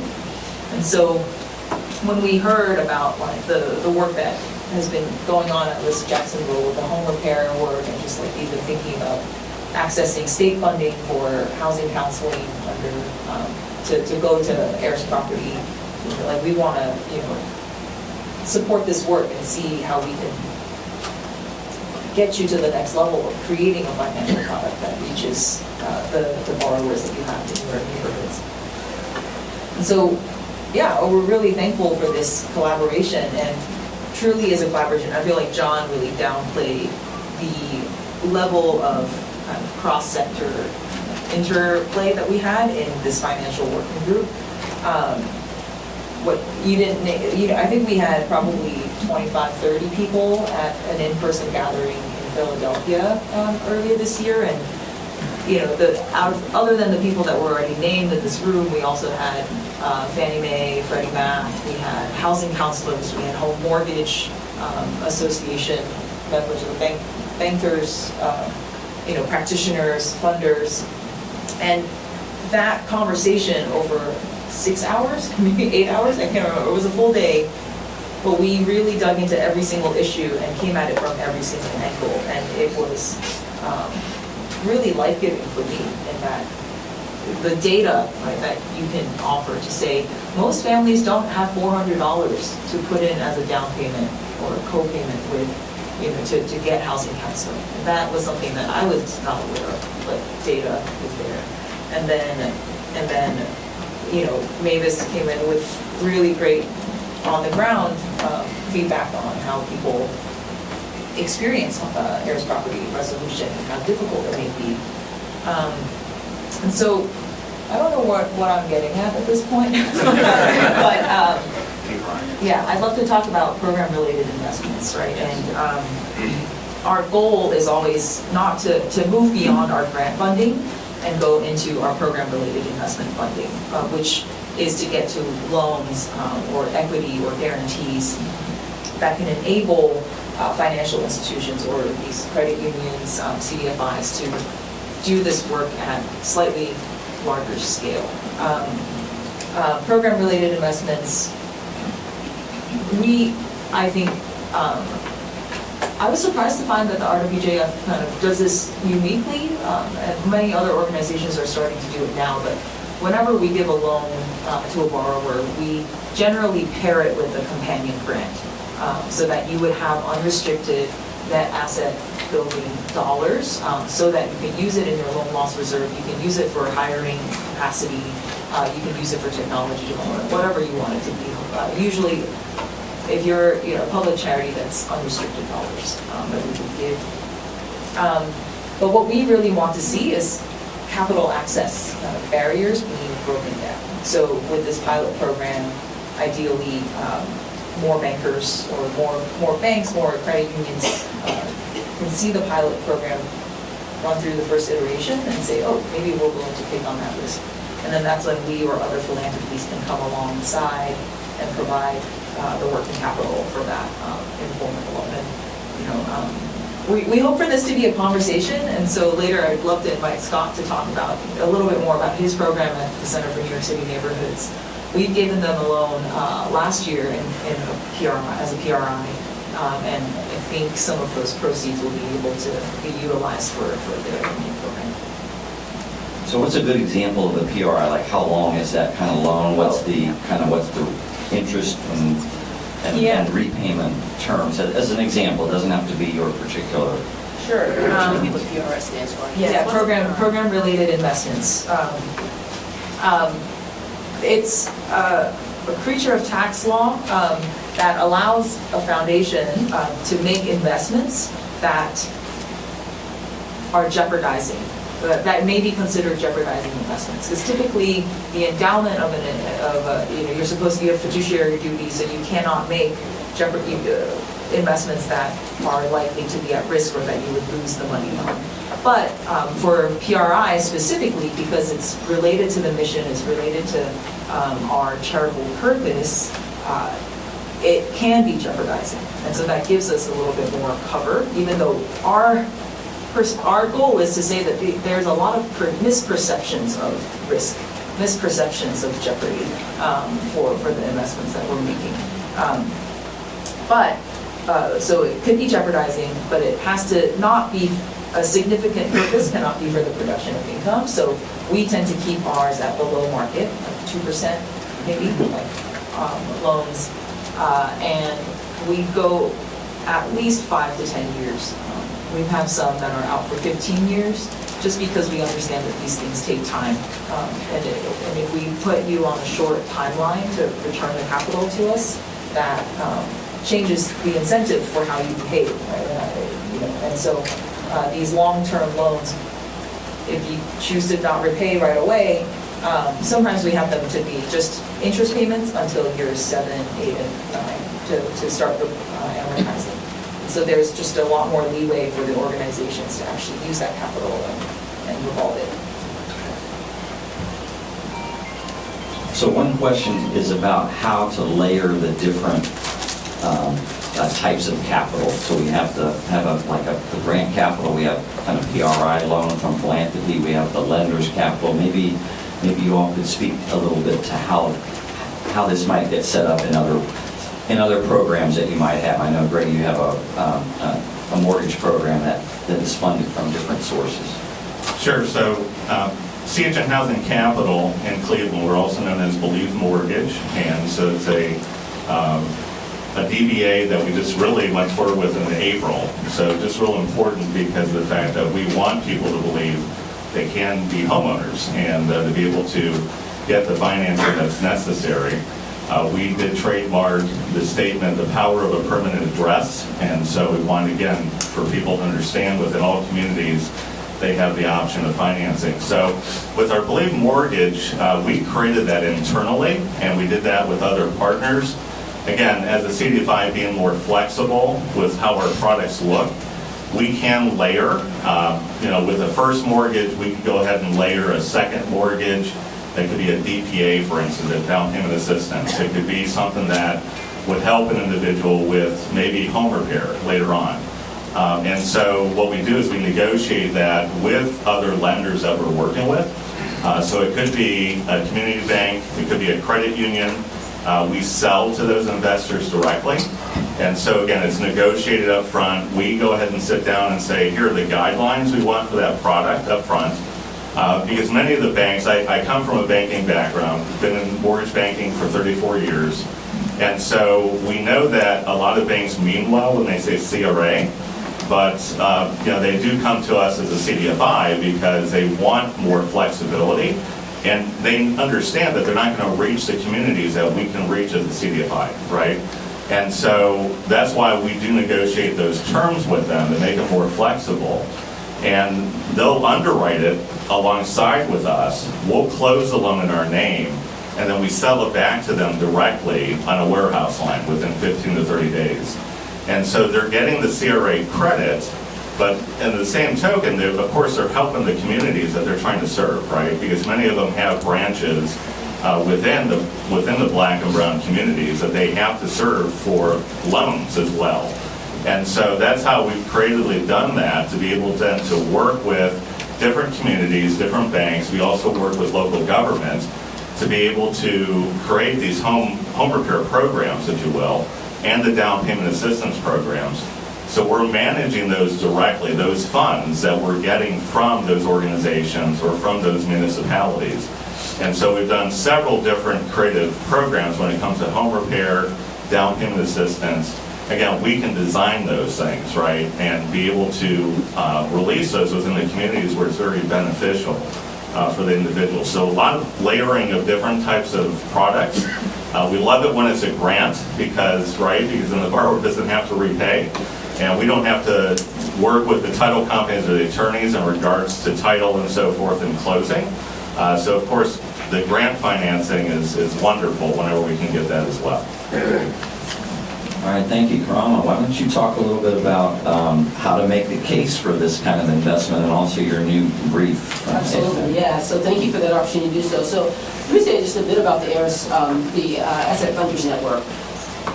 We are a philanthropic support organization. Our members are philanthropies, banks who have CRA requirements, other entities who are grant makers and that make other types of philanthropic investments. And we exist to help our members determine their best strategies for helping families and communities build and retain wealth. And so obviously Heirs Property is a big part of that. Recognizing the increased interest in Heirs Property, AFN in 2003, with the help of Heather Way, released a brief called Heirs Property, Acting to Preserve Wealth. It was the first of a series of documents, which are all available online.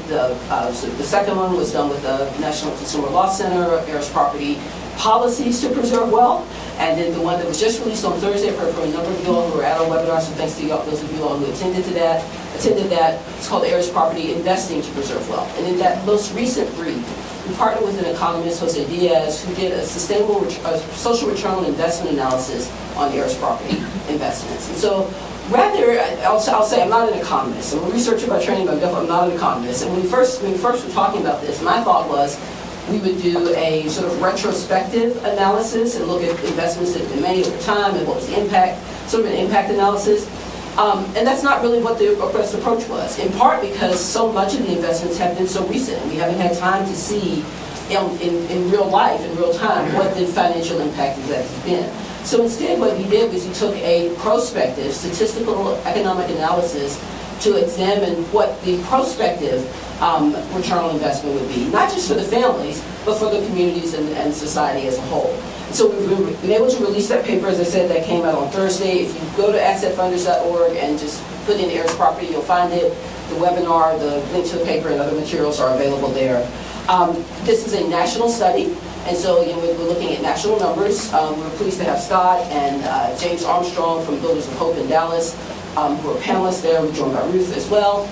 So thanks, joined by Olivia Barrow Strauss and Chase. I apologize for that. Chase has been a sponsor of much of this work, as has been Wells Fargo.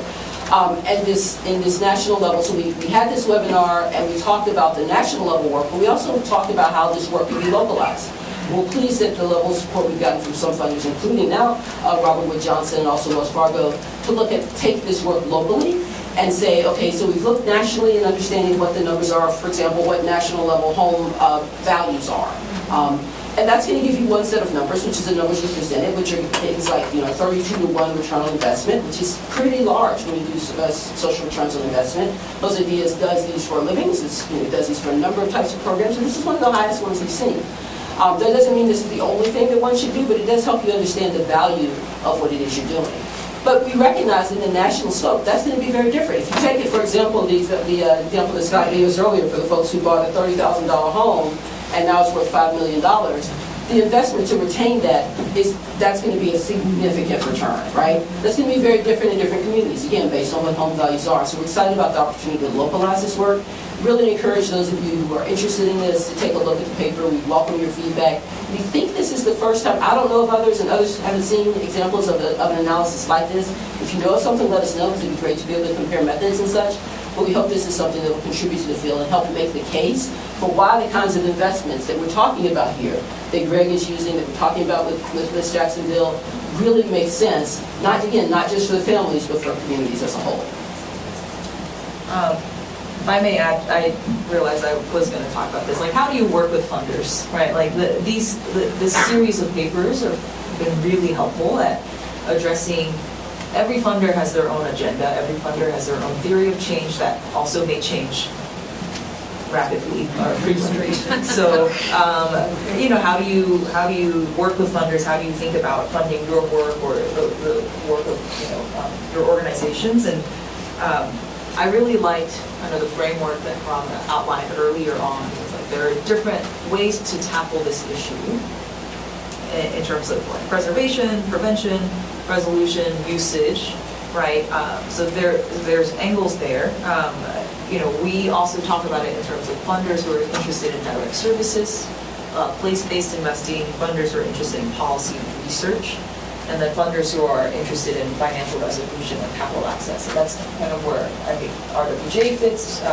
JP Morgan Chase has a blend of more on the policy and services side, and their banks with the CRAs, right? So there are different ways to get to funders in these conversations, but the hard part is figuring out which funder and what conversation, and unfortunately, we haven't solved that issue as a sector to make it easier for you all, but hopefully that helps. And I think Art also was able to articulate, there was a slide that we didn't spend time on, but all the different ways that Heirs property touches on different aspects of community, on health, on education outcomes, on gentrification, on preservation, conservation. There are all these different ways, and it's just about hitting the right keywords with the person you're talking to.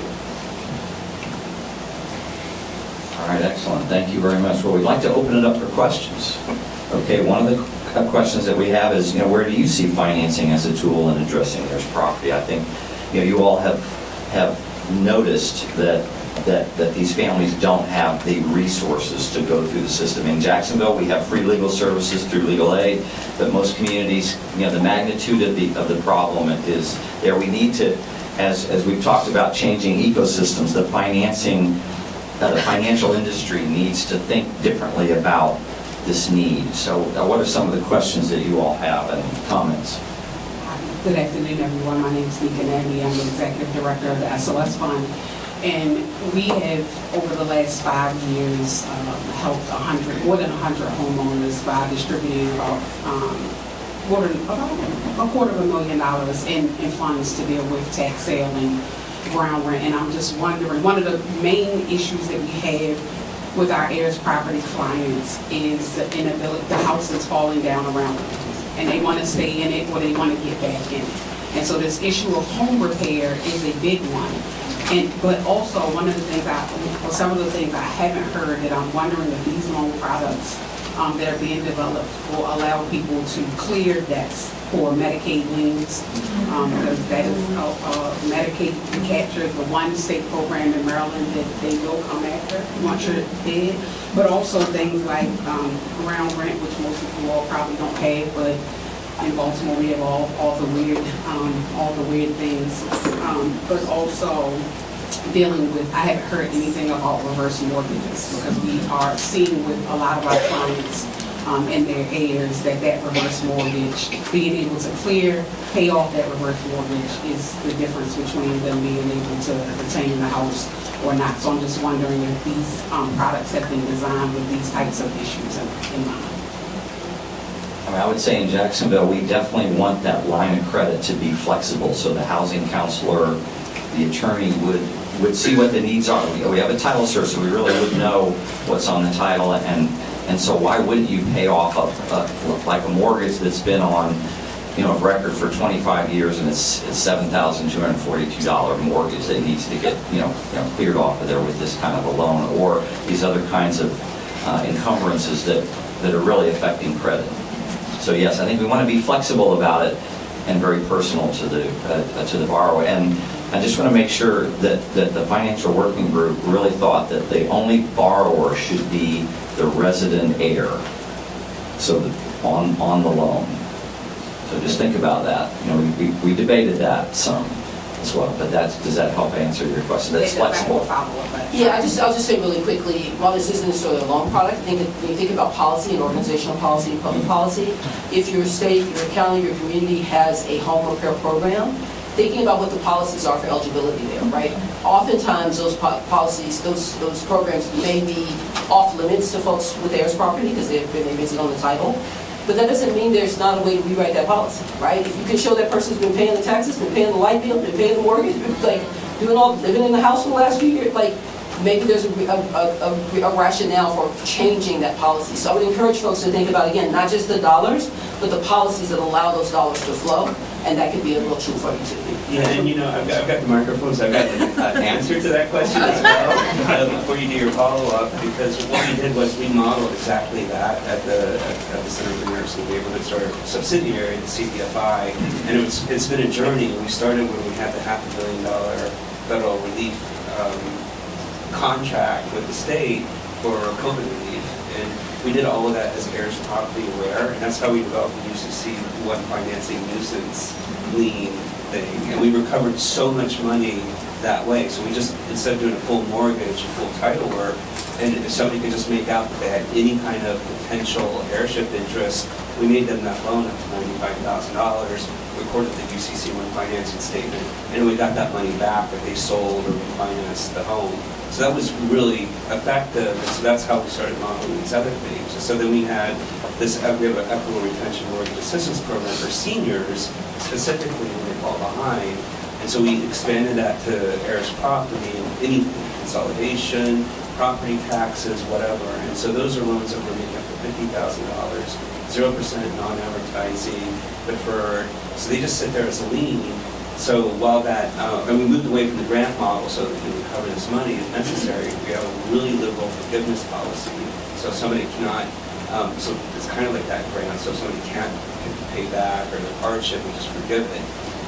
But we get probably half of those loans repaid to us, which is pretty impressive return. And so from that, we developed this heirs property preservation fund. And that's what we just modeled out. It's a little similar to what John was talking about, but we have 3 tranches of loans there. We have the first tranche, which is for people who cannot afford any kind of monthly payment at all. And that's like an IRMA model, equitable retention. So it's just a lien that sits on the property, no monthly payment. We get that paid back if they sell the property. We'll probably forgive them if they have hardship. The second tranche is for middle income folks who are locked out of, who have heirs property that are locked out of the credit market.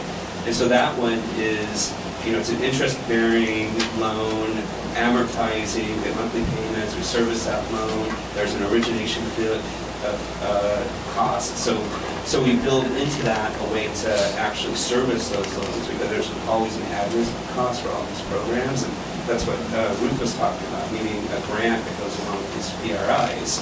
And then the third model is, and it's based off of our distressed mortgage refinance program, and that was just regular 30-year conventional amortizing mortgage loans that were making to folks who were in foreclosure, and had money, but for whatever reason, they had income, they just were, again, locked out in these credit markets because they were in foreclosure. But we did all the due diligence, did all the origination, and so we're making those loans up to $330,000. And so that's the solution for the reverse mortgage problem. And just like talking with some jerk of a broker in Long Island right now who's like just totally screwed over some poor surviving eligible spouse. But like these are problems on the ground. But you have a follow-up question Well, my follow-up is just that for people who are wanting to come back into the home, we have a lot of houses that are sitting vacant, and the families want to come, as the city is shifting, they want to come back. And I just wanted to hear if you all, not so much in New York because you don't really have vacancy, but if in other places, these products are available to family members who want to come back when the house has been vacant. we've worked directly with the land banks as well as CDCs within those communities, right? So they might, as we partner with them and we find out, and we service loans as well. So as a CDFI that services loans, again, more creativity, helping individuals in regards to their loans and delinquencies. So if we have a family that maybe is displaced from that home, but then the land bank has a property, internally we actually have a single family preservation team that will rehab or reconstruct the home, and then we can go back to that family to see if we can help them to buy that property in some way with a creative loan product. We just recently we had an individual where the husband had passed away. There's 5 children, and so they were all trying to figure out how were they going to retain this home within the family. An uncle from Georgia actually stepped up and helped the nephews, and was able to. We found out we had a loan with our organization. We do LIHTC properties as well since 2010, so low-income tax credit properties that we build. People can live there. Year 16, they can buy the property from us. So year 13, we're working with them, helping them understand credit and what it means to save and so forth. So these siblings, they had some money, but they just really couldn't pay off the debt. And so this uncle stepped in. He actually flew into Cleveland. There was a second mortgage from the city of Cleveland. He went and took care of that mortgage, the second mortgage. He then creatively paid us. We were able to say, you know what, we'll do this within some payment plan with you. And so within a 6-month period, he actually paid off the loan for these nephews to be able to retain the property. And so we're able to, again, creatively, as a CDFI say, this is what it looks like. Our delinquency rates, for the loans that we service is less than 3%. And so even when you're talking about like GSEs, the Fannie and Freddie, where they don't want to really work with CDFIs, we're trying to share that our delinquency rate is less than most other lenders. Really, when you think about our portfolio, we don't even look at FICO scores, right, with these LIHTC properties. And when you look at what FHA delinquency rates are nationwide right now, they're anywhere from 11 to 12%. And so our portfolio would probably perform like an FHA portfolio. But again, we're working with them from day one. And I think that's important from what we were saying before, especially with HUD counselors.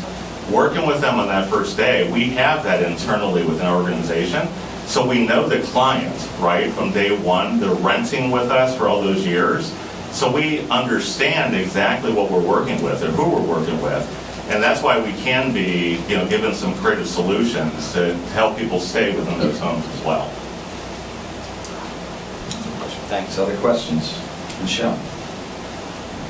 Yeah, John, my question has to do with the pilot in Jacksonville. So like in Charleston, sea level rise is a major issue, and we're seeing flooding in places that we've never seen it before.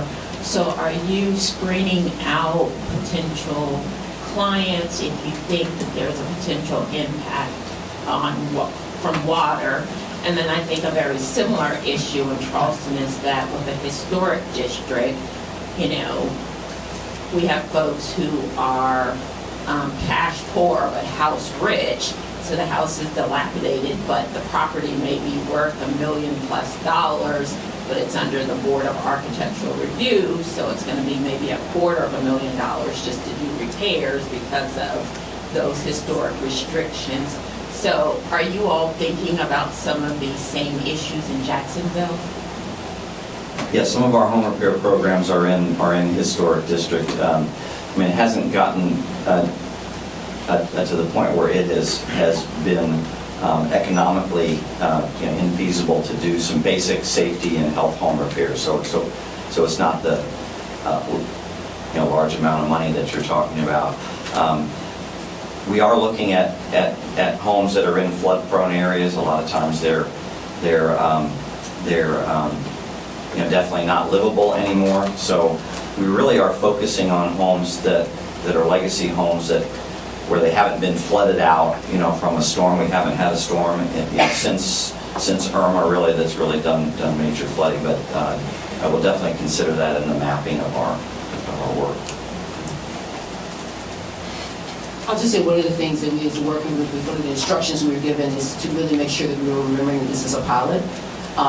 And so there are going to be things that we can prove out or test in that pilot. It's probably not going to be everything. And I think I appreciate the issue that you're raising, because I think those are the kinds of things that you potentially add on later as you're thinking of, as you first show that this is a viable product, it can go to the secondary market, people will pay back, like all those kinds of things that you need to test the financing in the first place.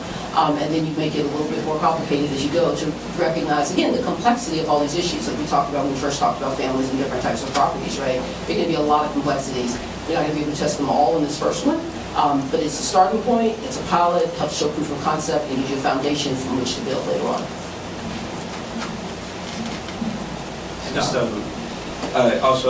This is where the question is coming in, but I'm going to do a lot of explanation. Again, not a lot, keep it brief. But so the other issue, the PRI that Ruth was mentioning, so we're doing a future home repair program with that money. It's a $5 million PRI. And so we were running into the tangled title issue because we were getting a lot of people who are going to the program. We did a state and city home repair programs, and some of it's all resilient retrofit, so it's to prepare for flooding, like what you guys are experiencing and trying to prepare for. City and state are not going to allow us to make loans that have title or heirs property issues, so we're going to rely on that PRI. But then, I guess the real question for us, what we've been grappling with, is we do want to potentially sell those loans on the secondary market after we originate them. But then with a single title property, you definitely cannot sell that loan on the secondary market. And so we had another funder come in and they just want to give us a 0% loan for 10 years, but they're going to require us to pay everything back. And unlike the PRI will, you can have a little bit of loss. You're not supposed to, but you can. But with this other money, we have to pay that back no matter what. And so it's a lot riskier for us. And so we have an internal debate whether or not we should even do it. But I'm wondering if there's even a space, like with Robert Wood Johnson Foundation or other funders, to be guarantors of those kinds of loans that we're taking from philanthropies that are 0%, but we're still on the hook. If one of our borrowers defaults and we can't recover that money, we're going to have to pull that money in from some other loan program or some of our assets or something like that. And charitable lender. So. Yeah, I think for us, like, we want to use guarantees because for a foundation with an endowment, like, the guarantee is not money out the door on day one. It's sitting there until it's called at some later point during the life of that guarantee. And so, our investment team is happy because they can make endowment returns on that. Our CFO is like, that's great. You're making 8 to 10% returns on that, while then, waiting while we're enabling, another actor to come in. Where we kind of run into some charitability questions is in, like, asking, is there private benefit? And particularly, can we benefit another private foundation? I think that's the question where we do a lot of our guarantee, is in enabling private actors to come in. Like, a bank wants to make an investment or a private fund wants to make an investment, and that's representing private market capital, and they need to mitigate the risk, which is, like we were saying, blending the stack so that they're mitigating the risk. We come in to offer some of the loss, and hopefully to build the track record that the risk was misplaced or misperceived. And so for us, it's the demonstration is the charitability, the education of that is the charitability in one part, and then the access to capital, to private capital for your borrowers, for your work, is like the other prong of our charitability assessment there. So sometimes these need a little massaging. Any other questions?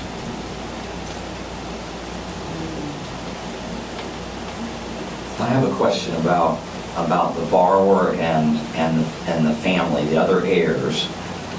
We talked a lot about over time who's best to work with the heirs after the home is stabilized and there's this loan to the resident heir. what are some of the solutions or choices that you see? I mean, we've talked about TIC agreements.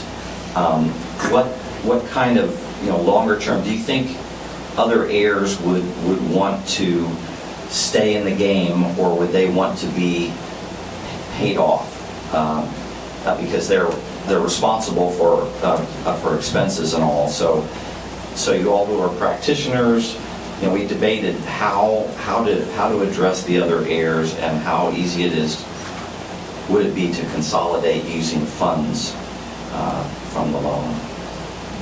Yes, Jason. I think that's something that the practitioners need to kind of figure out up front. Oh, thank you.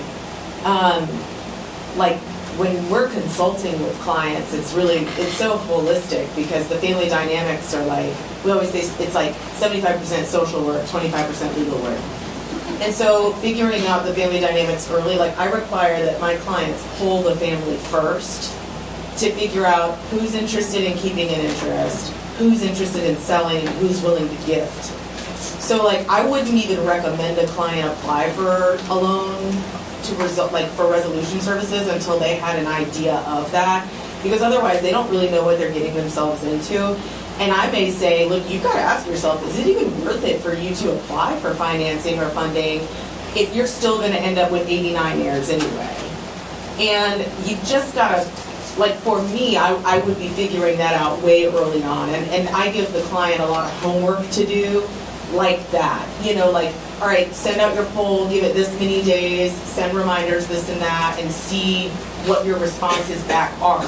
That way, when we do go find funding, which we do in almost every case, except from somewhere, from showing leg or whatever, I know kind of like what this is going to cost going into it. So when I make my ask, I've got a proposal that says, right now I think we can do 25 buyouts. We've got buy-in from about 25 heirs. We're going to do an heirship affidavit here in Alabama to clarify the rest of the title, and that's as far as we can go. We're asking for money to cover those services. So I think it needs to be done really early on. As far as after the loan, I mean that's the thing. Like some of these families just go MIA and AWOL like out of nowhere, and it's like we don't ever hear from them again. And it's just you just don't know, what's going to happen.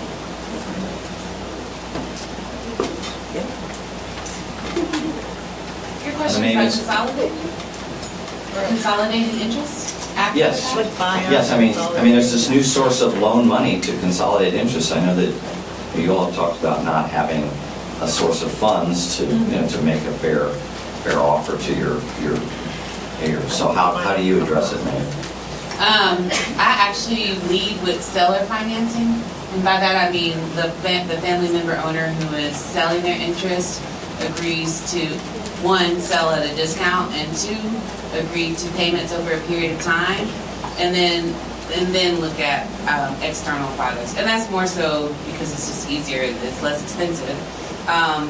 But I think I would go with JC's point around the speculative nature of money for buyouts until you know that folks are actually going to do it. And I do think you have to be creative from a behavioral perspective, like wait until Christmas to offer money, because cash can come in handy at certain times of the year. But yeah, I think the negotiating part is pretty tricky. So one of the things that we found is that sometimes people change their minds. So we're actually in the process of developing an alternative dispute resolution program for heirs to walk them through like what it means, what will be lost if you all can't come to some type of agreement, which includes, because we're in a city, it includes a documentary that talks about heirs property specifically in the urban context, so that folks know like this is what's coming. The house made as a shell or even livable only worth $50,000 today, but if you all let the developers get it because you're arguing amongst yourselves, it's going to be worth $500,000 to somebody else in a minute. And it also includes a family dinner. We are coming at it from a social work aspect because frankly the law has limits. Yes. One, because it is not structured in a way that Black and Indigenous and other people of color look at land. and look at home, and also because there's so many other, we're coming at it from a trauma-informed care. There's a lot of trauma surrounding housing loss and land loss in that regard. So I think it can be done before or after, but you just have to have a framework for dealing with what happens when there's some kind of contest happen. And so we're in the process of creating something that hopefully everyone here will be able to use to address that. And the working group did. Oh, I'm sorry. What I meant to say earlier too was you could do a contract in advance, which is what I do. Like they get the poll, that's the part I missed. They do the poll, and then when we find out who's willing to gift or sell, before I ask for the funds, I usually will send all the heirs an agreement where like, you're gonna put in writing that you agree to sell, and then if we get the funding, you will sign a deed to whoever you're willing to gift or sell to. Almost like a tenant in common agreement. And we use tenant in common agreements for all kinds of things in that regard. That way my financial sponsor knows when I go to him or her or they feel confident that I've like done all the work on the front end and they have good viability of success in lending this money or giving me this money. Yes, ma'am. I'm wondering whether in programs that already exist or that are being imagined, whether eligibility for this capital is determined by or affected by the size of the fractional interest of the borrower, and then whether the encumbrance is on the fractional interest or on the property in total. I mean, I could say with our discussion, the feasibility of resolving the heirs property a situation would be the attorney's judgment pre-loan. So I do think if there are so many heirs, it would be a very difficult thing to have a loan for that. So Scott. Well, yeah, and in that situation, I mean, we just take a security interest over whatever interest they have. It's kind of like a quick claim. So, they might not have any interest at all, but whatever interest they have, they're pledging to us, and we just get security interest over that. And then on the second question, which was, I forgot it entirely, but when we look at these, we make sure that this is going to resolve that situation, this funding. Like we just had, we went to this IRMA program and made a $5,000 loan to a senior of the Bronx, so she could buy the $5,000 interest, at this 50% interest that this investor paid $5,000 for an $800,000 home.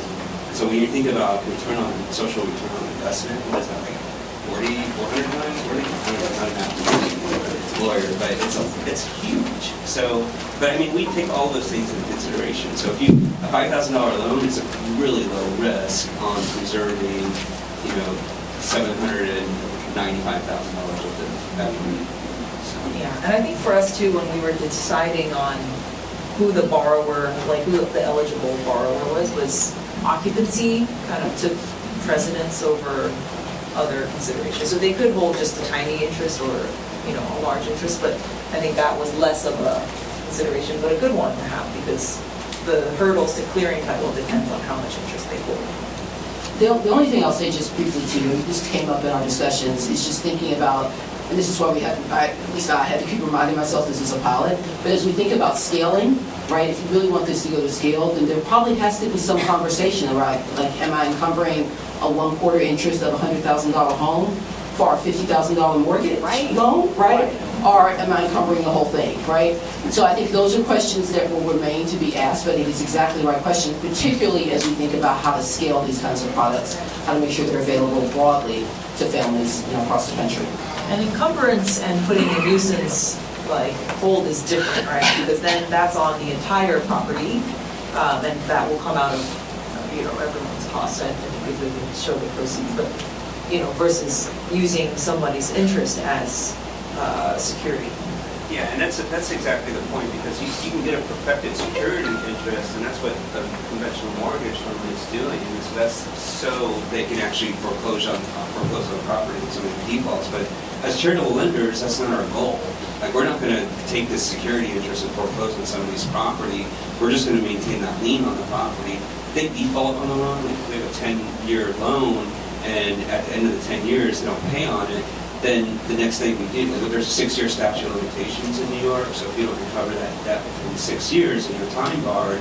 But then before that end of that 6-year period, we would just bring a civil action and get a judgment lien on the property, and then that's another 20 years. And so maybe 20 years down the road, we would never recover that lien. But we're not displacing people with these loans. They're just nuisance loans. It's just for that very, very specific purpose. When they sell the property, when they refinance, when the distress is over, when the family decides to move on, we maintain that property, we preserve that equity, and then, you know, then it's done. But when it's sold, would you be entitled to more than one property? No. Well, when they sell the property, we only get the amount of our lien, and these are mostly 0% non-amortizing loans, and so, like, we make, and there's also the future value of money, right? So we make a $100,000 loan today, and then every year the true value of that money goes down because of inflation. And so $100,000 10 years ago is worth a lot more than $100,000 today, and so there's still even that thing. But that's a really good question for further development, right? Which is, can you put a nuisance lien that does accrue interest over time, so that you can, to make it a sustainable lending vehicle, or, you know, like the funding can carry for longer, right? So we have to end, unfortunately. I thank you, panel, very much so.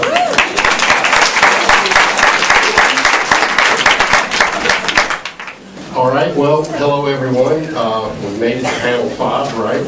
And there you go, right?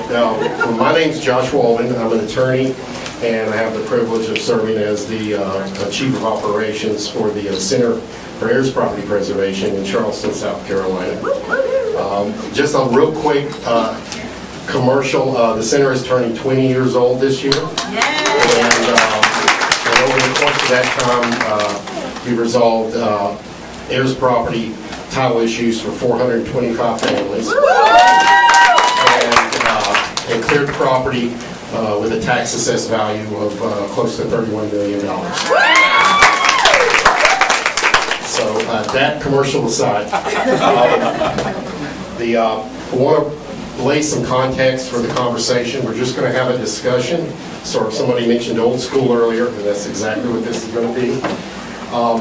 And really what we want to talk about are some key issues that come up when you're talking about heirs property and you're talking about affordable rural housing. And we want to talk about the intersection of that with the on-the-ground landowner experience, as well as partnerships and policy. Right. So, and the way we want to accomplish that through our esteemed panelists here today, whose experience and knowledge and their day-to-day work in their respective states, which are Mississippi and South Carolina, place them dead in the middle of that sphere and in those issues. So, with that being said, y'all ready to get after it? All right. So, question 1. We'd like for you, we know that one of the key issues we deal with rural housing is the access to funding for rehabilitation and repairs, whether that be over the course of just the life of a home or whether that be post weather event. We'd like for you to discuss, and this question is for all three panelists, and if you would, give a brief introduction of yourselves before we get going. And can you discuss that and each the barriers associated with accessing those kind of repairs, and also any policy or regulatory issues you see that affect that problem. And we will start with Nancy. Sorry, I redid my notes and took off the part that says what order we're going in. My apologies, guys. I'm the Executive Director of Habitat for Humanity South Carolina. So I support our network of 24 local affiliates in the state who build and preserve affordable home ownership opportunities for single family for single families. We serve families for the most part that are 80% and below of the area median income. And I will say that I'm not an attorney. I lean on Josh and the Center for Heirs Property quite a bit, and some other attorney friends who are doing some phenomenal work related to the intersection of housing with heirs property and work of nonprofits that want to ensure that heirs property is not excluded from being eligible for those resources. So with all that though, in the state, we are affiliated network of Habitat. Last year we built 62 new homes, and for perspective, we repaired 233 homes. So we are seeing an increase in the need for repairs for all the reasons that we all know, related to weather, to old age, to access to funds, to limited income, change in blood considerations, increase in property taxes, insurance, etc. So something that's come up more often than not as of late is the issue with challenges with heirs property. What we're seeing and what we are trying to overcome are challenges that restrict us before we even begin these repairs, that limit us. So from funders, from state policies, from federal funds that are coming down and being implemented at the state level, at municipality, county level, etc. So our intent here has been able to identify solutions to those barriers, to make them eligible. So I'm just going to take the notes away. So that's making it too reverse. Sorry, guys. Very, very aware of speaking to a room of legal professionals here. But essentially, we looked at this and we're like, okay, first way we go, let's look at policy. Let's look at policy solutions. That seems to make sense. This seems like a very technical, very complex issue. Why don't we just remove it up there, and that'll just have this flow-down effect. So we went to this legislative study committee at the State House. We were, excited about that. At least lawmakers were going to engage in the conversation. The Center for Heirs Property, other nonprofit partners, they did a great job on their presentation, their recommendations, the challenges they see, etc.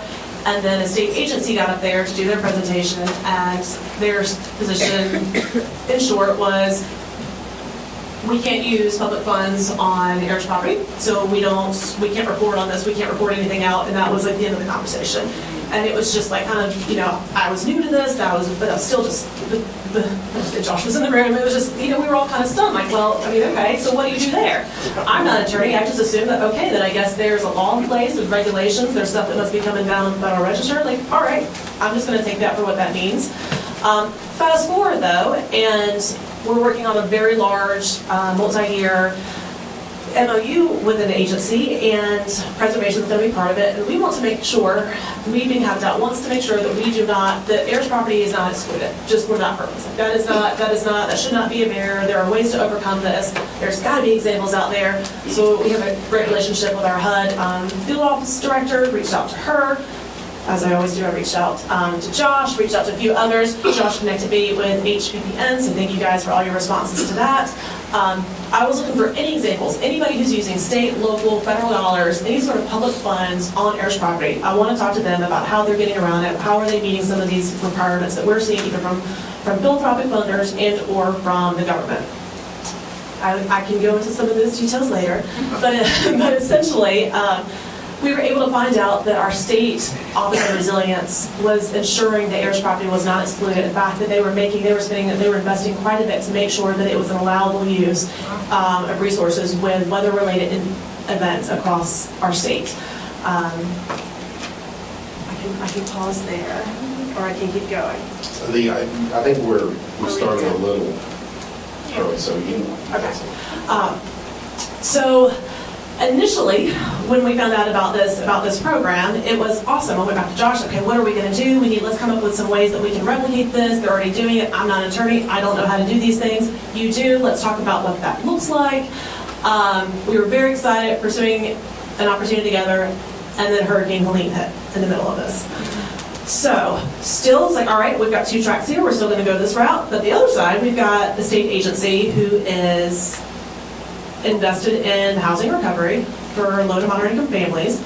They ensure that heirs property owners are eligible for this. They have a model in place. We are already wanting to replicate their model. How can we insert ourselves in before we have this other funding and before we have this other model built out? So we found a way to collaborate with them so that the state agency handles all the eligibility screening. So folks who are already reaching out to FEMA, already reaching out to the state, already need assistance, they're already in this master database. we don't need to reinvent the wheel on that with Habitat. If they can just let us know who's eligible based on their criteria, and we have acknowledged, what that looks like, and there's signed agreements and data consent, et cetera, we then can go out and do the home repairs. The state entity found, Habitat state's entity found funding for that. At that point, we had about 1.6 million, so we were able to do home repairs and not have to worry about any complex concerns, legalities, if it was heirs property or not, because that standard had already been addressed through the state. So it opened up a very easy avenue for us to start down that path.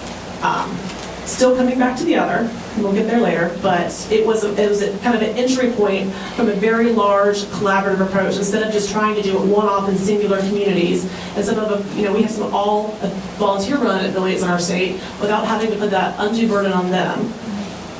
It was tapping into existing resources to utilize their expertise, partnering with, hey, these homes need to be repaired. We can do that part, but how do we collaborate together to move the ball forward? Thank you, Nancy. And Brianna and Andrea, if you'll introduce yourselves, and then also give us sort of the take from the Mississippi on the ground, South Carolina on the ground, what you've seen as far as landowners, direct effect on them, what they're experiencing in that regard. Okay. Hi, Brianna Jackson, Director of Legal Services at the Center for Heirs Property. I've been with the Center since 2019 and been able to experience the expansion, especially when it comes to the type of landowners we've been able to impact, but also like just the pressures that in which they live in has changed too. So as far as the landowner perspective, gentrification is happening rapidly, especially around like our coastal Carolina area.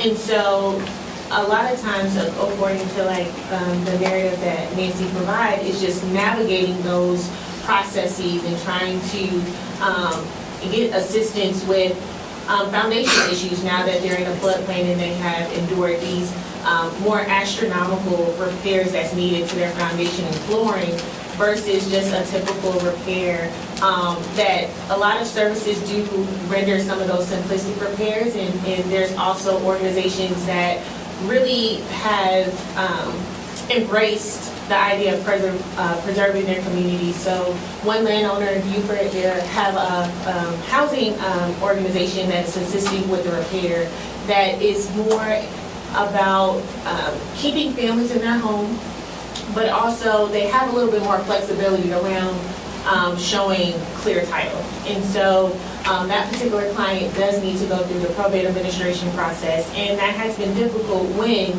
you don't necessarily know that extended family. And so that's one of the hurdles with some programming is, okay, well, I know that you're an heir. I mean, we're dealing with the short end spectrum of heirs property where you can just show an obituary, you can show a death certificate, and have that close connection as to that ancestor. But on the opposite end of the spectrum, I have a Charleston County family where they need extensive repair to foundation repairs and flooring, where organizations, if you cannot show that deed with your name on it, or if you can't prove that you at least have about 25% interest, they won't even come out to give you a quote. And so those are the things that really hinder landowners to invest in the property, and it makes it difficult for them to maintain their interest when it's, I'm already low income,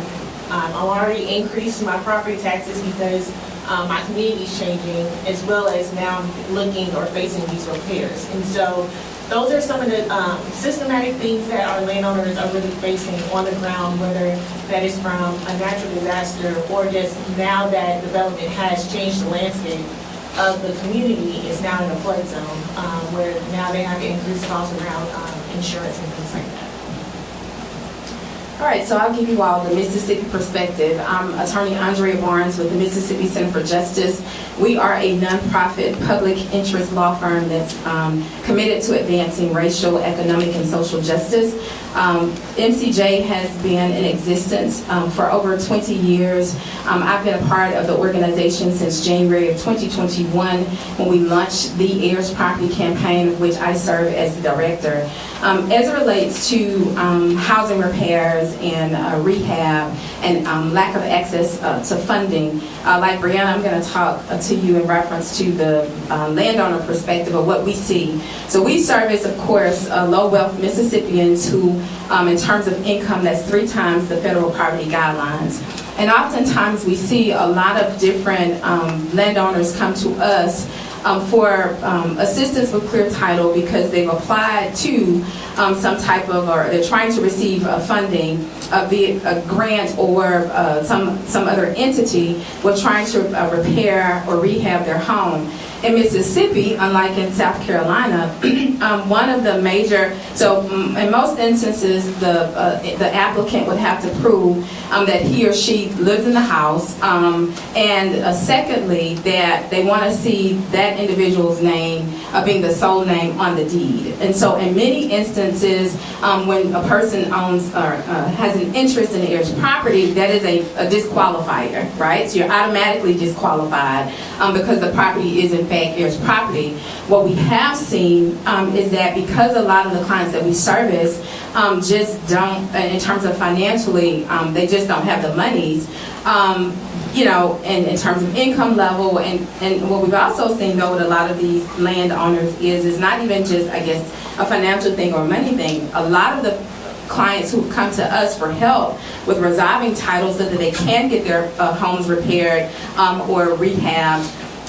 One, in a lot of these rural counties, in these rural homes, there's just a lack of access. There are not a lot of lending or financial institutions that they have access to even, you know, try to get a loan or something. But then, quite honestly, I was surprised about this. There are a number of people in terms of that are unbanked still in 2025 in a lot of these rural counties. There are a lot of people who, you know, one, don't have good credit or have established credit. So with MCJ, we have a number of campaigns. So our economic justice campaign stood up a financial literacy component to try to help people become banked. And so we partnered with banks in the Delta to try to help bridge the gap in that regard. So there are a lot of, I guess, layers when you start talking about heirs property and the issues that underserved or low wealth individuals have in the state of Mississippi. I like the fact that in South Carolina, right, from a state perspective, they have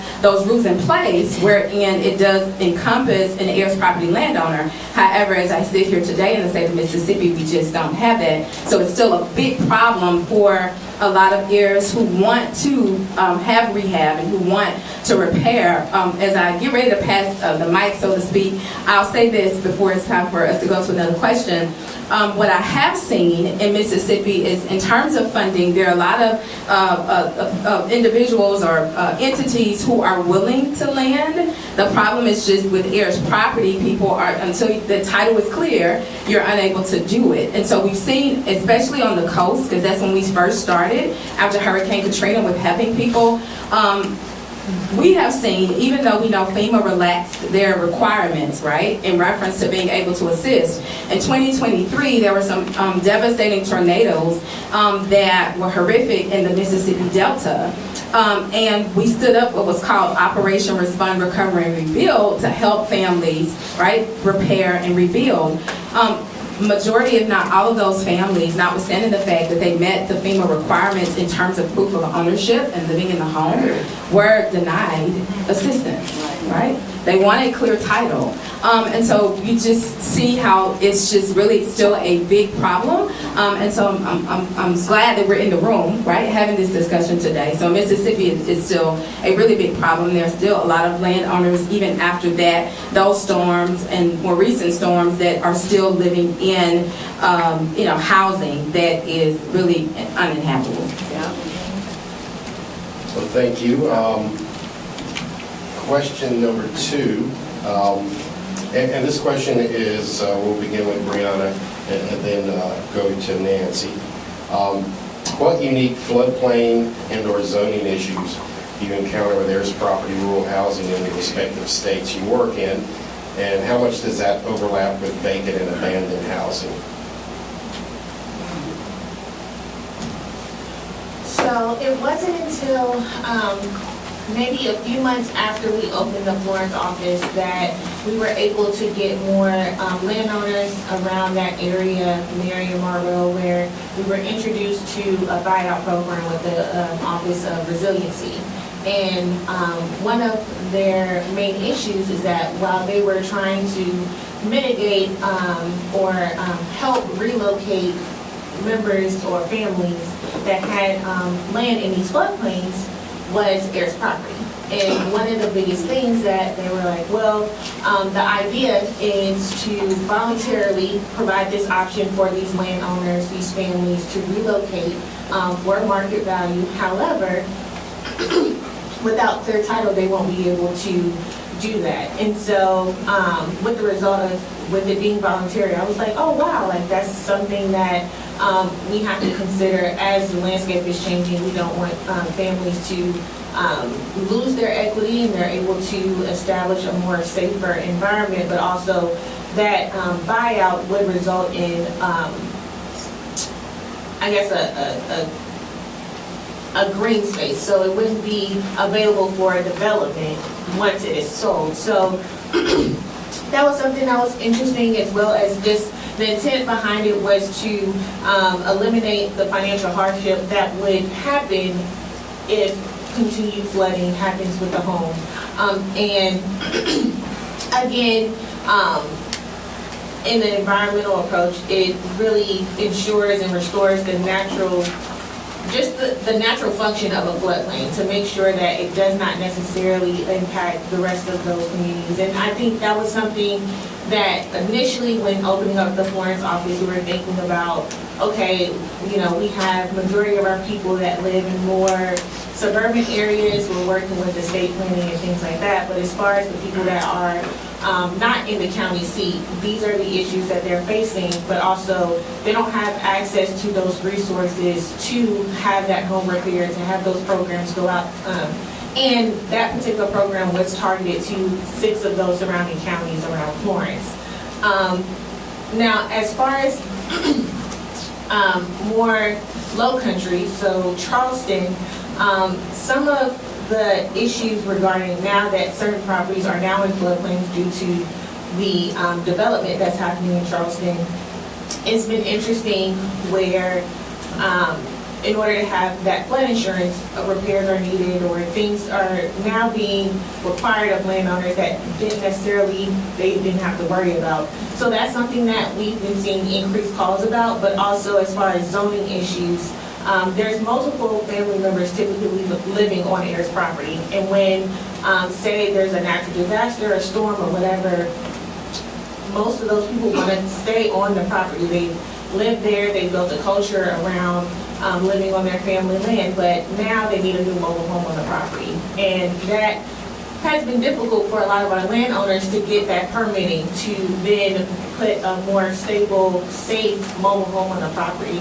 And so trying to navigate that permitting and talking to assessors, zoning, permitting offices to say, okay, well, what documentation can be used? And some counties are very open, and they embrace the idea of heirs property owners, knowing that it is something in there that is common that they have to navigate through. But some counties are they do have that resistance because, again, there's no clear chain of title. They don't know, and we're dealing with families. So some people get upset when, oh, you're moving a mobile home on the property and I didn't get to.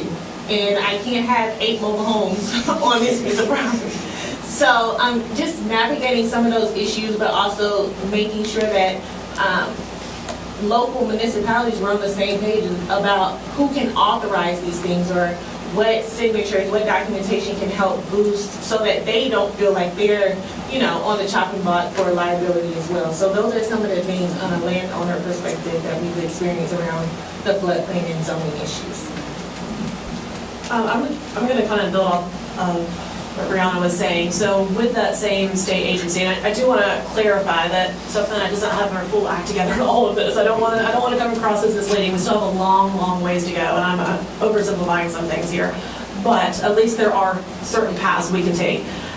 Related to floodplains, and particularly with weather-related events. Something that the Office of Resilience has done in prior disasters up until Helene has been to offer, to still go in. They were still willing to go in and make repairs on those properties. Again, there's some limitations, but in general, even if there's not their title, so they have their path as far as what they'll accept. It doesn't require a percentage of ownership interest, but just a ownership interest and being able to show that you lived on the property at the time too. So again, oversimplifying, but in general, I do think that's something that I started hearing a good bit today about the percentage, and that is not something that they have in their policy.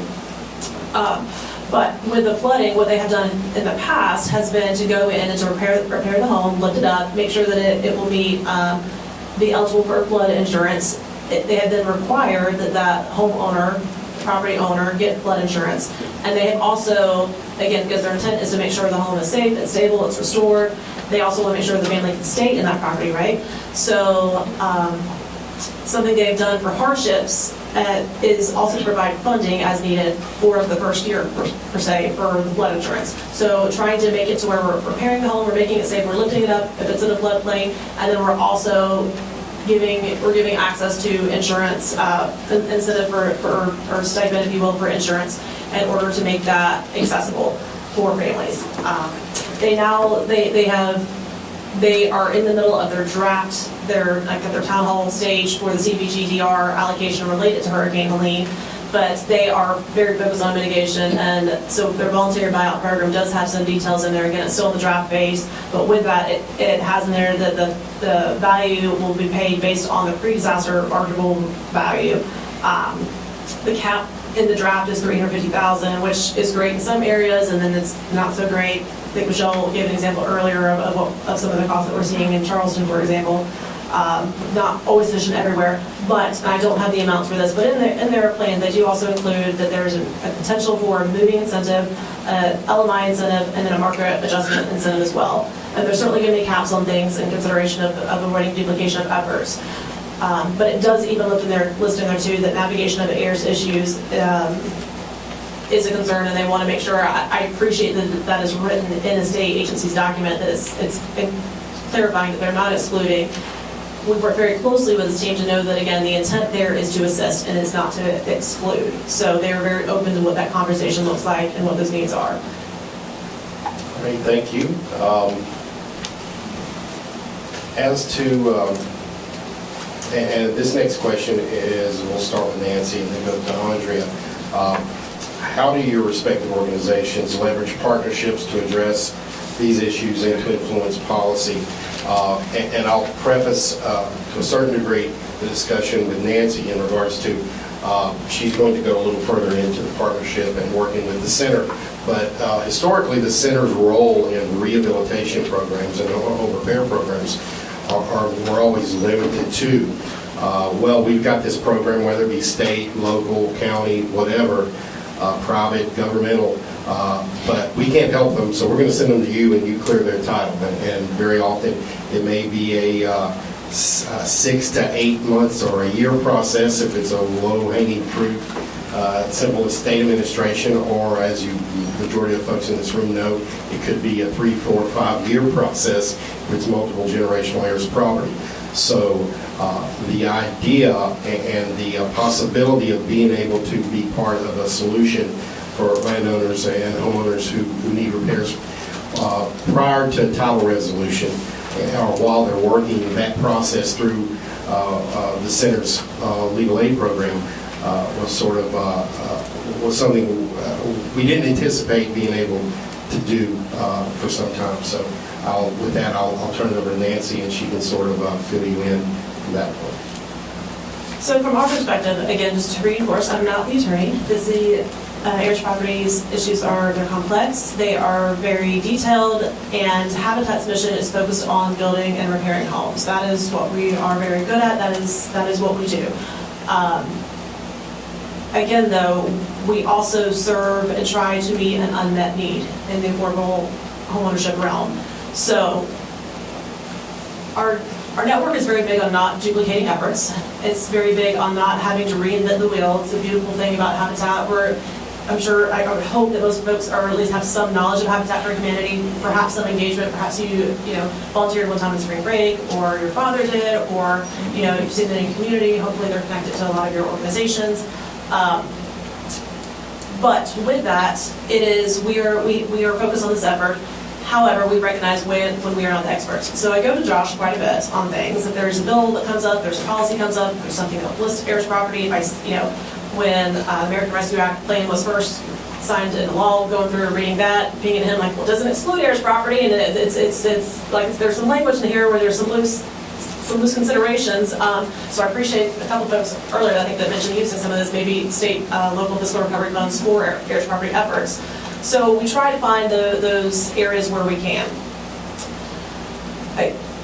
The opportunity came up again to say, all right, so for repairs, what can we do? We have our eligibility requirements, but what we don't want to happen are folks to apply, and then because there's not a clear title, for that to be a reason that we can't go into the property to repair their home and make these needed efforts, right? And I have your name, I'm going to talk to you later if I can.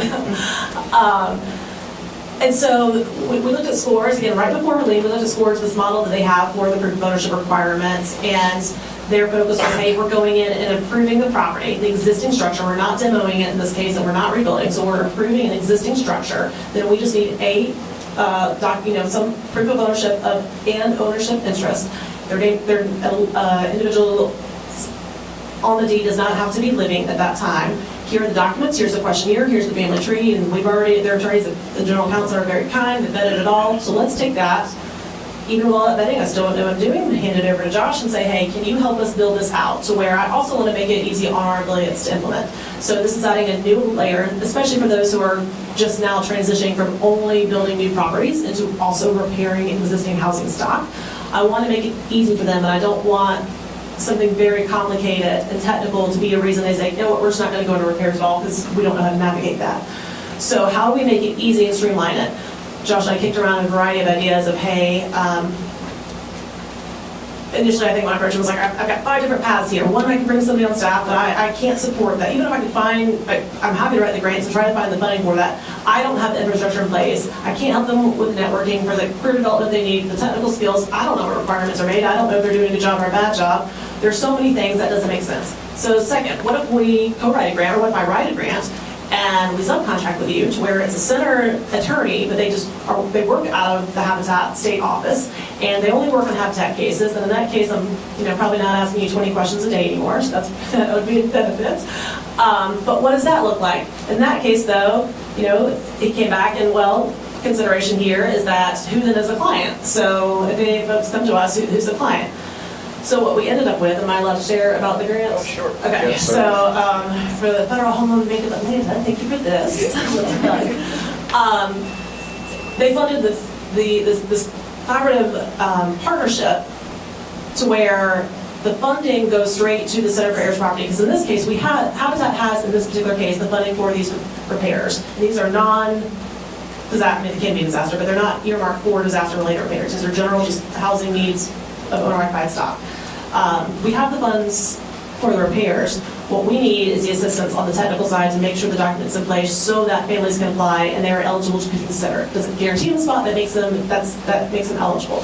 So we have these, and then you bring in SCORE, they have these documentation, these documents, this packet that goes through the questionnaire, what it looks like, what the requirements are, what satisfies state funding. Made sure that they also use that HUD has blessed this, so there's that as well. What does that look like? They're building up the documents, and essentially as we roll this out, what happens is a homeowner that applies for assistance, if it comes through that their name is not on the title, it doesn't just mean, oh, we'll go back to the title and then come back. It means, oh, wait, hold on. We refer them then to the Center for Heirs Property Preservation. That 2 things happen at that point. One is Heirs Property works with them, or the center works with them on these acceptable documents. So the individual, the household, then they're the client of the centers. They complete these documents together. We feel comfortable that an attorney has vetted that. That individual then can bring us back that completed packet and says, hey, here's what we have. It doesn't mean that they have to be, it doesn't mean they're titled, but it satisfies what we need for the repairs and the level of repairs we're doing. It also connects them then to the center so that if they want to pursue clearing their title, they can also do that. So there's preserving the housing stock that they have in place and hopefully, clearing their title as well as a part of it. duplication, again, avoiding that, and replicating, again, what other folks are doing. There is a proviso in the state budget, it's been there for several years now, related to disaster response. We've talked about, while there's it's the beautiful thing of value of property, at the same time, when we're going in and making these repairs, it increases the value of the property, which then triggers increased property taxes, insurance, et cetera. So Officers Resilience has a proviso in place that our property values are reassessed or reappraised every 5 years, and then they're reassessed. Can't go more than 50% of an increase. 2 other items can trigger, though, that reappraisal. One of them is a transfer, which we can chat about a bill that's in place that was filed this year and hasn't gone anywhere. Hopefully it will, though. We can talk about strategy on that. But then 2 is also improvements on the property. So that's building or significant repairs. Their budget proviso they has in place, which is annual basis, but it works and it shows that it works. So there's no reason that can't, be translated into a bill and a law. But it has in place that the trigger that a repair on a disaster impacted and repaired property cannot trigger the reappraisal itself. So they have to still, so they're 4 years away from a reappraisal, that's where they stay. If they're 1 year away, then it's bad timing, but that's what it is. It doesn't impact the millage. If that increases, that's still reflected in their property taxes on an annual basis, but it makes sure it protects the family, because you don't want, again, to go put money into the repairs and the family not be able to afford the property taxes. So. Thank you, Nancy. Andre? All right, so how does the Mississippi Center for Justice, leverage partnerships to address this particular issue? One of the things I think as an organization we've always done is we, of course, put emphasis on advocacy, but also on policy. And so in this realm, since MCJ first started doing Heirs property work right after Hurricane Katrina, there have been a lot of natural disasters in the state of Mississippi in recent years. And so what we've seen is that a lot of entities, philanthropy even, whether that's state, private, a lot of different funders are putting money in place to help assist Mississippi landowners who need repairs as a result of property being destroyed or substantially damaged as a result of either a hurricane or a tornado or some type of natural disaster. So we've actually had a lot of different entities approach us about assisting heirs property landowners with resolving their title. Additionally, I think one of the things in addition to the direct legal service that we've been asked to do is a lot of outreach and education, especially on the coast, where hurricane season of course has already started, but especially on the coast where you see a lot of flooding, you see a lot of natural disasters occurring.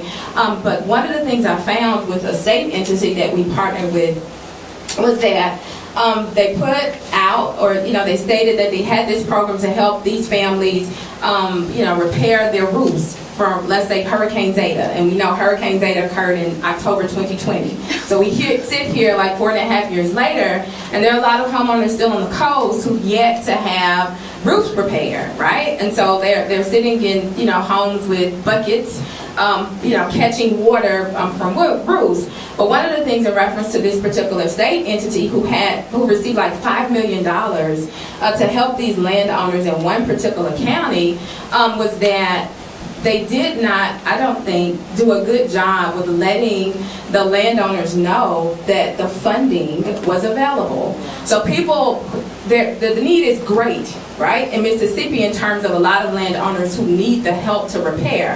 The funding was there, but they did not know, and so there was a short window of time in which one had to apply, right? But then there are a lot of families who just don't understand heirs property. They've not heard of heirs property, and so when they qualify and meet all the eligibility requirements on everything else except the fact that you live on family land and it's heirs property, there's still that education piece that needs to happen. So one of the things that we try to do in addition to the title clearing is go out into these communities and really begin to educate communities about heirs property, what it is, what the law is, and what that really looks like in an effort to assist. So we've been able to help leverage those partnerships by making sure we are connected to the entities who have the purse strings, so to speak, to help with the repairs, to actually have an organization that does the work.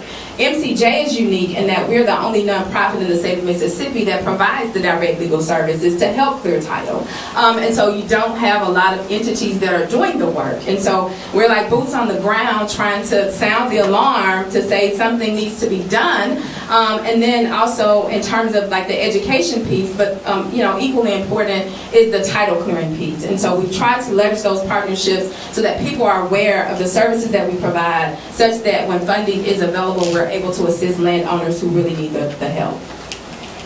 Thank you, Andrea. And I was remiss in the fact that I didn't mention that Amy Pritchard, who you see up there, was supposed to be part of this panel.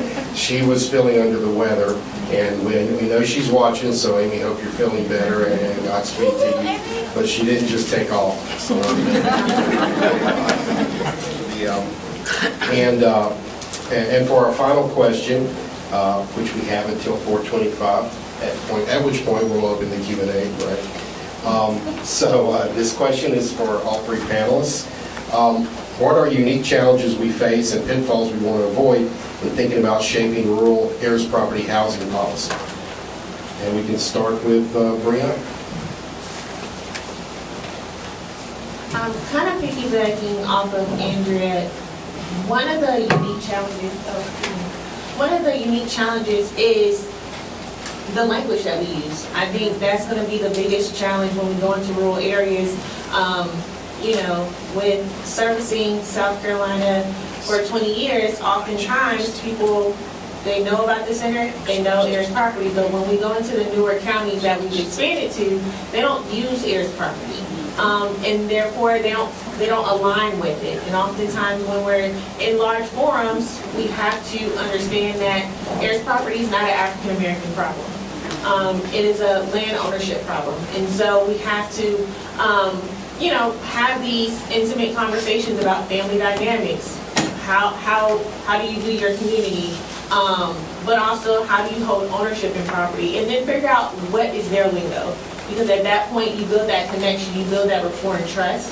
And so that's one of the unique challenges is as we expand our services and partner with other organizations as far as our community outreach or wills clinics or land use workshops is, well, we know that, we have the studies, we have the data that shows that this is heirs property, but if people don't align with it, they don't connect with that term, we have to build that bridge for them. And that means going to the festivals, that means going to the churches, community centers, and building that relationship, even getting non-heirs involved, which the children of these parents, so that they can, one, be invested in the property itself, because we want to make sure that we're maintaining ownership in communities.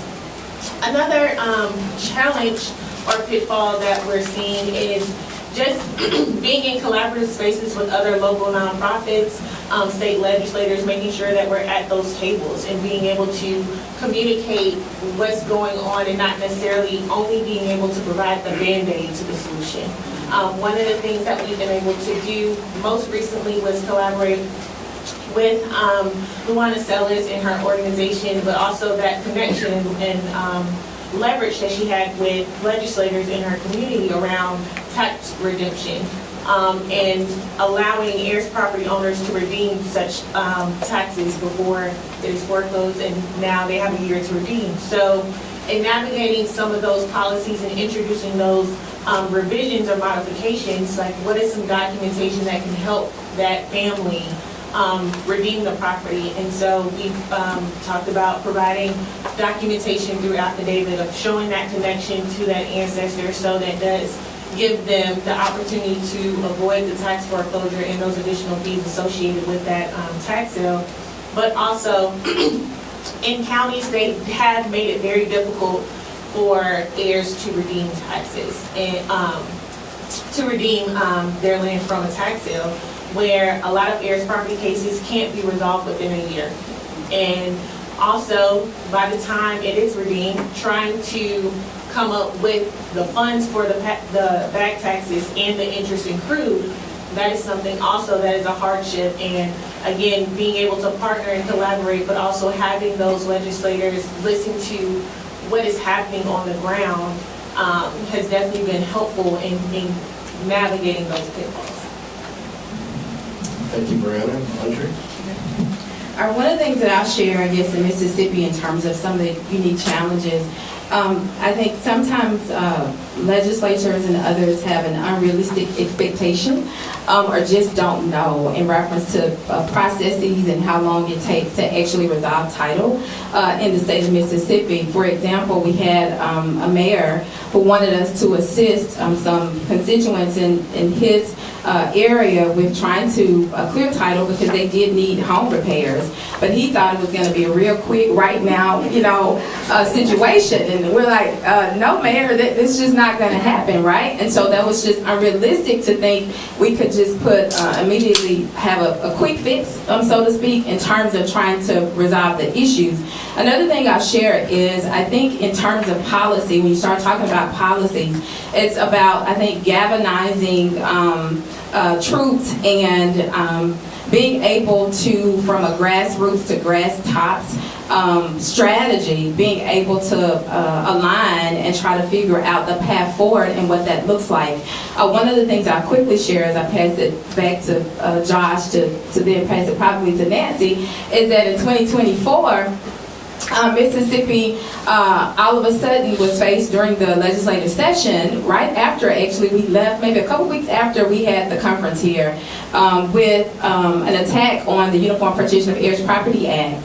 And so right in the middle of that particular session, we had to immediately, right, respond and react and get in a position of where we're fighting to ensure that it survives. So one of the first things that we did when we talk about policy is we spoke with our grassroots partners, right, in an effort to let's talk, let's get at the table, let's meet, let's strategize. But then in addition to that, and after we moved from talking to our grassroots partners, we had to think about who's not at the table that has more maybe political power than, let's say, the Mississippi Center for Justice and has the ability to go across the aisles in an effort to ensure that the work is able to move forward. We had an opportunity to speak to Professor Mitchell and Happen, and we got the word out, and we were doing talking points, and we were just doing all we could do in an effort to make sure it survived. So as I sit here, it did survive, but I said that to say, when you think about policies, about thinking about other people who may not necessarily do the work that you do, but in terms of the ultimate goal, it's the same. So we don't have to agree on everything that you stand for, but we can at least agree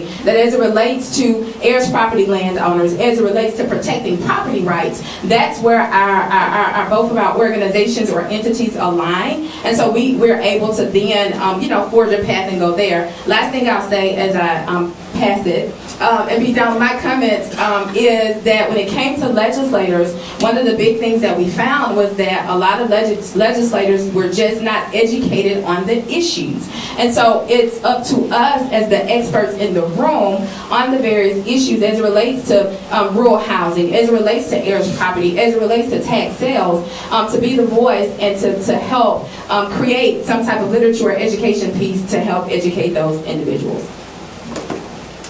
Well, thank you, Andrea. And I think we've arrived at the Q&A session, right? Yes. So, well, I'd like to thank all of the panelists for giving such wonderful answers and talking about it. So I want to give them a round of applause.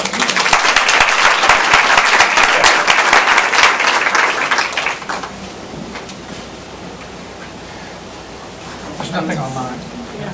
Oh, is there one online?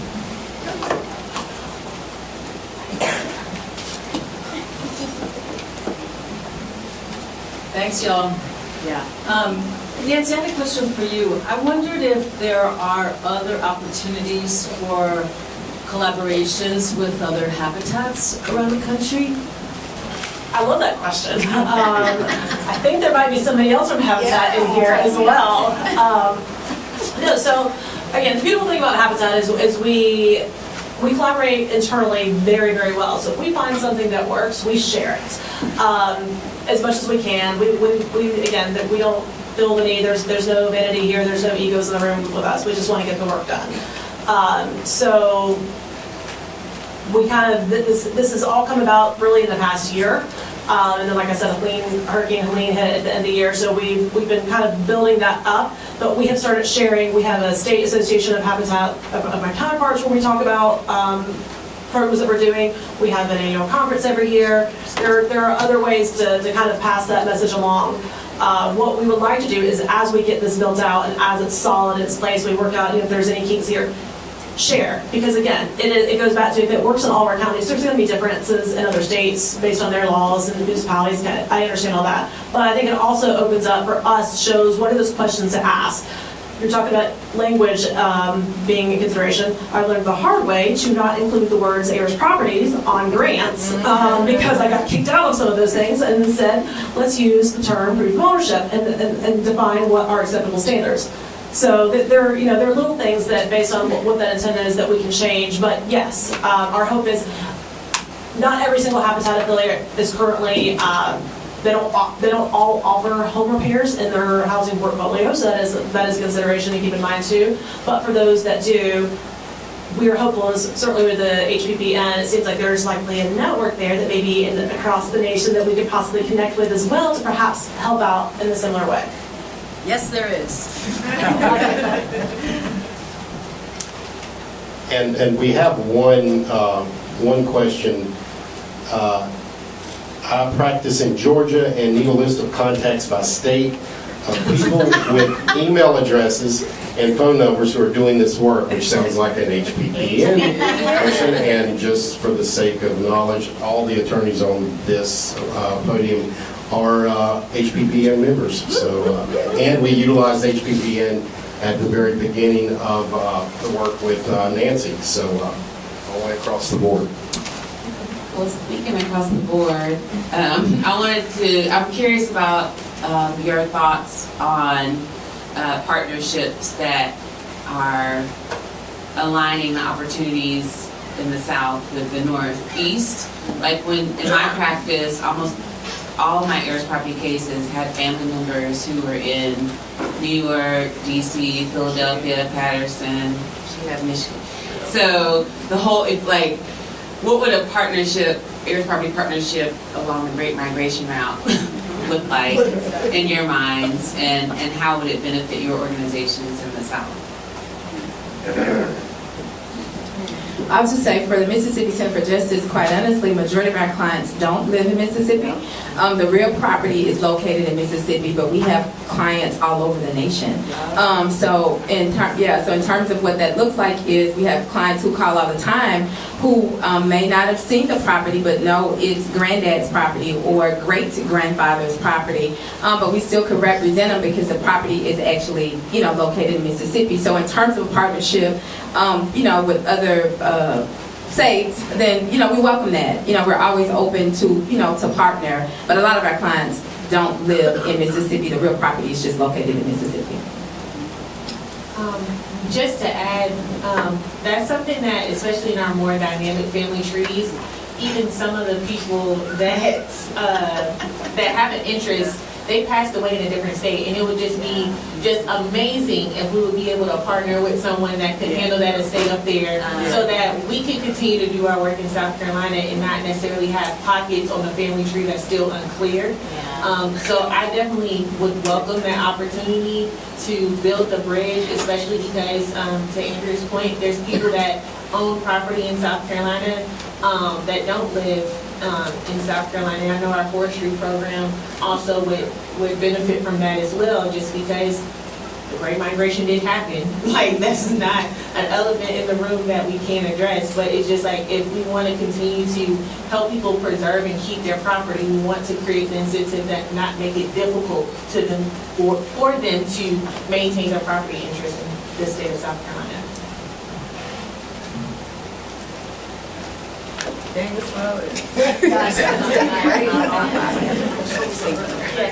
What advice do y'all have as far as legal deserts in rural communities? What advice do y'all have for not just lawyers in the room, but people working in this space to get the word out to those rural communities that maybe don't have the representation that the cities do?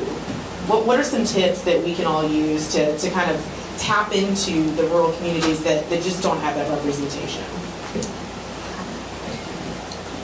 I guess I'll start. So one of the things that we did when we first launched our, it was initially a project, right? But now we're a campaign because we expanded our capacity. One of the first things that we did to just increase awareness about the work that we do and to help build that infrastructure so that people know who we are and that we do offer the service and there are people out there, is that we strategically looked at the different entities and people that deal with heirs property. So that may have been chancellors, like the judges, chancery judges, right? That could be tax assessors, that could be tax collectors, that could be just a number of different people that would help spread the word that if somebody comes into the courthouse and has an issue, and then we send like we say, collateral, right? So that throughout the state, right, not in just one central Mississippi, but throughout the state, and those very rural areas where there may not be private attorneys doing the work,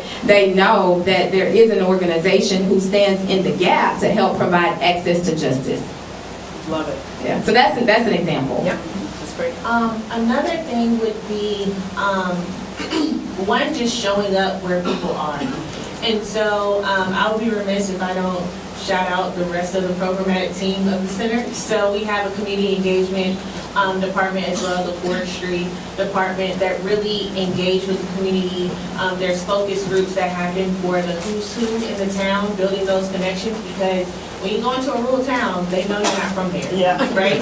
So you need to build that connection to the people that they trust, and then make sure that they know that you're not coming in trying to extort them, because we work in systems regardless if it's the financial system, legal, even healthcare. Like they have definitely experienced some type of trauma or just oversight of what they need. And so to let them know that we are an organization that provides these services, however, what are you facing? How can we help you navigate that?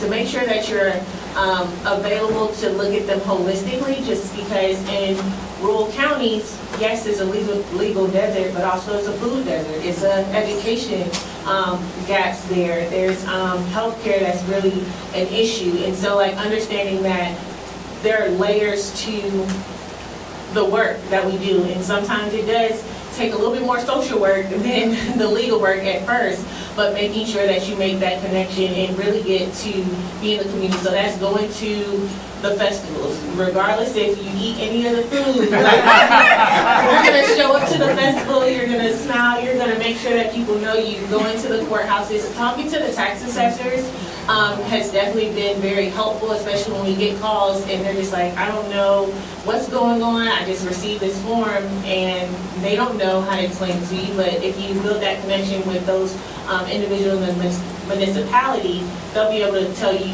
what is the form, but why they do it that way, because all the counties aren't going to do it the same way. And so that's something to navigate as well, and making sure that if they have conferences, go to that conference and say, hey, are you going to have the treasurer, the assessor, all of them?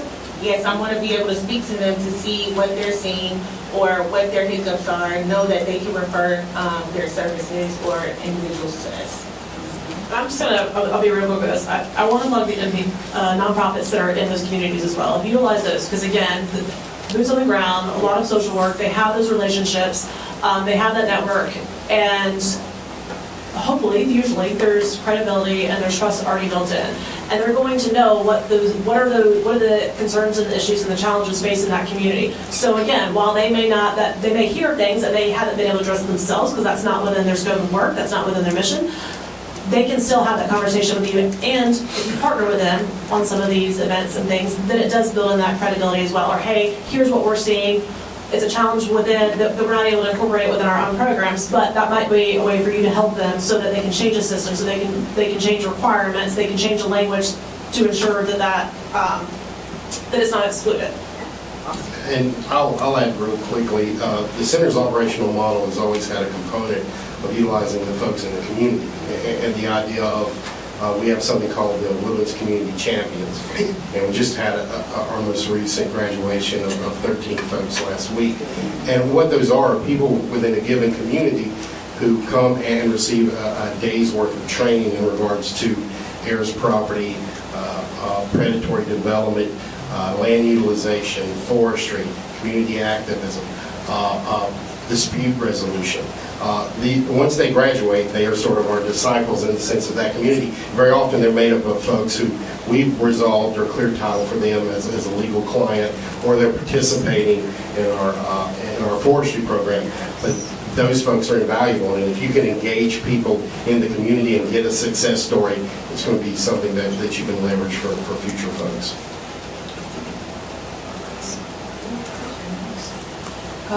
My name is Holly Ariel. I am a professor of urban studies and planning at MIT, and I teach a class in the spring that focuses on heirs property rights. And this is my community partner here, they're located in Baltimore. I teach this class in conjunction with Morgan State University, the faculty there. So we have our students travel down to Baltimore, and then we have Morgan students come up to MIT. I'm also in conversation with the Dean of Architecture, or the chair of the architecture program at Tuskegee University. And so we're talking about how we can build a program similar around heirs property rights. Tuskegee is also my alma mater. Me too, to you.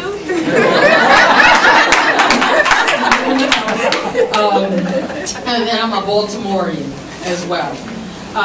Thirdly, I'm in conversation with a native of DeFusky, South Carolina. And so we're talking about developing a project there. So my question for you is, what can you share with us in terms of what do you feel our work is to do as educators, particularly at our HBCUs? I am very interested in trying to understand what our work is to do in this movement and how we can bring educators, and I consider myself an urban planner of 25 plus years. My students don't. They don't call themselves planners. They're practitioners in lots of different spaces. Artists, some are lawyers, etc., and so forth. So what insights could you provide to us about what our role is to do in higher education?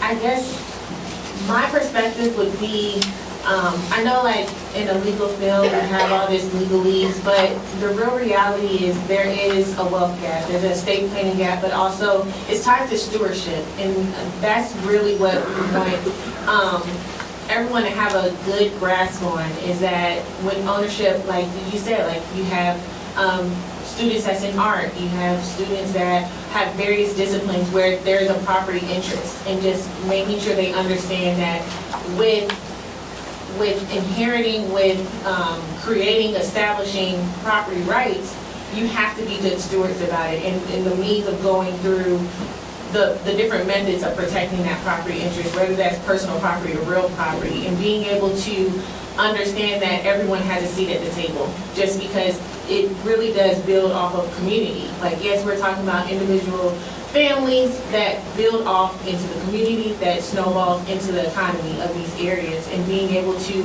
understand that they do intersect regardless of the discipline, and making sure that people understand that it's something not to be afraid to talk about. It's like we cannot, we were born, we're gonna die. Like, that's just nature, right? But not necessarily saying like, oh, now we need to talk about death. Like, we just need to always think about the end. That's not what it is. It's about how can we maintain and be stewards and making sure that our property is going to be protected. It's more about legacy and being able to communicate the importance and value that you currently have, but also letting future generations know the value of that and keeping it. I was just going to say, I'm glad you asked that question. Another baby boomer opportunity is the professions of appraisers and surveyors.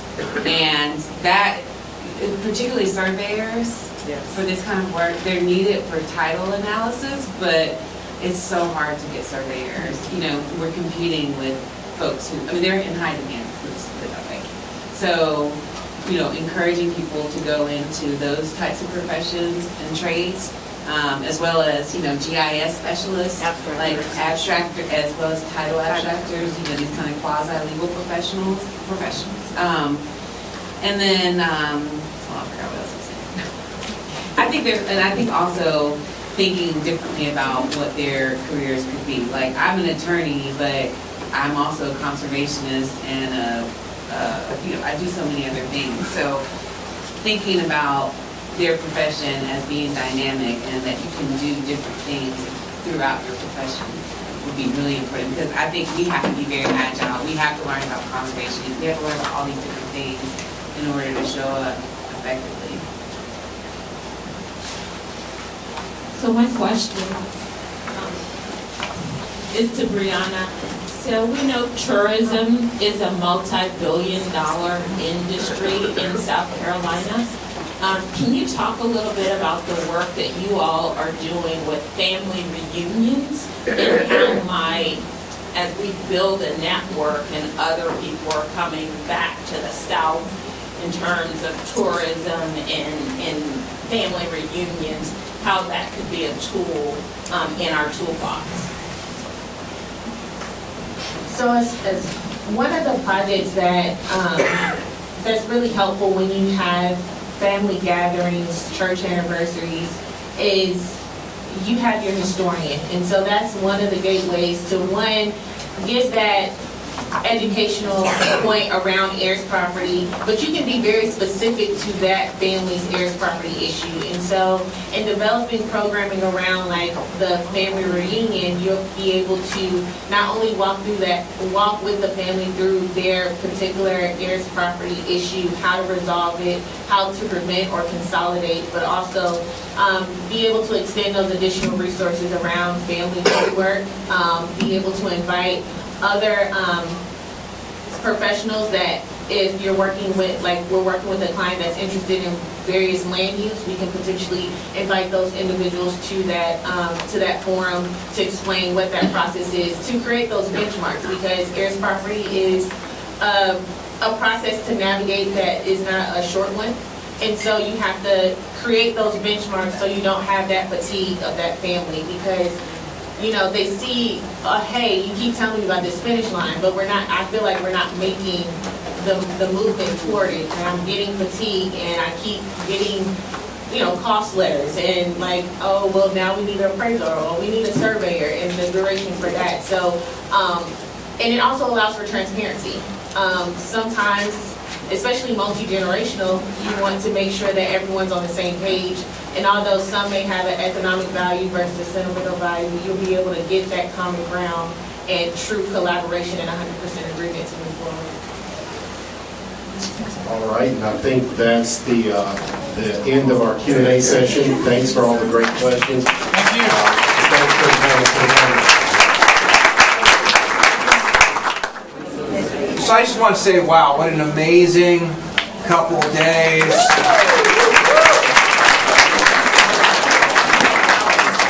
What an amazing collection of people. Like, you know, the just the energy, the passion, the dedication, the perseverance, the creativity in this room. It's just amazing to be with this kind of collection of people, because oftentimes we know when we're out in the world, it's not always like this, you know. So I just want to kind of thank everyone for being here. I just wanted to, because they asked me to close this a few minutes earlier, I was actually writing my comments, so this might be a little bit scattered. I think I have a lot of balls up in the air. One of the things, because I've been juggling so many things, I was just happened to look at the program the other day. And I was like, you know, I've gotten to know a lot of people. You've met some of the professional athletes I've gotten to know. And I'm looking at the program, like, oh my God, we got Simone Biles here. I was like, look at Brianna. Is there not? Just look at that, Brianna. Look at the picture. Does she not look like a little bit like Simone Biles?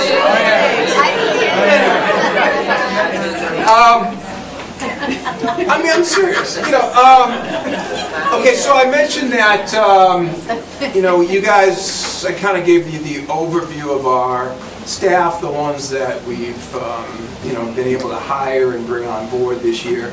There was another person affiliated with our initiative that plays a very important role. But she has a lot of responsibilities. And one of the responsibilities is she has a child who's now out of school, it's the summer, had a lot of things to do with that child, so she wasn't here. She's also turns out to be one of my colleagues on the faculty. And she actually happens to be my wife, too. So it's Professor Lisa Alexander.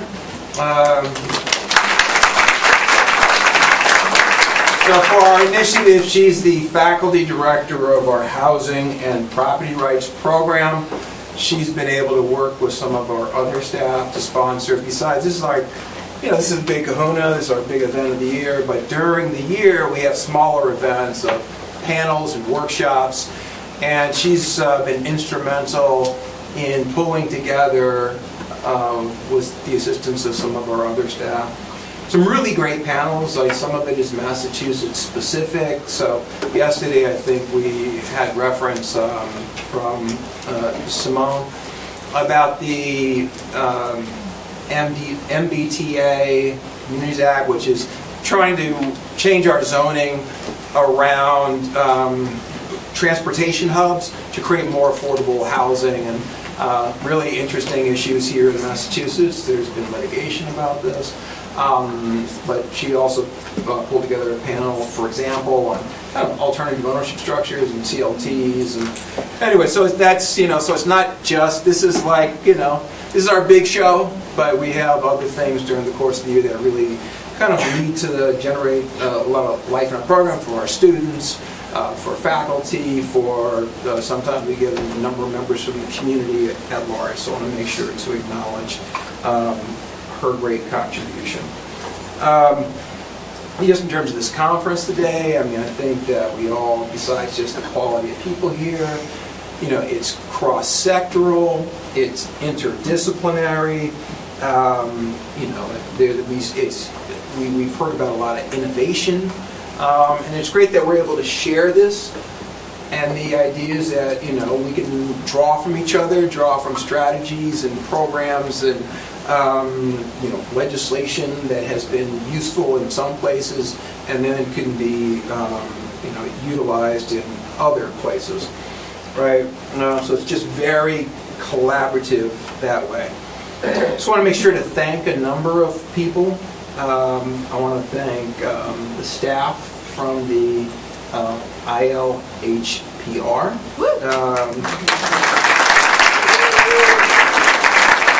They've all done a great job. Probably in terms of just the staff planning, I've leaned the most on Sam Gelly, right? I request daily updates, and many requests to contact this person, contact that person. I want to thank Abby Bronkowski for just the tremendous work that she's done. David Price did a great job in terms of helping organize various panels. So, and our other staff. More generally, I want to thank some folks from the law school staff. Nate Kenyon, who you met earlier, who heads our kind of media and communications operation. I know Nate was happier this year because last year when we had a smaller staff, and I was often emailing with Nate at 1 in the morning, but we were able to plan this in a little bit less of a compressed way this year. Amanda Crowley, Scott Sheltra, Eric Hardy, Scott Toomey. Just think, I'm sure I'm forgetting some other law school staff. And then just some staff from the university. I've gotten to know some of our dining staff. and they're just wonderful people, right? So I kind of saw some of them here and want to thank them. Obviously, in terms of our conference, I want to thank all the panelists, the moderators, the keynote speaker. You guys just did a fantastic job. Exceeded like what we were hoping in our highest expectations. Just incredibly diverse panels, interesting panels, hearing about really kind of ground truthing about what's really happening on the ground, but just a lot of innovation and just kind of an incredibly collaborative spirit, right? And we hope that the audience, the participants, both folks here and then folks who are participating on Zoom, our extra 350 friends on Zoom, hope you feel like you got a lot of value out of the conference, right? I know that I saw from the in-person, same thing as I saw last year. Saw a lot of little breakouts between coffee breaks, food breaks, folks getting together and sharing. I know from last year what that led was there ended up being organizations that came to our conference last year. Some of them just got to know other organizations for the first time and ended up collaborating on projects. And that's just tremendous. In the last 6 months, I've actually heard from 4 or 5 organizations who shared with me that as a result of last year's conference, they met some funders and got funded, right? I'm not a zero-sum person, right? I think it's wonderful that other folks were able to get that funding as we kind of grow the field, right? So really, I'm happy about that development. I think just a couple of housekeeping. I think in the QR code for our conference, there's a link to a survey. Is that right? I think, Sam, you... There's a slide. At the end of... And at the end of the program, there's a link to submit your feedback so we can improve for next year. So we would appreciate all of your thoughts. Great. And then I assume that we did this for the first 2 years, is that the entire conference has been recorded and it'll be made available on YouTube. And I think we'll do it by sessions, and so, right, Scott? Awesome. Yeah, so that'll be a tremendous resource. Even in the last year, I've gotten a number of people who contacted me who didn't attend the conference, but then they were like, oh my God, did you guys record it? I said, yeah, we did. So they were able to observe the conference from the recording. So I think just going forward, I think it's going to be kind of, just to me, it's just tremendously exciting to see the development of the field. Like I said, I began to work in this almost 30 years ago, 96, 97, and to see from at that time where, frankly, there didn't seem like to be much hope.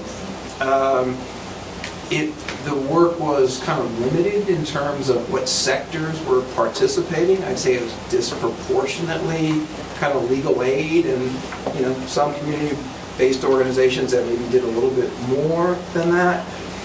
And then just to see this growth, I mean, it's kind of a bittersweet thing. I'm just so proud of when I see various people in the room that I met, 20, 25 years ago. Some of them were at organizations that were incipient, like the Center for Heirs Property Preservation. We met Jenny Stevens right at the beginning. I met Josh when he was just a staff line attorney, and then watched his progression to becoming Director of Legal Services, and now he's just, Director of South Carolina. It's just kind of amazing to see these organizations go from just being birthed to seeing the amazing work, not that they're just doing, but they're serving as inspiration for other organizations. Or I know Center for Heirs Property Preservation, you've collaborated now with the Mississippi Center for Justice and are helping incubating a new organization in Texas. And I know, having lived in Texas for 6 years, there was a desperate need for an organization. So it's, so I can imagine if you just kind of go from 20, 25 years ago when it seemed like there was no hope, and you see what we've achieved in this time. I just hope I live another 20 years just to kind of see the development of the field, right? And so I think I'll just conclude a little bit in terms of our particular, initiative, the ILHPR. I do think the next couple of years can be exciting for us because now that we have a more robust staff in these different policy and research and our community engagement staff, the training of students, so we have some of our students now who are participating in a variety of activities that we do. I'm just very happy, optimistic about, just as our organization, how we're going to be able to make additional contributions kind of going forward. In collaboration with many people in this room, and I'm as happy as I look around and I see all the people in this room I've actually collaborated with over the course of my career in various different ways. But I just think that, going from just one person doing that to our team, there's just going to be many more touch points. And I'm really excited to kind of see that develop.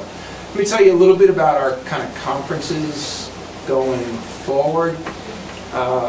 When I came to Boston College and I got the opportunity to kind of found this initiative, I intentionally didn't found, I was going to call it a center, but it wasn't the center or the initiative on heirs property alone, as I mentioned yesterday, because I see this issue as representative of a lot. So to be kind of true to this, having a kind of a big tent, our rough breakdown internally is our goal is to do half of our work, heirs property, and half, non-heirs property, kind of adjacent issues.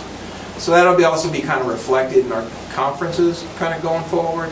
I'm not sure what the mix is going to be, but, maybe it'll be once every 3 years, it's a specific heirs property centered theme. I don't know. So it'll be some mix of a third to a half. Probably next year it's going to be our third, a non-heirs property focus. But that won't mean that there will be nothing in the conference that has, that we're just going to write out heirs property. They'll probably just have a smaller focus going forward, right? I just want to say one other thing, because I know that, just 1 second. Scott, please.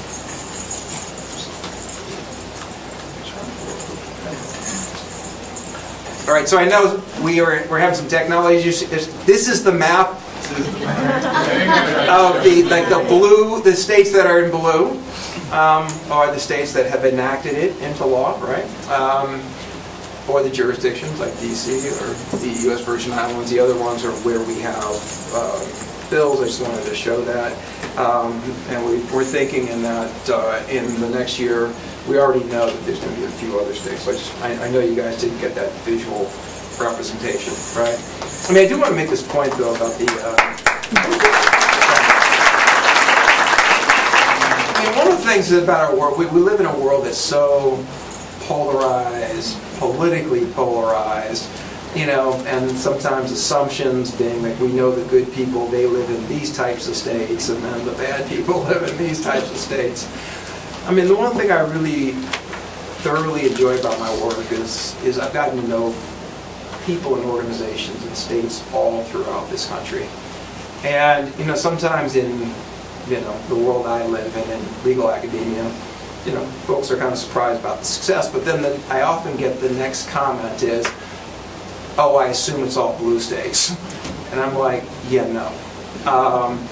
There's great people, great organizations in states throughout this country. There are elected officials who we might not agree with on 98% of the things, but we found a way to talk to these folks and in a way that it's kind of broken through. And they, are actually committed to doing this. And so it kind of helps you see people more as human beings and not just as labels and making kind of assumptions based upon those labels that they have, right? All right, so at this point, I think I'm standing between you and the reception. Very cognizant of that. Once again, I want to thank everyone who has come here. I want to thank the folks who participated by Zoom for your engagement, and just look forward to the coming year.